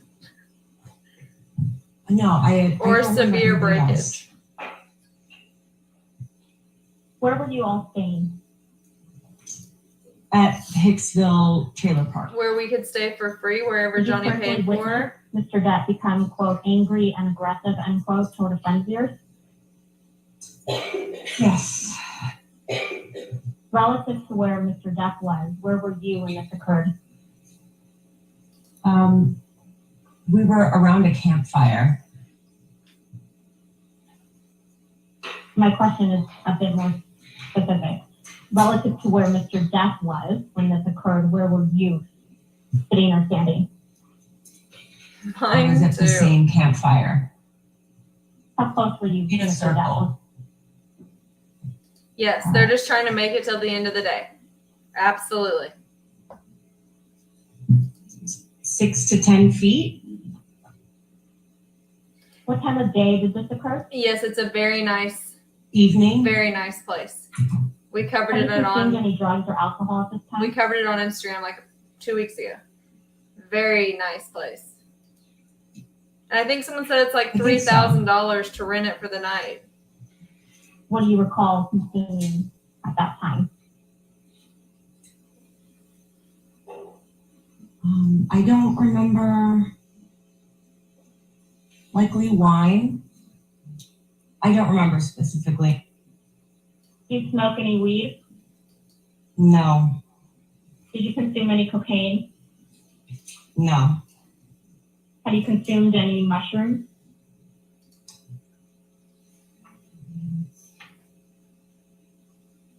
She really has to think about it. I believe so. Have you consumed any MDMA? No. Who was the friend that you referenced Mr. Depp became, quote, angry and aggressive towards?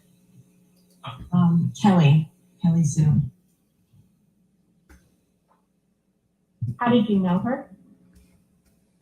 She was married to a work friend of mine. Do you have any independent recollection of how long you had known Kelly Sue Milano by the time Hicksville occurred?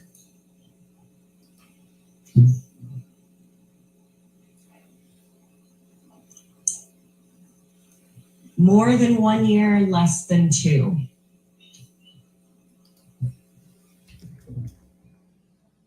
What did you witness Kelly Sue Milano doing that evening before Mr. Depp became, quote, angry and aggressive? I witnessed her hang out with the rest of the group. Did you see her consume any alcohol? We're all struggling. Not that I remember. Did you see her smoke any weed? No. Consume cocaine? No. Did you see her consume any mushrooms?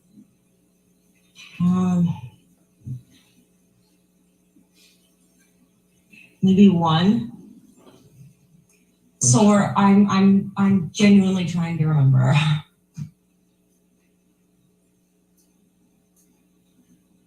I saw her eat some amount. I don't know how much. She most likely, most definitely has an attorney sitting there with her. Anybody with half a brain, No. 2 brain cells to rub together would have an attorney present You at a testified that deposition. Mr. Depp said words to the effect of, quote, So there "Get off is- my woman," end quote, to your friend. Is that right? 99% sure she got an attorney I there. testified that. Did you personally hear Mr. Depp say that? Yes. Did Is this the quote angry and aggressive end quote conduct by Mr. Depp that you testified to? Yes. Other than telling Kelly C. Milano to quote get off his woman, end quote, what did you personally observe Mr. Depp do that was quote angry and aggressive, end quote?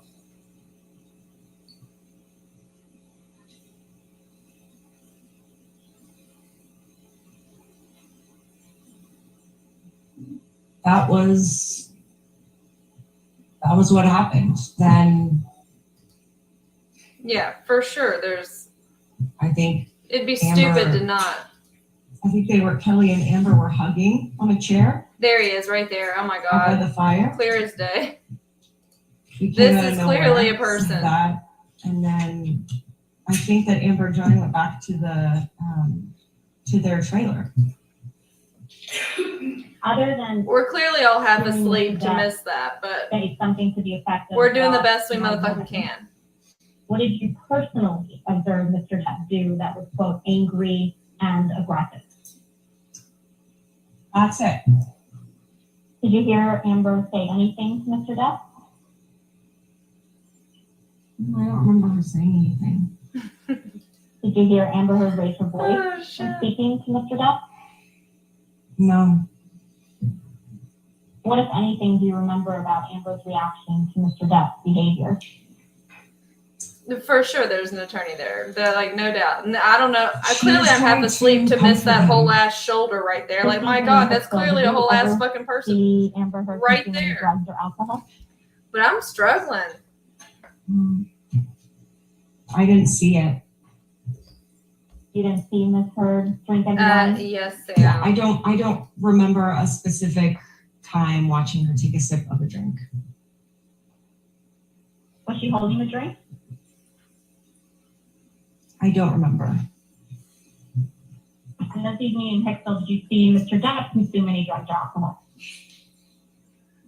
I didn't see any specific image in my mind of him consume. Did you personally witness Mr. Depp, quote, in a rage, end quote, that Ms. Heard described? Did I personally witness the rage in the trailer? Yeah. No. Did you hear Mr. Depp yelling at the trailer? No. Did you hear Ms. Heard yelling at the trailer? No.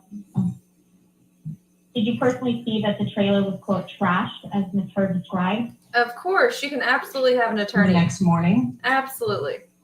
Yes. Yes.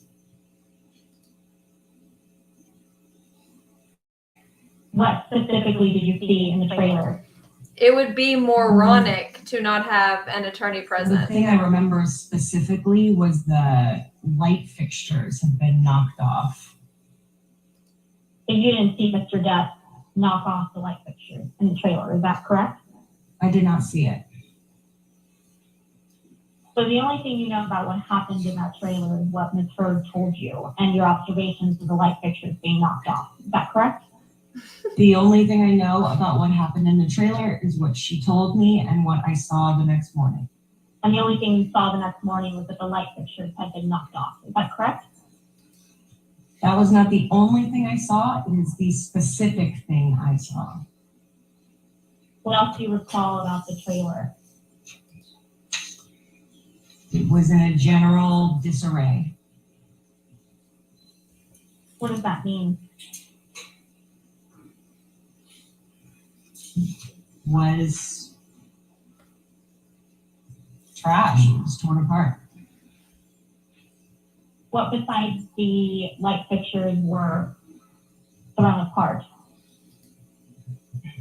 I've already told you specifically, I remember the light fixtures. The rest is a general disarray. What is a general disarray to you, Ms. Huntington?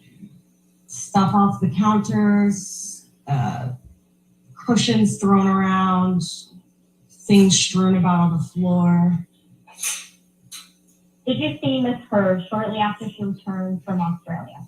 All right, well, if we just stop right there, so that'd be a good breaking point, I think. Oh, thank God. Okay. Thank you. Fuck. Thank you. Perfect. All right, ladies and gentlemen, let's go ahead and break for the evening. Again, do not discuss this case with anybody and don't do any outside research. And we'll see you in the morning at 9 o'clock. all right? Look, people in the courtroom fucking left. They said, oh no, we're done. Look how many people left back there. I don't blame them.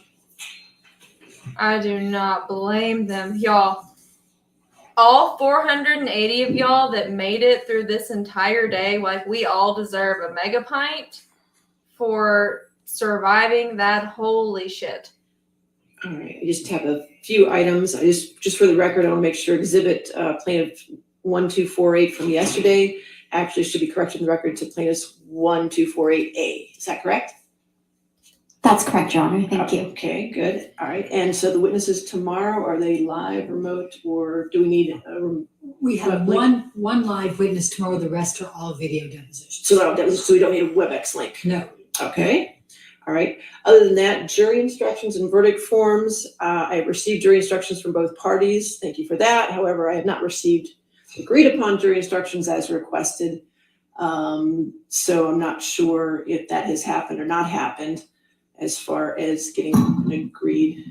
Your Honor, we have been trying to meet for that for a week. But, Your Honor, they're identified and emailed to Sally. Okay, so the ones that you agreed upon? Yes. Okay, that's fine. So if you could do the same, just give me which ones you agree upon. I'd appreciate that. If we can get also by Thursday, your objections to the Tomorrow's ones gonna that you be don't rough, agree upon y'all. in writing to me by Gonna be Thursday rough. morning, okay? Yes, Can we get that? Just so I know what you're objecting to, because I only have 2 hours on Friday morning from 8 a.m. to 10 a.m. to deal with this issue. So I want to make sure we're all prepared to get that done at that time frame, okay? Understood, Your Honor. All right, Yes. great. Anything? Your Honor, I just want to make clear, we haven't seen what they sent until they sent it today. So Okay, we've been that's trying to fine. meet for about this for a week and I'm not interested in anybody's finger pointing, but I understand, but we'll just go forward from here. And if I can get them Thursday morning, that'd be fantastic, okay? Understood. All right, Thank you, great. Your All Honor. right, have a good evening and we'll see you in the morning, okay? Thank you. Thank you, Lord, 10-ounce baby Jesus, Buddha, Egyptian gods, and Tom Cruise. Thank you, Jesus. I thought that was never going to end. Whew. Okay, so any questions before we do whatever it is that we're going to do? But let me tell everybody, tomorrow, y'all know bye, Johnny. See ya. Y'all know I'm not a morning person. My ass, of course, will be here in the morning, half asleep. I will definitely need coffee in the morning to sit through however long they think they need to continue to play that shit. Whew.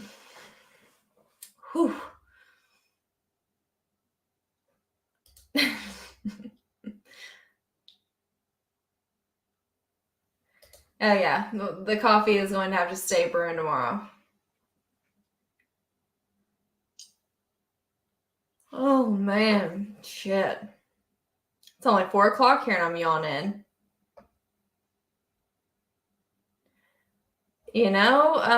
Let's see. But listen, if I'm gonna get on TikTok, I'm walking on eggshells because y'all know I'm in trouble. Okay, it looks like it actually will let me get on live on TikTok. Hey, I love you guys. I'm just hosting the party. It would be nothing without y'all. So all of the credit goes to y'all because y'all are the entertainment. Y'all are the fun, for sure. This comment's so true.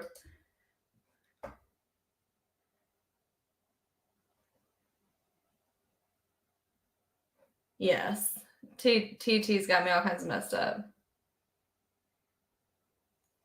Okay, so I know a lot of y'all have sent me stuff on Instagram. Last time I checked, I had like 180 messages on Instagram, so I'm going to be a little slow responding to those. Bear with me. My TikTok is always insane with notifications, so I do not see all of those, but I try. I try to see them. Yeah. Yeah, our bingo cards definitely have been fulfilled. Let me stop this before they do that really loud, annoying beep noise. Okay. All right. Any questions?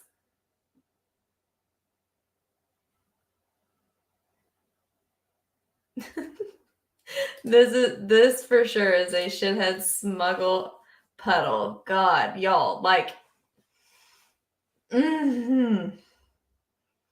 could that have been any more boring at the end? Fuck.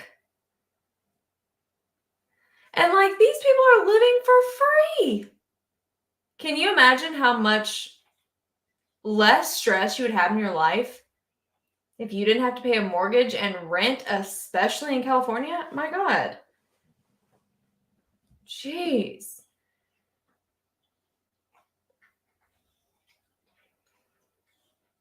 So it starts 9 o'clock their time, which is 8 o'clock my time.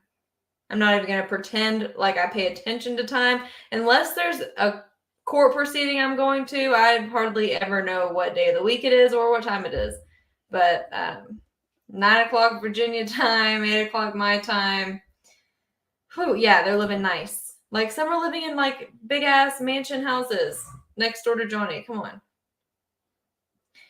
Yeah, tomorrow's gonna be rough. Yeah, they get to go hang out on an island. Like, they're living it up. Living it up.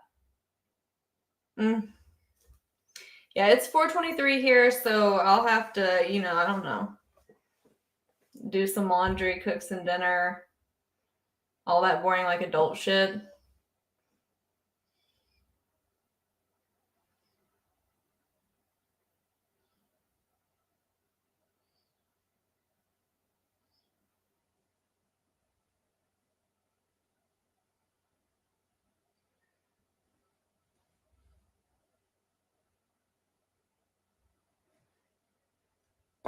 LOL, it was a joke.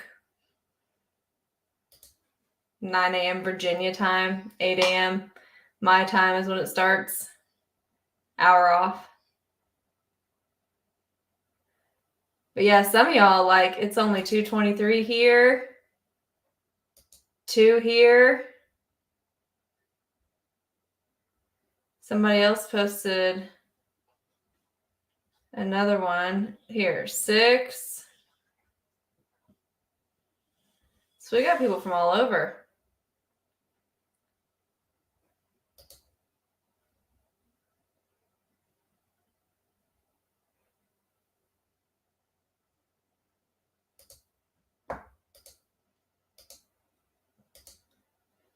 Oh, UK right here, 10:20 p.m.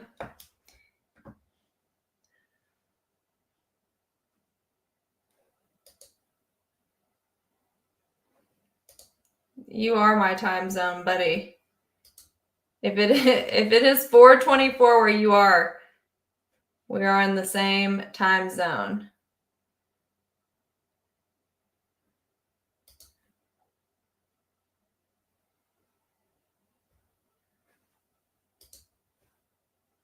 So any questions, comments about the fuckery that we just ensued? I think everyone's half asleep. I know I am. About to go make some coffee at 4:25 in the afternoon. Go through. I'm about to go read. So listen, if you're a media member online, I put up the depositions from the UK trial. I'm about to go read through Rocky's right now, and I'll be adding notes to it. So if you're a media member and you downloaded the Google Drive app, you'll be able to see the notes. But I'm about to go read through Rocky's, put some notes on there, try to stay awake, make some coffee. The norm. Yeah, I need a nap too. There's a mathematician amongst us that keeps up with the math on Instagram. So hopefully she'll send us the math that's left, because it was 31 hours. Her team had 31 hours and 24 minutes left before we went on the 10-day break. And 31 hours and 24 minutes minus 2 full days in court.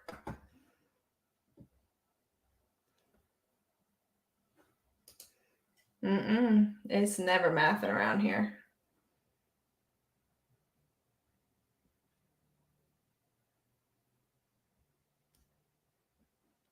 Her witness. I want to know who the in-person witness is. It's probably Whitney. But I don't know. But she had, listen, this is what I'll say. If you want to know about her witnesses, I did a few videos on my YouTube going over Amber Heard's witness list. So there's page 1 and page 2 that I've already gone over. I go over who everybody is, what their involvement is, how they got drug into this, what kind of witness they are, all that good stuff. So I highly recommend, if you're interested in that you go watch those videos and check out who you can expect. I mean, that's who's on the list. That does not guarantee that they're going to be called or anything like that. But I did do videos on Amber Heard's witness list. Who's who the fuck they are, all that good jazz. So we have no idea who her witnesses will be. But you can go watch those videos and take some guesses. I will say she did not have very many people team Heard as far as backing her up with the UK. Of course, it wasn't her case. It was a case against the Sun, but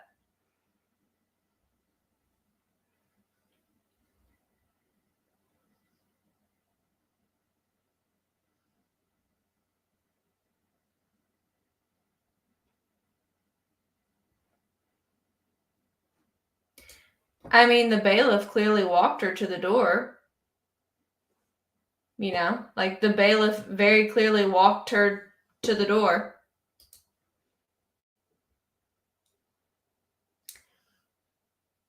After Amber Heard's team rest their case in chief, then they'll do rebuttal witnesses.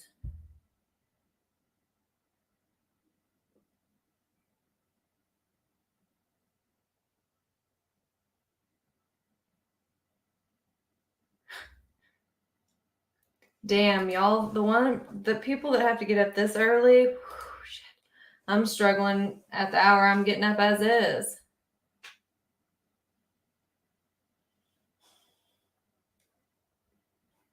All right, so I'm going to jump off of here. I'm going to get off of here, stretch my legs, and start looking at Rocky Pennington's paperwork. So if you're a media member, you can get on there and look at that.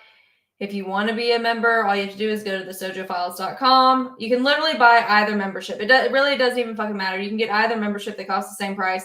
But if you're not from Arkansas and you don't have a reference, you're not going to get added on to the private Arkansas thing. But you can buy either membership. I don't fucking care.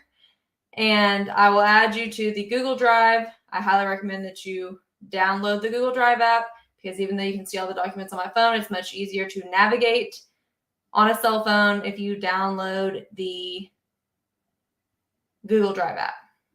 So that's how you do that. And I will be going over Rocky's stuff on there and making notes on it tonight. No rest for the wicked. All right. It was so fun having you guys today. Thank you all for coming. Love you all. I will see y'all later on, whether that be like TikTok, Instagram, whatever. We will reconvene and we will for sure be tired and grumpy in the morning. So I will see you all then. Have a great night.